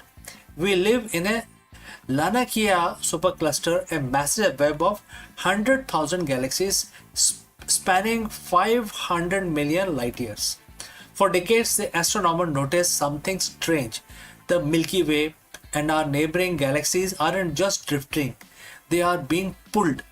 We are moving towards a specific region of space hidden behind the zone of avoidance, an area obscured by our own galaxy's dust, and therefore we actually cannot see clearly what is where we are going and what is pulling our galaxies. We call this mystery the great attractor. It's the gravitational anomaly so massive it is warping the movement of the galaxies across hundreds of millions of light years. It's like cosmic drain, and we are the water circling it. But here is the twist. We will likely never arrive at that point. Why? Because while gravity is trying to pull us together, something else is trying to rip us apart. In the late 1990s, we discovered the universe isn't just expanding, it is accelerating. This is thanks to the dark energy, a mysterious force that makes up roughly about 68% of the universe. Think of it like this. Gravity is the glue trying to hold the room together, but the dark energy is the floor constantly stretching in every direction. Because space is expanding faster than the speed of light at great distances, the great attractor is actually losing the tug of war. Eventually, the expansion will become so fast that even the pull of the Lanakia won't be enough to hold us into this particular group. We are entering an era of the great divorce. In few billion years, every galaxy outside our local group will disappear beyond the cosmic horizon.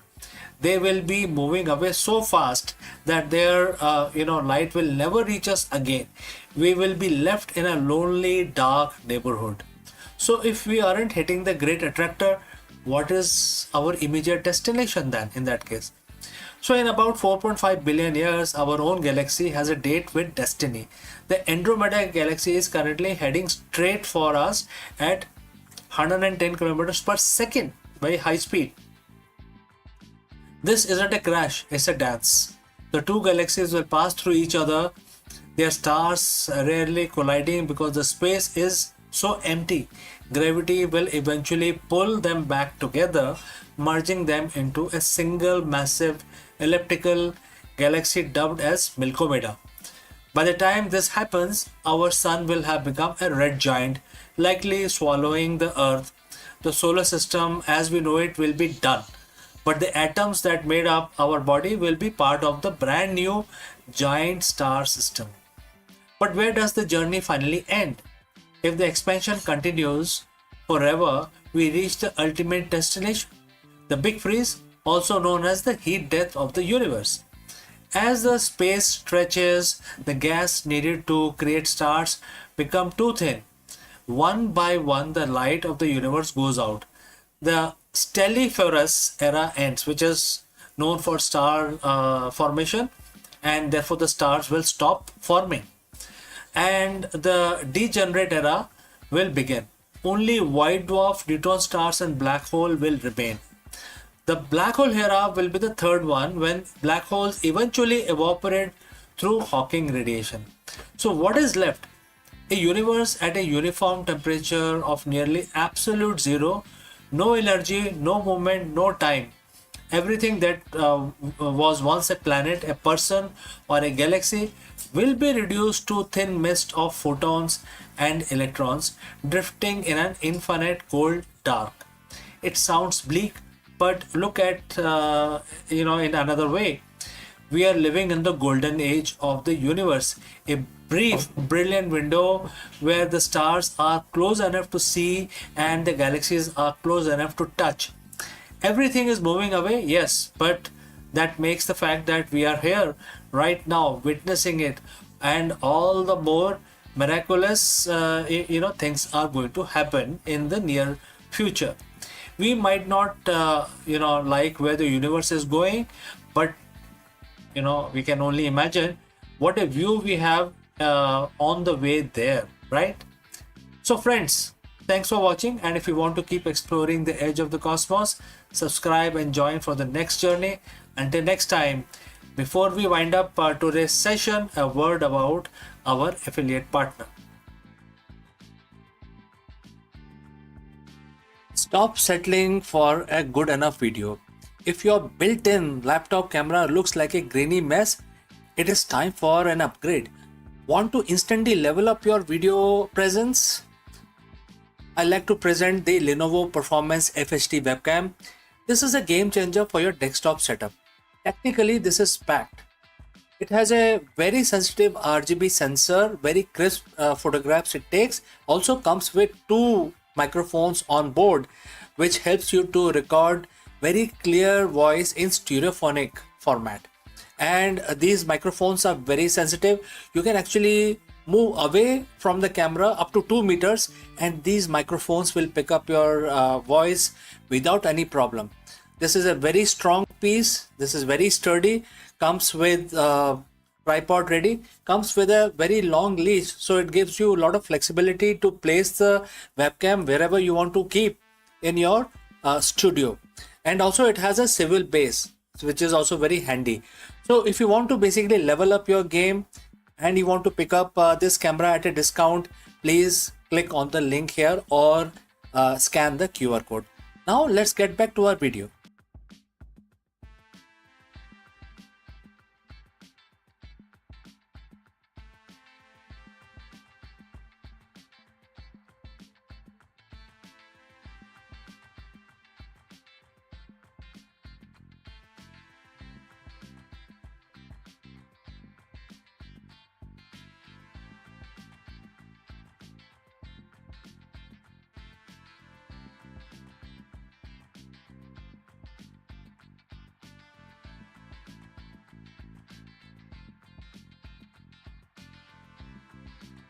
Hello friends, let me ask you, can the ancient wisdom solve the modern leadership crisis? In this video, we dive deep into Bhagavad Gita.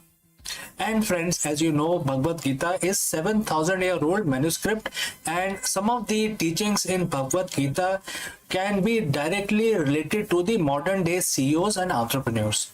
While the corporate world focuses on the external ROIs, the Gita point towards the ultimate ROI, which is transitioning from material containment to absolute clarity.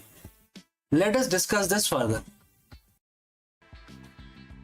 In the corner office of any major corporation, the metrics are always the same, which is EBITDA, market share, quarterly growth, and the shareholder value. We call this the return on investment.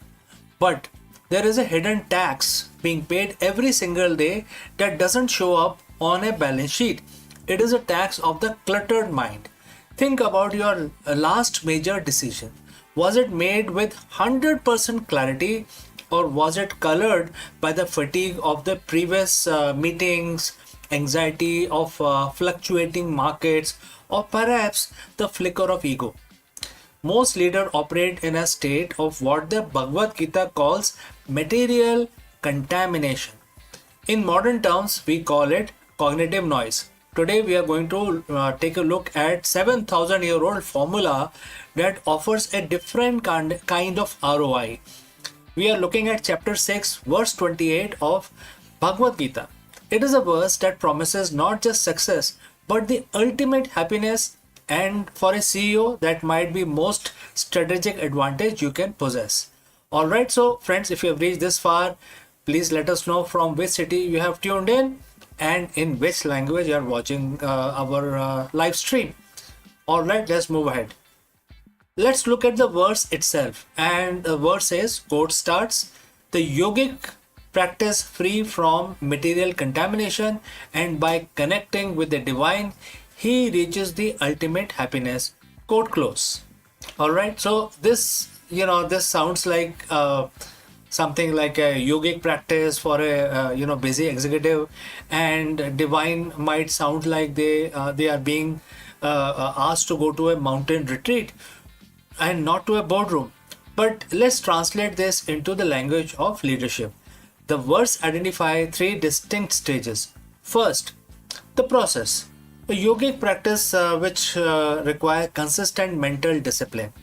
Number two, the result, the freedom from contamination, which is removal of all biases and noise. 3. The goal, the ultimate happiness, which is a state of peak performance and flow. And therefore, for a CEO, this is something which is not just spiritual. It is a blueprint of the operational, operational side of your activities, right? Don't you think so? All right. So this is going to also, improve your excellence in yourself. What does the Gita mean by contamination in the context of 21st century company? Contamination is anything that obscure your true vision in the boardroom. This looks like ego trap. And there are several things attached to the ego trap. First is making decision to win an argument rather than to serve the company's mission. Second is analysis paralysis, being so bogged down by data that you lose your intuitiveness, gut feeling, etc. Third is the emotional residue, carrying the frustration of a failed merger into your dinner with your family, or worse, into your next strategic session. When a CEO is contaminated, they are reactive. When you are reactive, you are predictable. And in business, being predictable is a liability. The Gita suggests that through yogic practice, which can be defined as structured meditation, mindfulness, and radical self-awareness, we begin to filter this contamination. Imagine your mind as a lens. Over years of high-stress leadership, that lens gets covered in dust. This verse is about daily habit of wiping the lens clean. The verse mentioned, contact with divine, etc. The word of high performance, we have a different word for this, which is flow.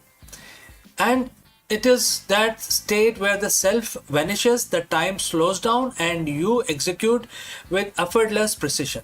But there is a deeper layer here. For a CEO, connecting with the divine can be interpreted as connecting with the highest purpose. When a leader is connected to a purpose greater than their own paycheck or their own reputation, something shifts. This connection provides a steady anchor. And if the market crashes, the anchor holds. If the media attacks, the anchor holds. Why? Because your sense of ultimate happiness is no longer tied to the external material world. It is, it is sourced from an internal connection to the truth. This is the ultimate ROI. And if you cannot be shaken by external volatility, you become most stable point in your organization. Everyone else will look look towards you to see how you react. If you are connected to that inner clarity, your organization stays calm. So how does a CEO actually do this? We don't expect you to move the Himalayas. The Gita was spoken on a battlefield, not a yoga studio. It is a manual for the people in the thick of fight. Certain things you can do, something like you can actually plan your stillness. Treat your meditation or reflection time like a board meeting. You wouldn't skip a meeting with your top investor. Don't skip the meeting with your inner self. This is where the cleaning happens. The contamination check is the second step. Before every major meeting, ask yourself, is there a contamination within you? Am I angry? Am I seeking validation? Identify the noise and it loses its power over you. Leading from Sukha, which is happiness, most leaders believe happiness comes after the success. Verse 28 flips that script. It says the practice lead to happiness and happiness is the foundation for everything else. Lead from a place of fulfillment and your decisions will be more sustainable and ethical. We live in an era of a hyper contamination, information overload, social media pressures, and relentless pace of AI are making clarity harder to find than ever before, right? The CEO of the future is not the one with the most data. It is the one with the cleanest lens. By practicing the principle of Bhagavad Gita, chapter 6, verse 28, you aren't just becoming a better spiritual person. You are becoming more effective, more resilient, and more visionary leader. You are trading the temporary high of material gains for the ultimate happiness and for a clear mind. This is the ultimate ROI, and we have come to the end of our discussion today. Thanks for joining live. Thanks for listening. Now, go back to your desk, take a deep breath, and remove contamination from your mind. Lead with clarity. So, friends, if you have any questions, please do not hesitate to send it across. Before I move on to the next topic, a word about our affiliate partner. Stop settling for a good enough video. If your built-in laptop camera looks like a grainy mess, it is time for an upgrade. Want to instantly level up your video presence? I like to present the Lenovo Performance FHD webcam. This is a game changer for your desktop setup. Technically, this is packed. It has a very sensitive RGB sensor, very crisp photographs it takes. Also comes with 2 microphones on board, which helps you to record very clear voice in stereophonic format. And these microphones are very sensitive. You can actually move away from the camera up to 2 meters and these microphones will pick up your voice without any problem. This is a very strong piece. This is very sturdy. Comes with tripod ready. Comes with a very long leash, so it gives you a lot of flexibility to place the webcam wherever you want to keep in your studio. And also it has a swivel base, which is also very handy. So if you want to basically level up your game and you want to pick up this camera at a discount, please click on the link here or scan the QR code. Now let's get back to our video.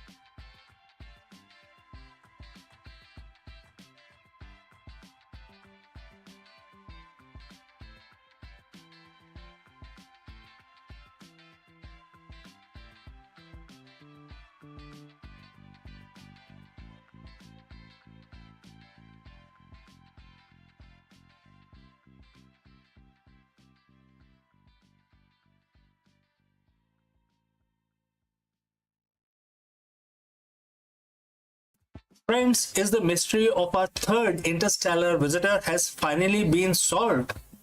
In this video, we dive deep into the groundbreaking discovery of 3I Atlas and the incredible journey astronomers took to trace its path back to its source.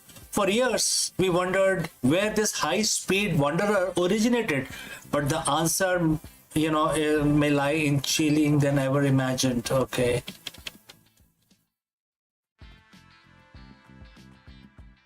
Well, imagine a world where Harry Potter and the Top Gun live under the same roof, right? And where the gritty prestige of HBO and the massive broadcast reach of CBS are controlled by the same board of directors. Well, stop imagining. On April 20th, 2026, the media landscape shifted on its axis.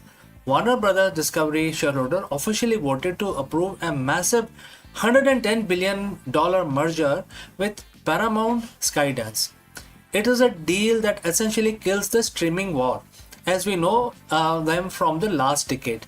We aren't just looking at another merger, we are looking at the birth of media titans specifically designed to survive the wreckage of the peak TV era. But this wasn't a smooth ride. It involved a hostile bid, a rejected offer from Netflix, and a shareholder revolt over executive payouts that would make Roman Emperor blush. Today we are breaking down the WBD Paramount power play. What happens to the Max and Paramount Plus? Why does the shareholder reject David Zaslav's massive bonus? And most importantly, how does this affect your subscription bill? So friends, if you have reached this far, please let us know from which city you have tuned in and in which language you are watching this video. This will help us determine the reach of our channel. Now, let's talk money. Paramount Skydance, led by David Allison, is acquiring 100% of the Warner Brothers Discovery. The price tag? What is this price tag? It is $31 per share in cash. When you factor this WBD significant debt, the total enterprise value hit a staggering $111 billion. This wasn't WBD's first choice. Earlier this year, Netflix actually tried to swoop in $72 billion bid for just the studio and the streaming assets. But Paramount went for the all or nothing strategy. They didn't just want the movies, they wanted the cable network, the news, and the sports. By February 27th, Netflix blinked. They cited capital discipline and walked away. Paramount, backed by Allison family, which is, of course, you know Allison, right? The Larry Ellison family. Larry Ellison is the founder of Oracle, also very, very famous entrepreneur, globally known. And Redbird Capital. They both stepped up with the cash. WBD shareholders are now overwhelmingly given their blessings with 1.7 billion votes in favor. However, the deal isn't closed yet. It's expected to finalize in Q3 of 2026, pending some very intense regulatory scrutiny. So what does this mean? It's all about synergy. The goal here is to create a next generation media company. Think about the intellectual property, which is IP library, they now control together as one entity.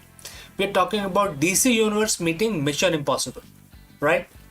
The Game of Thrones alongside Star Trek, SpongeBob, SquarePants, Sesame Street under one banner. But the biggest change for us as a consumer, the super streamer, managed managed by the combined entity, and the people who are going to manage this whole thing have already hinted that Max and Paramount Plus will eventually merge into a single platform. For the companies, this saves billions, specifically 6 billion annually by this change. Alright, so they no longer have to pay for the two separate tech stacks, two marketing departments, or two set of overhead.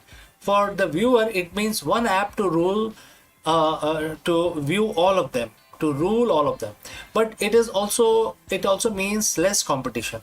which historically lead to, you guessed it, price hike. So if there is no competition, they have consolidated the market. They are free to put any price tag, whatever they want, right? There is no pressure from the market. So if there is one thing that keeps the lights on the old media, it's the live sports. And this merger creates an absolute juggernaut. Combined WBD and Paramount now holds the right to the NFL via CBS, NCAA March Madness, NHL and MLB championship leagues, the Olympic internationally and the PGA tours and UFC. In a world where Amazon and Apple are trying to buy their way into sports, this combined entity becomes the must-have partner for every major league. They have the broadcast reach of CBS for the big games and streaming flexibility of Max for everything else. This is their shield against Netflix, which has only recently started dipping its toes into live events. Now, let's get to the spicy part. While the shareholder loved the deal, they hate the exit packages. WBD CEO David Zaslav, a man often criticized for his aggressive cost-cutting and vaulting of completed films, was lined up for a golden parachute worth $850 million as an exit for himself. At the special meeting on April 23rd, shareholder voted forcefully against these executive payouts. 1.4 billion votes were casted against the compensation packages. Now, here is the kicker. The vote is non-binding. Technically, board can still pay him, but the message is clear. Hollywood creators and investors alike are tired of seeing massive executive bonuses while the industry suffers through layoffs and budget cuts. Even Hollywood legends like Denis Villeneuve and David Fincher signed an open letter opposing the consolidation, fearing it will lead to fewer choices and less creative freedom. So, is the deal done? Not quite. The US Department of Justice and the UK regulatory bodies are currently looking at this with a magnifying glass. Senators like Elizabeth Warren have already called it an antitrust disaster that threatens to raise prices for American families. If the deal doesn't close by September 30th, a ticking fee kick in Paramount will have to pay WBD shareholders an extra 25 cents per share every quarter. It's a massive incentive to get across the finish line fast. The streaming war started as a race to see who could spend most money to get the most subscribers. This merger proves that the race is over. The new game is now known as survival. By joining forces, WBD and Paramount aren't trying to win the war. They're trying to make sure they are the last ones standing. So what do you think, friends? Is this a super streamer you have been waiting for? Or are we just watching the slow death of a variety in Hollywood? Let me know in the comments below. And don't forget to hit that subscribe button to stay updated on the most massive media mergers of our lifetime. And I will see you again in the next one. Before I go, a word about our affiliate partner. Stop settling for a good enough video. If your built-in laptop camera looks like a grainy mess, it is time for an upgrade. Want to instantly level up your video presence? I like to present the Lenovo Performance FHD webcam. This is a game changer for your desktop setup. Technically, this is packed. It has a very sensitive RGB sensor, very crisp photographs it takes. Also comes with 2 microphones on board, which helps you to record very clear voice in stereophonic format. And these microphones are very sensitive. You can actually move away from the camera up to 2 meters and these microphones will pick up your voice without any problem. This is a very strong piece. This is very sturdy. Comes with tripod ready. Comes with a very long leash, so it gives you a lot of flexibility to place the webcam wherever you want to keep in your studio. And also it has a swivel base which is also very handy. So if you want to basically level up your game and you want to pick up this camera at a discount, please click on the link here or scan the QR code. Now let's get back to our video.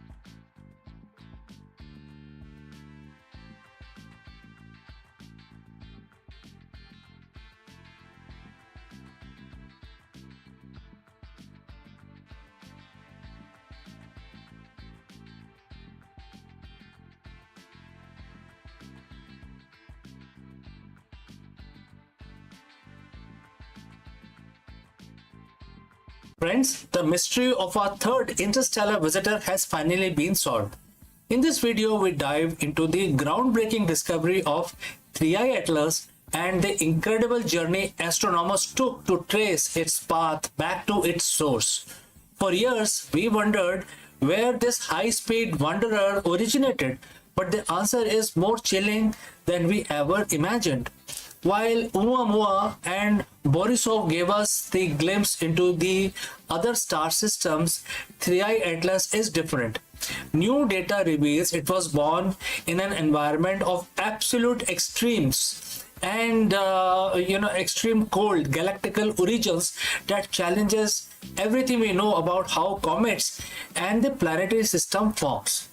Let us explore this further. In the vast silence of ocean of the cosmos, things usually stay in their place. Stars keep their clusters, planets follow their tracks, but every once in a while, a ghost appears, a wanderer. In 2017, we saw Oumuamua, a bizarre cigar-shaped shard that defied explanation. In 2019, we saw 2I Borisov, a rogue comet that looked familiar but felt alien. But now in 2026 we have the third visitor, which is 3I Atlas. In fact 2025, but we are still tracking in 2026. When it first appeared in 2025 July 1st, we knew it was fast, we knew it was big. But as it sped past our sun and began its long journey back into the void, it left us a parting gift, a chemical fingerprint. For months, the world's most powerful telescopes from Alama Array in high desert of Chile or the James Webb Space Telescope have been staring at this frozen traveler. And the data just came back, and we are now finally, we know where the 3I Atlas came from.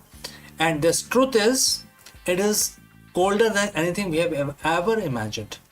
Alright, so friends, if you have reached this far, please inform us from which city you have tuned in and in which language you are watching this video. This will help us determine the reach of our channel. Alright, let's proceed further. To understand why 3I Atlas is so terrifying, we have to look at what it is. Astronomer calls it an interstellar object. It wasn't born in our solar system. It didn't form near Jupiter or just in the Oort cloud. It's an immigrant from another star system, likely ejected billions of years ago.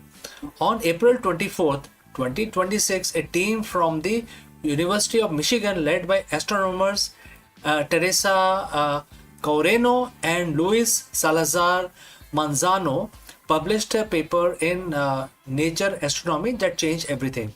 They weren't just looking at the comet's shape, they were looking at its heavy water, specifically, deuterated water, or HDO. In our solar system, comets have a specific ratio of regular water to heavy water. It's like a biological signature of our sun's birth. But 3i Atlas was different. Its ratio of heavy water is 30 times higher than any comet in our solar system, and it is 40 times higher than the water in our own oceans. This isn't just a slight difference. This is a neon sign screaming that this object was born in an environment we can barely comprehend. So what does this heavy water ratio tells us? It's a thermometer for the deep past. Chemical processes that create this much deuterium only happens in extreme conditions, specifically temperatures below 30 Kelvin. That is minus 406 degrees Fahrenheit or minus 253 degrees Celsius. Imagine a place so cold that even the atoms themselves seems to move in slow motion. This is where 3i Atlas was born. But here is a kicker. Astronomers think it didn't just come from a cold planet. It likely came from a loner star. Our sun was born in a crowded nursery surrounded by sibling stars that provided heat and radiation. But the home star of 3i Atlas, it was like outcast born in a dark, isolated corners of the Milky Way, where there was no other star keeping the neighborhood warm. Scientists are calling it a cold galactic origin. This comet is essentially a 10 billion year old ice cube that has preserved the chemistry of a dead, frozen era of our galaxy. If the temperature doesn't haunt you, the age will definitely do. Our sun is roughly 4.6 billion years old, and we think, that is ancient. But 3i Atlas initially estimated that it could be 11 billion years old. Think about that. When 3i Atlas was forming in its dark, frozen cradle, the Earth didn't even exist. Our sun didn't exist. The Milky was a completely different shape.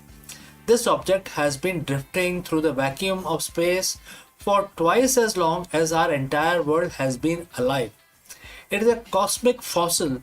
It has survived the death of its home star, the collision of galaxies, and the slow expansion of the universe, all to end up in our backyard for a brief month, right? You might be wondering, why does it matter if the rock is cold and old? It matters because 3i Atlas is the mirror. By studying its chemistry, we aren't just learning about the random comet, we are learning about the diversity of the universe. Until now, we thought our solar system's recipe was standard. We thought water was simply water. But 3i Atlas shows us that there are regions of galaxy where building block of life are fundamentally different. If the comet had crashed into a young planet in its home system, that planet would have ocean filled with heavy water. Would life even be possible there? Or would it be a world of heavy biology fundamentally incompatible with us? As we speak, 3i Atlas is moving at 137,000 miles per hour. It has already passed Jupiter. It is heading back into the interstellar dark, away from the warmth of our sun that briefly woke it up from its long slumber. We may never see it again. In a few years, it will be just another data point in our archives, but it leaves us with a terrifying, beautiful realization: the universe is much, much bigger, much older, and much colder than we dare to believe. We have just, warm up little campfire in a very, very cold forest, right? So, friends, what do you think about this? If you have any question, do not hesitate to send it across. Thanks for joining live. Thanks for watching. And if you want to keep up with the latest from the deep freeze of space, hit that subscribe button and stay curious. This next visitor could be the right around the corner. So friends, see you in the next one. But before I leave, a word from our affiliate partner. Stop settling for a good enough video. If your built-in laptop camera looks like a grainy mess, it is time for an upgrade. Want to instantly level up your video presence?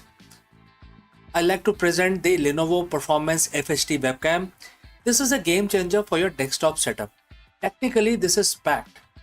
It has a very sensitive RGB sensor, very crisp photographs it takes. Also comes with two microphones on board, which helps you to record very clear voice in stereophonic format.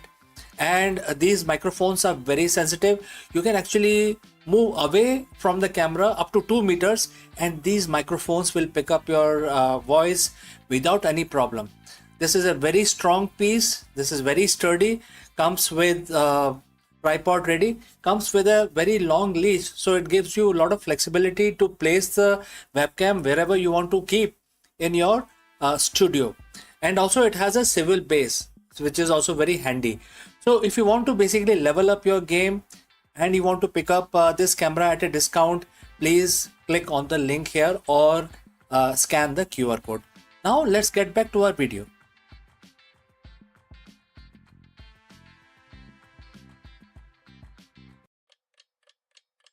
परिवार केवल रिश्तों का नाम नहीं है, ये हमारे दिमाग और भावनाओं की असली प्रयोगशाला है। जब हम अपने प्रियजनों के साथ समय बिताते हैं, हंसी बांटते हैं, सुख दुख साझा करते हैं, तो हमारे भीतर ऐसी मानसिक ऊर्जा पैदा होती है जो हमें जीवन के हर चुनौती से लड़ने की ताकत देती है। हाल के अध्ययनों ने यह साबित किया है कि परिवार का साथ दिमाग की कार्य क्षमता को बढ़ाता है और भावनात्मक दृढ़ता को पीढ़ी दर पीढ़ी मजबूत करता है। आज की तेज रफ्तार दुनिया में जहां तनाव और अकेलापन बढ़ रहा है, परिवार ही वह सुरक्षा आश्रय है जो हमें स्थिरता, आत्मविश्वास और मानसिक शांति प्रदान करता है। यह केवल एक सामाजिक इकाई नहीं है, बल्कि हमारी सोच, हमारी स्मृति, हमारी भावनाओं का आधार है। चलिए इसके बारे में और जानते हैं। मानव जीवन में परिवार केवल रिश्तों का समूह नहीं है, बल्कि ये हमारी मानसिक और भावनात्मक ऊर्जा का भी स्रोत है। हाल के अध्ययनों ने ये उजागर किया है कि परिवार के साथ समय बिताना दिमाग की कार्य क्षमता को बढ़ाता है और भावनात्मक दृढ़ता को पीढ़ी दर पीढ़ी मजबूत करता है। जब हम अपने प्रियजनों के साथ बैठते हैं, बातचीत करते हैं, हंसी मजाक जो है वो साझा करते हैं या कठिन समय में एक दूसरे का सहारा बनते हैं, तो दिमाग में सकारात्मक रसायन सक्रिय होते हैं। ऑक्सीटोसिन और डोपामिन जैसे हार्मोन्स हमारे भीतर खुशी और सुरक्षा की भावना जगाते हैं। ये केवल क्षणिक आनंद नहीं, बल्कि दीर्घकालीन मानसिक स्वास्थ्य का आधार है। परिवार के साथ बिताया गया समय बच्चों के लिए विशेष रूप से महत्वपूर्ण है। माता पिता और दादा दादी के साथ संवाद बच्चों के दिमाग में भाषा, स्मृति और भावनात्मक संतुलन को मजबूत करता है। यही कारण है कि जिन बच्चों का पारिवारिक वातावरण सहयोगी और स्नेहपूर्ण होता है, वे जीवन की चुनौतियों का सामना अधिक आत्मविश्वास से कर सकते हैं। वयस्कों के लिए भी परिवार मानसिक ऊर्जा का स्रोत है। कामकाज और सामाजिक दबावों के बीच परिवार का साथ तनाव को कम करता है। जब हम अपने प्रियजनों के साथ भोजन करते हैं, कहानियां सुनते हैं या बस साथ में बैठते हैं, तो दिमाग की थकान दूर होती है और सोचने समझने की क्षमता बढ़ती है। अध्ययनों ने ये भी इस दिखाया कि परिवार का साथ बिताने से भावात्मक दृढ़ता, जिसको कि इमोशनल रेजिलियंस कहते हैं, वो भी बढ़ती है। इसका अर्थ ये है कि व्यक्ति कठिन परिस्थितियों में भी टूटता नहीं है एक्चुअली, बल्कि संभल कर आगे बढ़ता है। ये दृढ़ता केवल एक पीढ़ी तक सीमित नहीं रहती, बल्कि बच्चों और आने वाली पीढ़ियों में भी ट्रांसफर होती है। इस प्रकार परिवार का एक जीवंत अगर रूप देखा जाए तो वो विद्यालय से कम नहीं है, जहां हम धैर्य, सहयोग और प्रेम सीखते हैं। 2026 के संदर्भ में ये और भी महत्वपूर्ण है।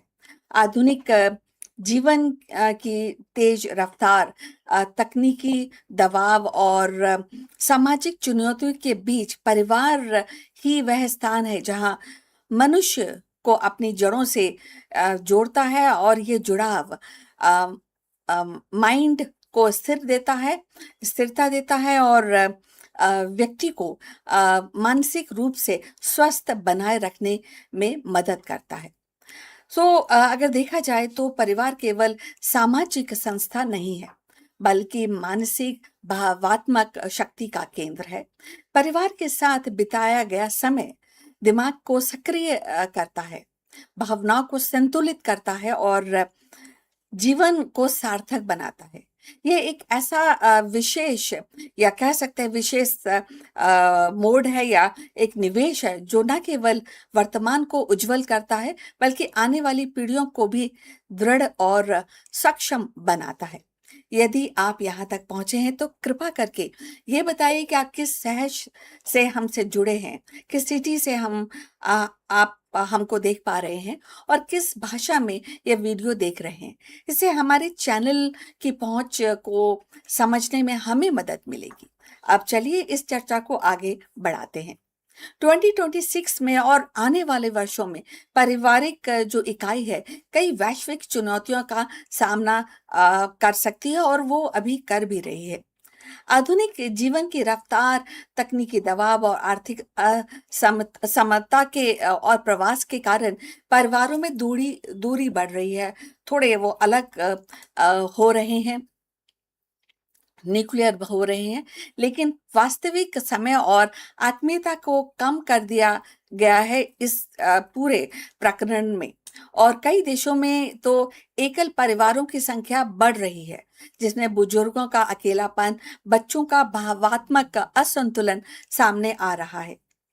इन चुनौतियों का समाधान परिवार के भीतर सचेत प्रयास से ही संभव है। सबसे पहले परिवार को समय देना आवश्यक है।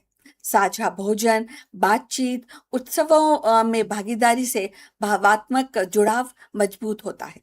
दूसरा, तकनीक का संतुलन उपयोग करना चाहिए ताकि डिजिटल दुनिया वास्तविक संबंधों पर हावी ना हो। और तीसरा, कि शिक्षा और सामाजिक नीतियों में परिवार केंद्रित दृष्टिकोण अपनाना होगा, जिससे बच्चे और बुजुर्ग दोनों को सहयोग और सुरक्षा मिले। तो अब हम अंत तक पहुंच चुके हैं, और ये एक बार और आपके लिए दोहराना चाहते हैं कि परिवार केवल सामाजिक संरचना नहीं है, बल्कि मानसिक और भावनात्मक शक्ति का आधार है। यदि हम 2026 और आगे की चुनौतियों का सामना करना चाहते हैं, तो परिवार को प्राथमिकता देनी होगी, ताकि वह शक्ति और दिमाग को स्थिर करने में सहयोग दे और भावनाओं को और भी दृढ़ बनाती रहे, और ये पीढ़ी दर पीढ़ी जीवन को संतुलित और सार्थक बनाए रख सकती है। ये आज का डिस्कशन था। आप से गुजारिश है कि आप इस टॉपिक पर अपने कमेंट हमको लिखकर भेजिए। इसके साथ ही कृपा करके हमारे चैनल को लाइक एंड सब्सक्राइब करना मत भूलिए। मिलते हैं दूसरे एक डिस्कशन में, तब तक विदा, नमस्कार।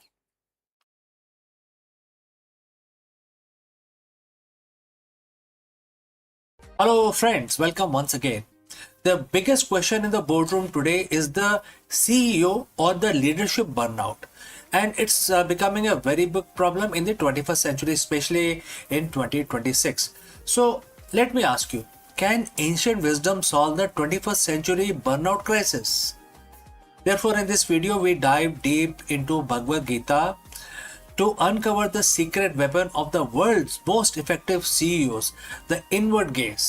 While most leadership training focuses on the external strategy, the Gita teaches that the true power comes from the internal mastery. Let us explore this further. Friends, close your eyes for a second, or not that long, because you got a company to run. Think about your morning. How many notifications did you get before you wake up, right? So as you waking up, you see so many notifications in your email, right? A market dip in Asia, a key hire resignation, a competitor's aggressive new acquisition. As a CEO, your mind is battlefield. You are expected to be most external person in the organization, watching the charts, the people, and the future as well. But what if I told you that the most successful leaders in history, the one who remain unshakable when the ship is sinking, don't look outward for their primary strategy. They actually look inwards. Today we are decoding 7,000-year-old blueprint for executive excellence. It comes from Bhagavad Gita, chapter 5, verse 28. It's verse about liberation, but for a modern leader, it's a manual for mental sovereignty.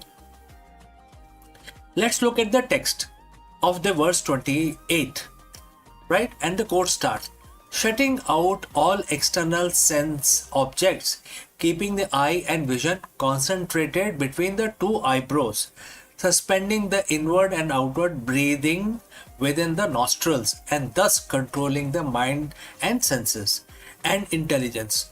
The transcendental leader seeking liberation becomes free from desire, fear, and anger. Quote close. Well, friends, if you have reached this far, please inform us from which city you have tuned in and in which language you are watching this video. This will help us determine the reach of our channel. Alright, moving on. At first glance, this sounds like a guide for a monk in a cave. But let's translate this into a CEO speak. Let's look at it again. Shutting your external sense object, which is equal to filtering out the noise. Data is useful, but noise is deadly. Next is vision between the eyebrows. Single pointed focus, eliminating shiny object syndrome. Next, suspending the breathing, regulating the nervous system. You cannot lead if your body is in a permanent state of fight or flight, right? Free from desire, free from anger. That is the next phrase. This is the definition of objective decision making. Why does CEO need an inward gaze? Because the biggest threat in your company isn't the competition. It is your own unprocessed reactivity. When the CEO reacts out of fear, they cut cost into too early and stifle innovation. When they react out of desire, they over leverage and chase vanity metrics. When they react out of anger, they destroy corporate culture. The inward gaze mentioned in Gita is about becoming witness. In business psychology, we call this metacognition. It is the ability to watch your thoughts without being hijacked by them. Imagine a board meeting where room is heated, everyone is shouting, and if your gaze is inward, you aren't caught in the emotional crossfire. You are observing the pattern. You are the eye of the storm. That is a secret weapon. It allows you to see the signal while everyone else is drowning in the noise. The verse specifically mentioned equalizing the inhalation and exhalation. What does a spiritual text care about breathing? Well, because your breath is the remote control of your brain. Many of us know this fact. Breathing is the only a process in the body which can be controlled by you, as well as it is involuntary as well. Even if you don't think about breathing, your body continues to breathe, right? So there is a fine line using which you can start controlling your mind. So it's a common knowledge. Now let's proceed further. Science tells us that when you are stressed, your breathing becomes shallow and rapid. This triggers the the situation that most of us are, anxiety situation that most of us are suffering. The primitive part of the brain, which it controls this whole thing, is basically creating an environment of fear in your brain. You lose access to your prefrontal cortex, the part of your brain responsible for complex strategy and empathy. The Gita was teaching biohacking long before the term even existed. By equalizing the breathing, you manually reset your nervous system. The boardroom application, how does it apply in the boardroom? Before you walk into a high stress negotiation, or before you hit that send button on a difficult email, you practice verse 28. You equalize the breathing. You move from state of threat to the state of resourcefulness. This is how you command a room without saying a word. And that is a true executive presence. The final part of the verse says this path leads to liberation. For a CEO, what is liberation? It is a freedom from being a slave to the stock price, slave to the ego, or even opinion of the industry. So Gita teaches a concept called Nishkam Karma, acting without attachment to the results. This doesn't mean you don't care about profits. It means you are so focused on the excellence of the process that you aren't paralyzed by the fear of the outcome. When you are free from the fear of the and desire, you can make hard decisions. You can pivot the company when it is unpopular. You can stand by your values when it is expensive. You are liberated from the need for external validation, which makes you one of the most dangerous and effective leader in the market. So how do you master this inward gaze? It's not about quitting your job to meditate. It's about integrating Gita into your workflow. And how you can do that? Starting with morning silence. Spend 5 minutes shutting out sense object. No phones, no email, just your breathing. Start thinking about your breathing process only for 5 minutes. All right. Next, 3 breathe rule. Before every meeting, equalize your inhalation and exhalation. Equal, right? Slow it down. Next, the mirror check. Ask yourself, am I moving towards the goal out of fear or out of purpose? Right? Mastering the inward gaze doesn't make you a passive leader at all. It makes you an unstoppable one. It transforms you from a CEO who is pushed by the world into a leadership role, or another person is who's actually shaping the world itself. Right? So it transforms that. Gita says that this is a way for the liberation for the leadership role. In the business world, we just call it the greatness. So friends, what do you think? If you have any questions or any comments, please leave them in the comment section below. Thanks for joining live. Thanks for watching. And if you found this leadership lesson valuable, subscribe for more ancient wisdom for the modern businesses. Now you can go lead from within. All right. So before we end this section, I'd like to speak few words about our affiliate partner. Stop settling for a good enough video. If your built-in laptop camera looks like a grainy mess, it is time for an upgrade. Want to instantly level up your video presence? I like to present the Lenovo Performance FHD webcam. This is a game changer for your desktop setup. Technically, this is packed. It has a very sensitive RGB sensor, very crisp photographs it takes. Also comes with 2 microphones on board, which helps you to record very clear voice in stereophonic format. And these microphones are very sensitive. You can actually move away from the camera up to 2 meters and these microphones will pick up your voice without any problem. This is a very strong piece. This is very sturdy. Comes with tripod ready. Comes with a very long leash, so it gives you a lot of flexibility to place the webcam wherever you want to keep in your studio. And also it has a swivel base, which is also very handy. So if you want to basically level up your game and you want to pick up this camera at a discount, please click on the link here or scan the QR code. Now let's get back to our video.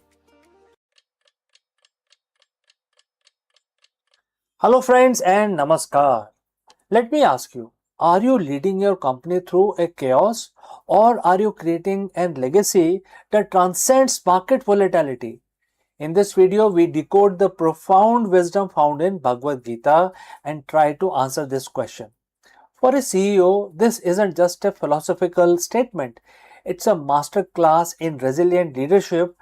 And therefore, in this video, we will discover why the greatest business leaders operate from a place of eternal perspective and shedding the fear of failure and illusion for gaining total control. Let's go and discuss this further. Every day, as a CEO, you wake up to the same pressure, and that is the numbers, the quarterly target, the market volatility, the competition, the fear of losing market share, losing your edge, or even losing your company. We treat business like a battleground where one wrong move results in total destruction. But what if I told you that the fear of business and all other fears are rooted in a fundamental misunderstanding of the reality. Today we are stepping beyond the balance sheet and we are looking at 5,000-year-old secret from Bhagavad Gita that changes everything about how you lead, how you decide, and how you survive. So friends, if you have reached this far, please inform us from which city you have tuned in and in which language you are watching this video. This will help us determine the reach of our channel. Alright, let's proceed further. The verse is chapter 2, verse 19, and Bhagwan Krishna tells Arjun, and the quote starts, "In ignorance, one may think that a soul can slay another soul, or the soul gets slayed by another soul. But in truth, the learned know that the soul neither kills nor is killed." And the quote close. Now let's bring it into the boardroom, modern boardroom. In business, we are constantly slaying the competitors and fearing being slayed by them at the same time. We think if a product fails, the business dies. If a competitor launches a better service, we are slayed, we are finished. But the Gita is inviting us to a different level of intelligence. It is teaching us about the imperishable. When you identify only the external, the revenue, the valuation, the physical assets, you are living in a state of constant fragile death. But when you lead from the core, the purpose, the value, the innovation, and the vision, you tap into something that cannot be destroyed by the market shifts. The learned CEOs doesn't mean someone with the most degrees. It means someone with vivek, the ability to discriminate between temporary and the eternal. When you are attached to the outcome, you are anxious. You lose the ability to see clearly. You make desperate short-term decisions that hurt your long-term legacy. True leadership is performing your duty, your dharma, with total intensity, but without paralyzing fear of the results. So when you stop fearing the death of your plans, you stop being prisoner to the market data. You become a pioneer, not a defender. So how do we apply this, in our daily life? And therefore, I would like to provide three perspectives from my side. There are three ways to practice the eternal perspective, and that you can practice from tomorrow morning or even today. Choice is yours. First is analyze the imperishable. Ask yourself, if my entire current product line vanish tomorrow, what will remain then? What will happen? Is it your team's culture? Is it your unique problem solving process? That is your soul basically. Whatever remains, if everything perishes, is your soul. So identify that and build on that. Number two, detached intensity. Execute your strategy as if everything depends on it, but accept the outcome as if you are a gardener. You plant the seed, but you don't dictate the weather, right? Number three is a perspective shift. So next time a crisis hit, stop and ask, Is this the end of the soul of this company, or is it just a change in the market? Don't let the temporary slaying of a project break your focus on a long term vision. Business is not just about the transaction, it's about the transformation. When you stop leading out of fear, you start leading out of power. You're not the victim of the market, you are the architect of a vision that transcends the ups and downs of any single fiscal year. Move beyond the balance sheet, lead with the wisdom that understands what truly lasts. So, friends, if you found this perspective shift valuable, I want to hear from you in the comments below. Tell me, what is one fear you have been carrying that you are, ready to let go of? And we will learn it together. We will discuss in the future episode. So, friends, if you have any questions, as I mentioned, please leave them in the comments, and I will see you very soon in the next one. Have a nice day.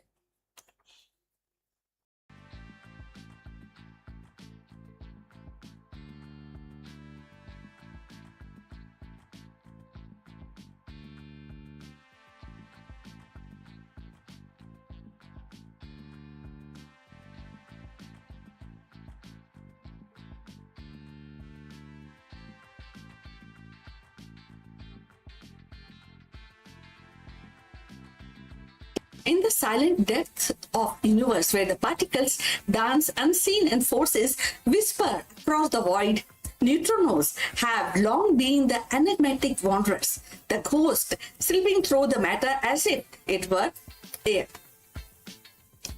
For decades, they seemed passive, mere spectator in the cosmic play. But now, a startling revelation suggests that they may be tugging at reality itself. The discovery of subtle neutrino force hint at the invisible thread woven into quantum fabric.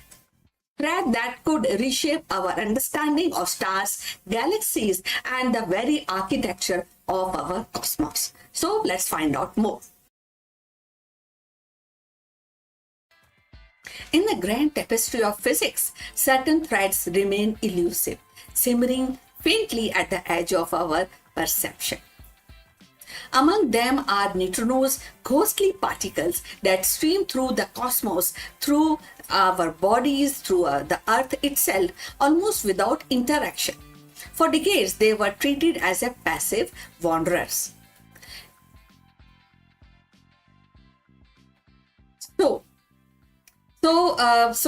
So for decades, as they were passive wanderers and important for the balance, but not for the force. Yet, the recent discovery suggests that neutrinos may weave their own subtle thread of influence, tugging at the fabric of matter in a way we are only beginning to understand.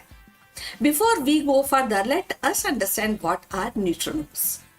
So neutrinos are elementary particle that belongs to the lepton family, similar to the electrons, but unlike electrons. They carry no electric charge and have extremely small mass, making them lightest known particle with mass, though not massless. Because they do not interact via the electromagnetic or strong forces, neutrinos can pass through the ordinary matter almost completely undisturbed, which is why trillions of them pass through our bodies every second without any effect. Neutrinos are crucial for understanding the fundamental physics, including the weak nuclear force, stellar processes, and cosmology. Their unique properties make them both elusive and invaluable for probing the universe in a way that other particles cannot. So if you have reached this far, please inform us from which city you have tuned in and which language you are watching. This will help us to determine the reach of our channel. So moving forward in this interesting details, the so-called neutrino force is not a kind of a push like a gravity or electromagnetism. It is a whisper, a faint pressure that emerges when the neutrinos scatter off nuclei, leaving behind a measurable trace. Physicists long suspected such interaction, but the evidence was buried beneath the noise. So, hidden in the shadow of stronger forces. So, now with the executively sensitive detectors buried deep underground and shielded from the cosmic interface, the researchers have begun to tease out these hidden signals. So the implications are profound. If neutrinos exert a force, however slight, they are not merely passive messenger of nuclear reaction, but an active participant in shaping matter. This reframed their role in stellar evolution, in supernova explosions, and even in the early universe. The faint tug of neutrinos may have influenced how galaxies cluttered and how matter danced and how the cosmic web itself was stitched together. So mapping this force requires patience and ingenuity. Detectors are filled with tons of liquid argon and heavy water wait slightly for the rare moment when the neutrino collides. And each flash of light, each ripple of energy is a clue. By collecting thousands of such events, scientists have reconstructed the hidden geometry of neutrino interactions. The emerging picture is one of the delicate thread quantum filament that connects the smallest scale of particle physics to the larger structure of cosmos. The discovery also challenges the standard model of physics that are so soft. It's like a soft framework which has guided science for half a century. Now, neutrinos were already anomalies and they oscillate between flavors and they have a mass when the theory predicted none. Now, with the evidence of the force, they may demand an extension of model, a new chapter in our understanding of fundamental interaction. For a lay person, the idea is both humbling and exhilarating, And imagine a particle so small they pass through a wall of lead as if it was a mist. Yet collectively they shape a density of stars. Imagine a universe where the invisible thread tug gently at matter, guiding its dance across billions of years. The neutrino force reminds us that the nature's most powerful influence are not always loud or obvious. They can be subtle, patient, and hidden in a plain sight. As physicists continue to map these quantum threads, they are not merely cataloging another force, they are uncovering a deeper truth. That the universe is woven from the interaction both grand and delicate, from explosion of supernova to a faintest whisper of neutrino. And in that weaving lies the story of everything: the galaxy above, the atom within, and the invisible force that binds them together. In the end, neutrino force is more than a scientific curiosity. It is a reminder that universe is stitched together by thread, both visible and unseen. Gravity may anchor the stars, electromagnetism may light the sky, but it is quite tug of neutrino that whisper of deeper harmonies. As physicists trace these quantum thread, they are not only mapping a new force, they are uncovering the poetry of existence itself, where even the faintest particle play their part in a grand design. So, invisible thread and infinite cosmos. So, we have come to the end. Thanks for watching. Please like and subscribe our channel and see you in the next one. But before we end, few words from our affiliate partner. Stop settling for a good enough video. If your built-in laptop camera looks like a grainy mess, it is time for an upgrade. Want to instantly level up your video presence? I like to present the Lenovo Performance FHD webcam. This is a game changer for your desktop setup. Technically, this is packed. It has a very sensitive RGB sensor, very crisp photographs it takes. Also comes with two microphones on board, which helps you to record very clear voice in stereophonic format. And these microphones are very sensitive. You can actually move away from the camera up to 2 meters, and these microphones will pick up your voice without any problem. This is a very strong piece. This is very sturdy. Comes with tripod ready. Comes with a very long leash, so it gives you a lot of flexibility to place the webcam wherever you want to keep in your studio. And also it has a swivel base, which is also very handy. So if you want to basically level up your game and you want to pick up this camera at a discount, please click on the link here or scan the QR code. Now let's get back to our video.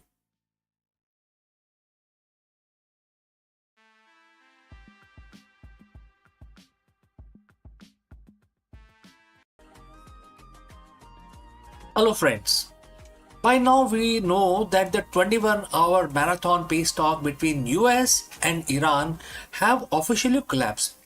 What does this mean for the global stability and your wallet as well as mine? Therefore, in this video we break down the dramatic failure of the Islamabad Peace Summit, where Vice President JD Vance and the Iranian negotiators failed to reach a ceasefire after nearly 21 hours of high-stake diplomacy. Following the expiration of the temporary 2-week ceasefire, the Middle East is now bracing for the return to active hostility and a massive economic ripple effect. Let us discuss this further. It's being called the most consequential 21 hours in the modern diplomacy. In a high-stake hotel room in Islamabad, Pakistan, the world held its breath as the Vice President JD Vance and the Iranian negotiators sat face to face for the first time in decades. What was the goal? The goal was very set: to stop the war that has already crippled global trade and brought the Middle East to its knees. But as of this morning, which is April 13, 2026, the silence from the Serena Hotel was broken by a single devastating sentence from the US delegation: no deal has been reached. The temporary 2 weeks ceasefire has now also expired. The peace deal has collapsed, and as the diplomats head back to the airport, the markets are already reacting. Oil is spiking, gold is hitting record high, and the drums of war are beating louder than ever. Today we dive deep into understanding what exactly is going on and why the Islamabad Peace Summit failed, and what this means for the global economy as we brace for the fallout. So friends, if you have reached this far, please inform us from which city you have tuned in and in which language you are watching this video. This will help us determine the reach of our channel, and I will also know who's watching which segment, etc. Now let's proceed further. To understand why this failed, we have to look at the clock. The talks began with a glimmer of hope. President Trump had sent high-powered team headed by Vice President JD Vance, Special Envoy Steve Witkoff, and Jared Kushner. They were meeting an Iranian delegation led by Mohammad Bagher Kalibaf. For 15 hours, the talk were described as expert-level discussions. They were exchanging text, debating the finer points of a 15-point proposal. But by hour 20, the atmosphere completely shifted. US presented, what they called their best and final offer. The core of the American demand was simple: Iran must provide an affirmative commitment to stop all nuclear enrichment and immediately, unconditionally reopen the Strait of Hormuz. The Iran response, they called the demand excessive. Tehran counter-offered with their own 10-point plan, demanding the immediate withdrawal of all US forces from the Middle East and lifting of all sanctions before a single ship moved through the Strait of Hormuz. By 4 a.m. local time, the deadlock was absolute. JD Vance walked out, stating that if the Iranians weren't willing to negotiate in good faith, the US was not, receptive to further stalling. The open hand of diplomacy has been replaced by a closed fist. This isn't just a political failure, it's an economic catastrophe. Why does a meeting in Pakistan matter to someone in New York, London, or Tokyo? There is only one answer, and that is Hormuz. The Strait of Hormuz is the world's most important oil artery. Currently, it is under an effective stranglehold. During the ceasefire, there was a hope that the blockade could be lifted. Instead, no deal news has sent oil prices into a vertical climb. Analysts at Goldman Sachs and S&P Global are warning that if the hostility resumes, we are looking at a price of $150 per barrel, and this is going to become a reality.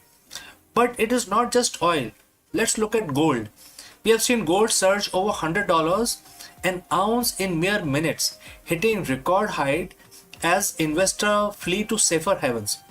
The Gulf economies, nations like Qatar and Kuwait, which rely entirely on the strait, are looking at potential recession of up to 5% this year. Supply chain. Let's look at how this will impact supply chain.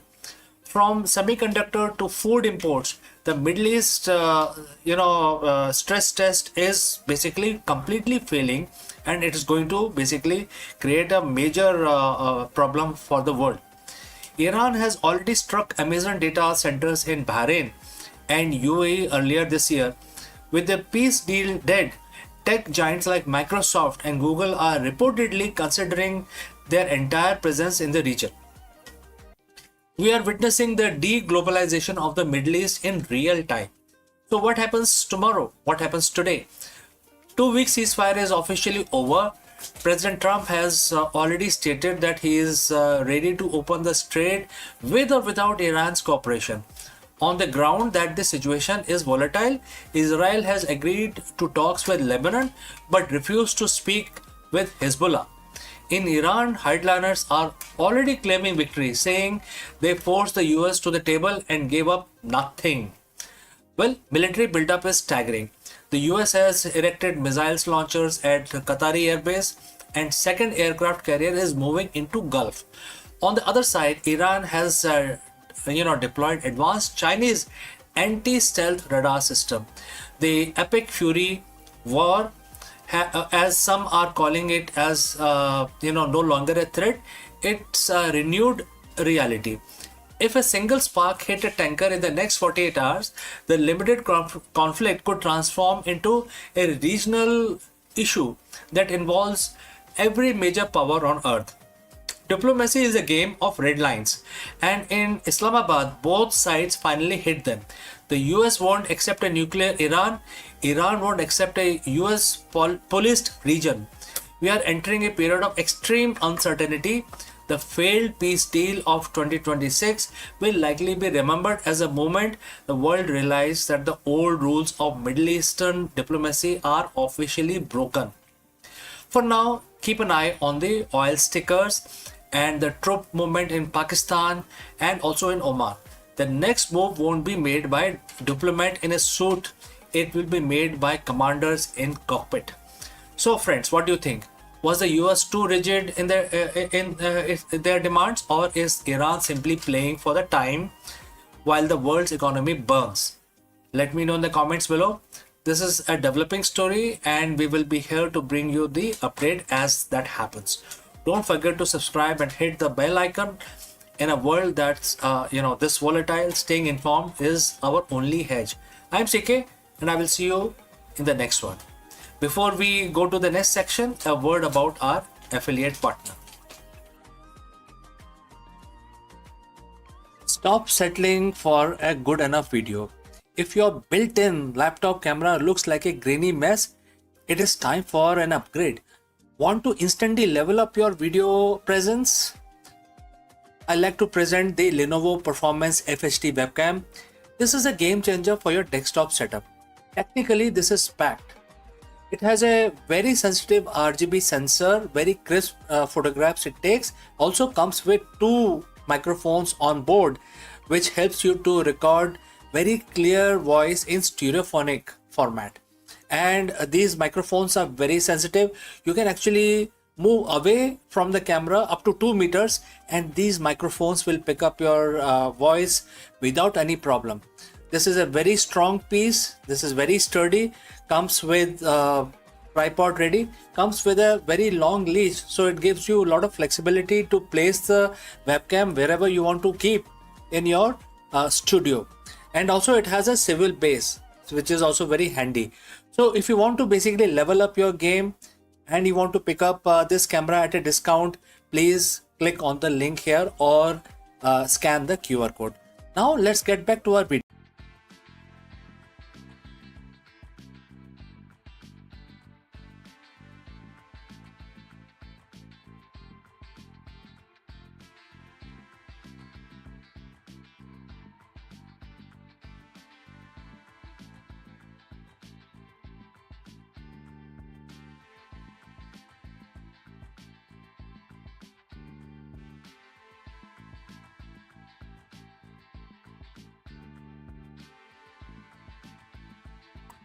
Hello friends, I'm sure you might have seen the SpaceX launch news a couple of days back. But did you know that the SpaceX just launched its most powerful Starship mega rocket yet?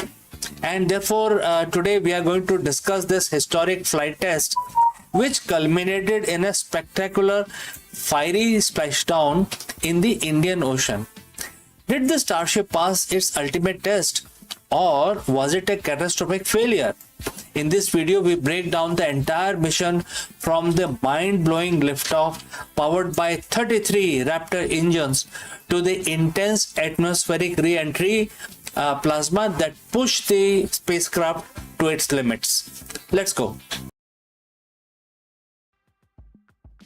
What are you looking isn't a catastrophic failure. It is the exact moment the largest, most powerful rocket ever built by humanity slammed into Indian Ocean and erupted into spectacular ball of fire. But here is a crazy part. Inside the SpaceX mission control, people weren't crying. They were actually roaring with delight. Elon Musk immediately took the X to declare it an epic milestone, telling his team, "You scored a goal for humanity."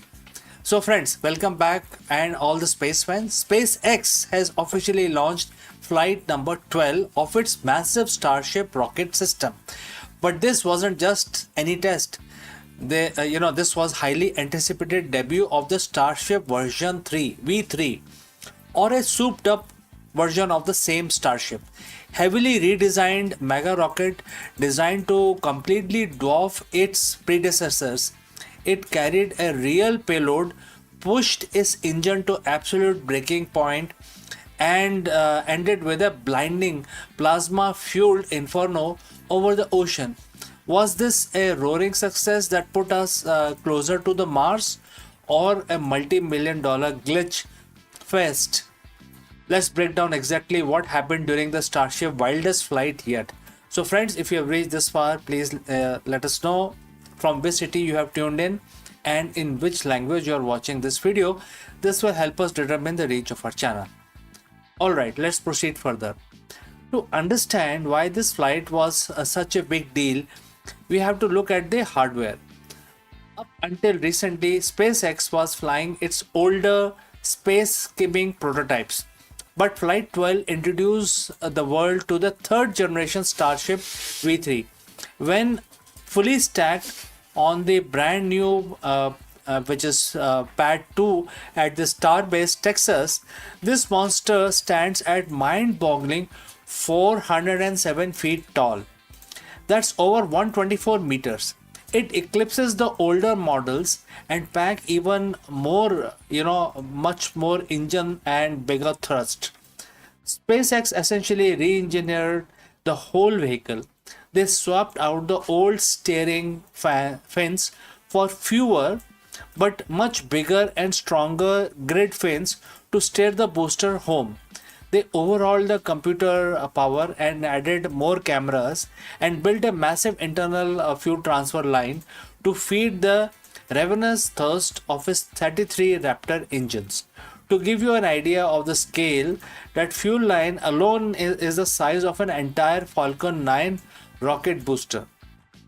The stakes of this launch could not have been higher. Just 2 days prior, Elon Musk shocked the financial world by announcing plans to take SpaceX public, what could be the largest IPO in history. After the technical glitch with a hydraulic pin or the launch tower scrubbed, which is the during the Thursday's attempt, engineers worked overnight on Friday, which is May 22nd, 2026. The countdown ticked to zero. At 5:30 p.m. local Texas time, the night sky lit up as the Super Heavy booster roared to life, unleashing a staggering 16 million pound of thrust, and liftoff from South Texas was clean, stable, and absolutely beautiful. But the space is hard, and the anomalies didn't wait long to show up. As the rocket soared past hypersonic speed, things began to get sweaty in the mission control. Starship upper stage relies on its Raptor engine to achieve its precise orbital trajectory. But during the initial burn, one of the main engine malfunctioned and cut out early. Because of this engine failure, Starships didn't quite make to its intended textbook orbit. SpaceX spokesperson Don Huot put it bluntly during the live stream, and the quote starts, "I wouldn't call it a nominal orbital insertion. However, the Starship onboard computers are smart. Remaining engine compensated, keeping the trajectory well within the bounds of the safety limits. The ship was flying hurt, but it was still flying."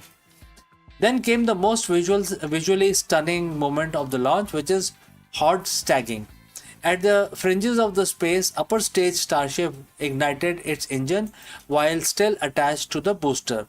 Blinding torrent of plasma blasted through its nozzles, and the two vehicles cleanly broke apart. So there was a ring in between, which, because of this high pressure of plasma, the vehicle basically became broke into two.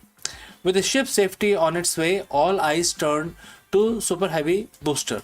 Now SpaceX wasn't planning to catch the booster with giant mechanical chopsticks, which is the arm on this flight. They were aiming for a precision controlled landing burn over Gulf of Mexico. But the booster was angry. As it plunged back through the atmosphere, the multiple engine failed to reignite for the planned boost back burn. Deprived of its braking power, the multi-million-dollar booster fell entirely out of control and exploded mid-air before obliterating itself in the Gulf of Mexico. A total loss of booster, but the main event was still orbiting 120 miles above our head. While its booster was at the bottom of the Gulf, the Starship V3 was coasting partways around the world on a near global journey. And for the first time, it had a real job to do. Starship successfully opened its payload door, deployed 20 mock Starlink satellites into the vacuum of space. Even cooler, SpaceX deployed two specialized camera-equipped mini probes to float alongside the Starship, filming its thermal heat shield to see how it would handle the terrifying heat of re-entry.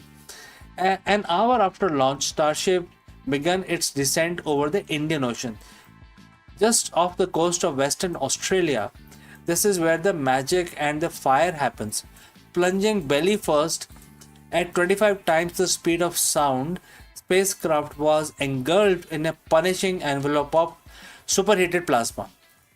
Amazingly, despite the earlier engine failure, the Starship executed a complex flip maneuver, keeping itself upright and under seemingly full control. As it neared the water, it fired its landing engines, plummeted upright into the sea, toppled over, and instantly erupted into massive wall of fire and heavy smoke. It was quite violent, fiery, and it was also an incredible machine. So let's address the elephant in the room now. If the booster blew up in the air and the ship exploded in the ocean, why is everyone calling this a win? Because in the aerospace development, hardware is meant to be pushed until it breaks. SpaceX never intended to recover either stage on this flight. The goal was data. They successfully tested the V3 upgrades, survived the hot staging, and deployed the payload and successfully guided a bleeding damaged spacecraft to a precise ocean splashdown under controlled environment. NASA is currently paying SpaceX billions of dollars to turn this exact rocket into lunar lander for upcoming Artemis mission. So racing against Jeff Bezos, which is the blue region, and China's to put boots on the moon. Flight 12 proved that even when things go wrong, Starship's core architecture is incredibly robust. Every fiery explosion gets SpaceX closer to fully reusable rocket that will change space travel forever. So friends, what do you think of Starship V3 fiery debut? Let me know in the comments below, and don't forget to smash that like button, hit subscribe for more breaking space updates, and I will see you again in the next one. Before I go, a word about our affiliate partner. Stop settling for a good enough video. If your built-in laptop camera looks like a grainy mess, it is time for an upgrade. Want to instantly level up your video presence? I like to present the Lenovo Performance FHD webcam. This is a game changer for your desktop setup. Technically, this is packed. It has a very sensitive RGB sensor, very crisp photographs it takes. Also comes with 2 microphones on board, which helps you to record very clear voice in stereophonic format. And these microphones are very sensitive. You can actually move away from the camera up to 2 meters, and these microphones will pick up your voice without any problem. This is a very strong piece. This is very sturdy. Comes with tripod ready. Comes with a very long leash, so it gives you a lot of flexibility to place the webcam wherever you want to keep in your studio. And also it has a swivel base, which is also very handy. So if you want to basically level up your game and you want to pick up this camera at a discount, please click on the link here or scan the QR code. Now let's get back to our video.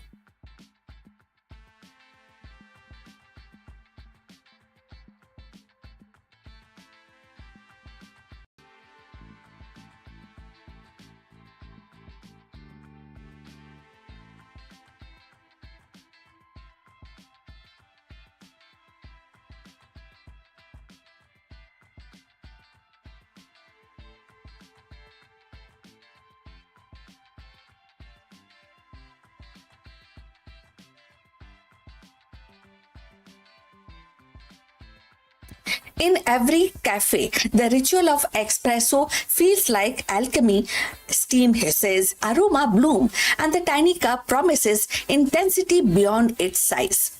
Yet, behind this daily magic lies a hidden order, a choreography dictated not by chance but by physics.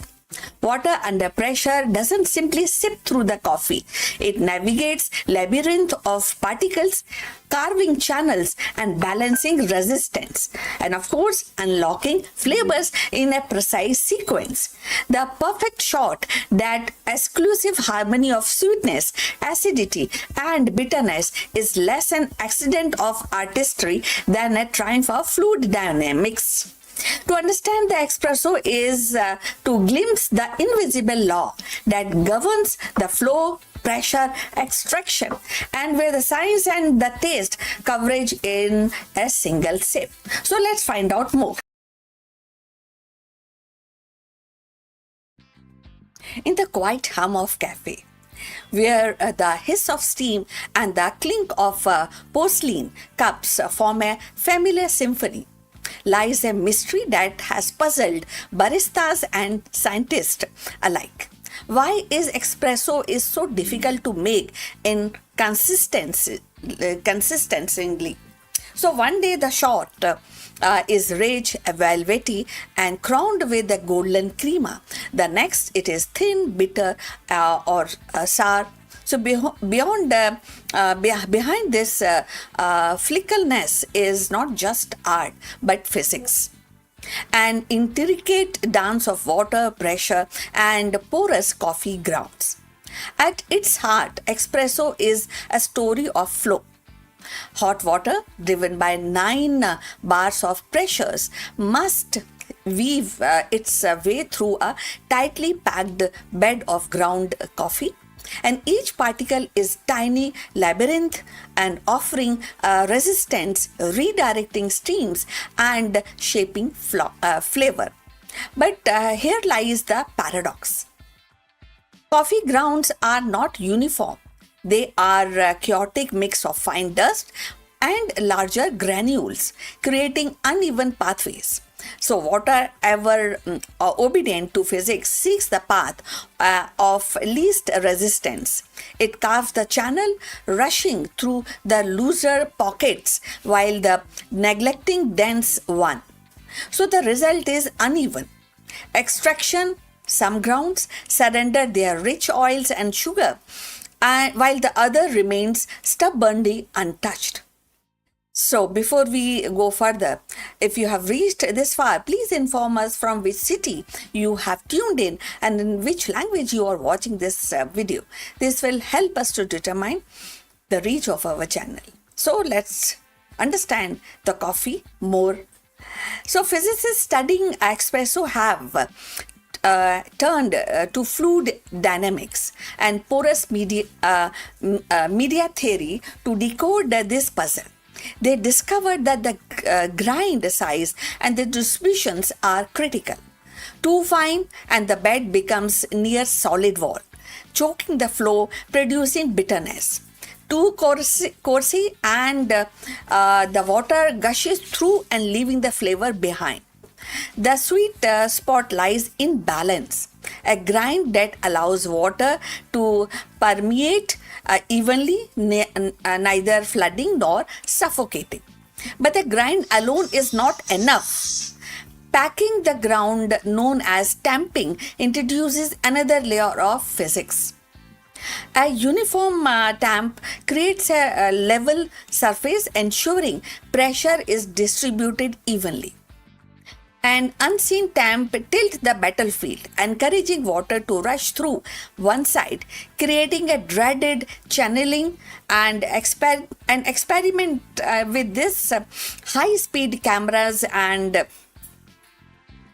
sensors have shown how even slightest inconsistencies in tamps can alter the trajectory of water, changing the chemistry of the cup. So temperature too also plays a vital role. Water at 92 or around 96 degrees centigrade extract a soluble compound differently depending on its heat. Sugar dissolve quickly and acids more slowly, and the bitter alkaloid last of all. So a stable temperature ensure these compounds emerge in harmony, producing the balance complexities Expro is known for. So fluctuation, however, is like a timeline. It creates a timeline, and too cool and acidity dominates, too hot and the bitterness overwhelm. So recent breakthrough came when the physicists modeled espresso extraction using computational simulations. They created the coffee bed as a porous medium, alike to soil or sandstone, and applied equation of fluid flow. The model revealed that the consistency improves not by maximizing the extraction, but by accepting the slight reduction. In other words, aiming for 20% of extraction rather than pushing towards 25% yield more reliable results. So this counterintuitive insight reframe the espresso not as a quest for perfection in every particle, but a balance across the whole bag. For baristas, these findings are liberating. So they suggest that the precision tool grinding with uniform burrs and tempers with calibrated pressure machines with stable thermal systems are not luxuries but necessities for consistency. So they also highlight the artistry of restraint, knowing when to stop purchasing the last drop of flavor and instead embracing the physics of flow. So, beyond the cafe, the implication ripples outward. Espresso became a metaphor for complexities in porous system, from oil recovery to geology to drug recovery, delivery to in medicines. The same equation that describe water through coffee grounds can model fluid through tissues or rocks. So, in this way, the humble espresso shot connects the morning ritual to scientific frontiers. And so, the next time when you sip perfectly balanced espresso, remember it is not just the skill of barista nor the quality of beans, but the invisible hand of physics guiding every drop. So within that small cup lies a universe of equation, a symphony of flow, and the quiet triumph of science over chaos. So in the end, the pursuit of perfect espresso is not simply about taste. It is about harmony between science and ritual. So every shot embodied the law of flow and the resistance, the balance of heat and pressure, the subtle choreography of countless particles yielding their essence to water.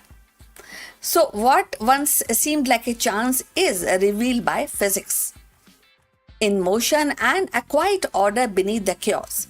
So each cup becomes more than a beverage. It is a distillated lesson in precision, patience, and the beauty of natural laws. So to savor the espresso is the savior of triumph of science made tangible, where the flavor flows as predictably as equation, yet still feels like a magic in the hand. So we have come to the end. Thanks for watching. We look forward for your comments. Please like and subscribe our channel and see you in the next one. But before we end, few words from our affiliate partner.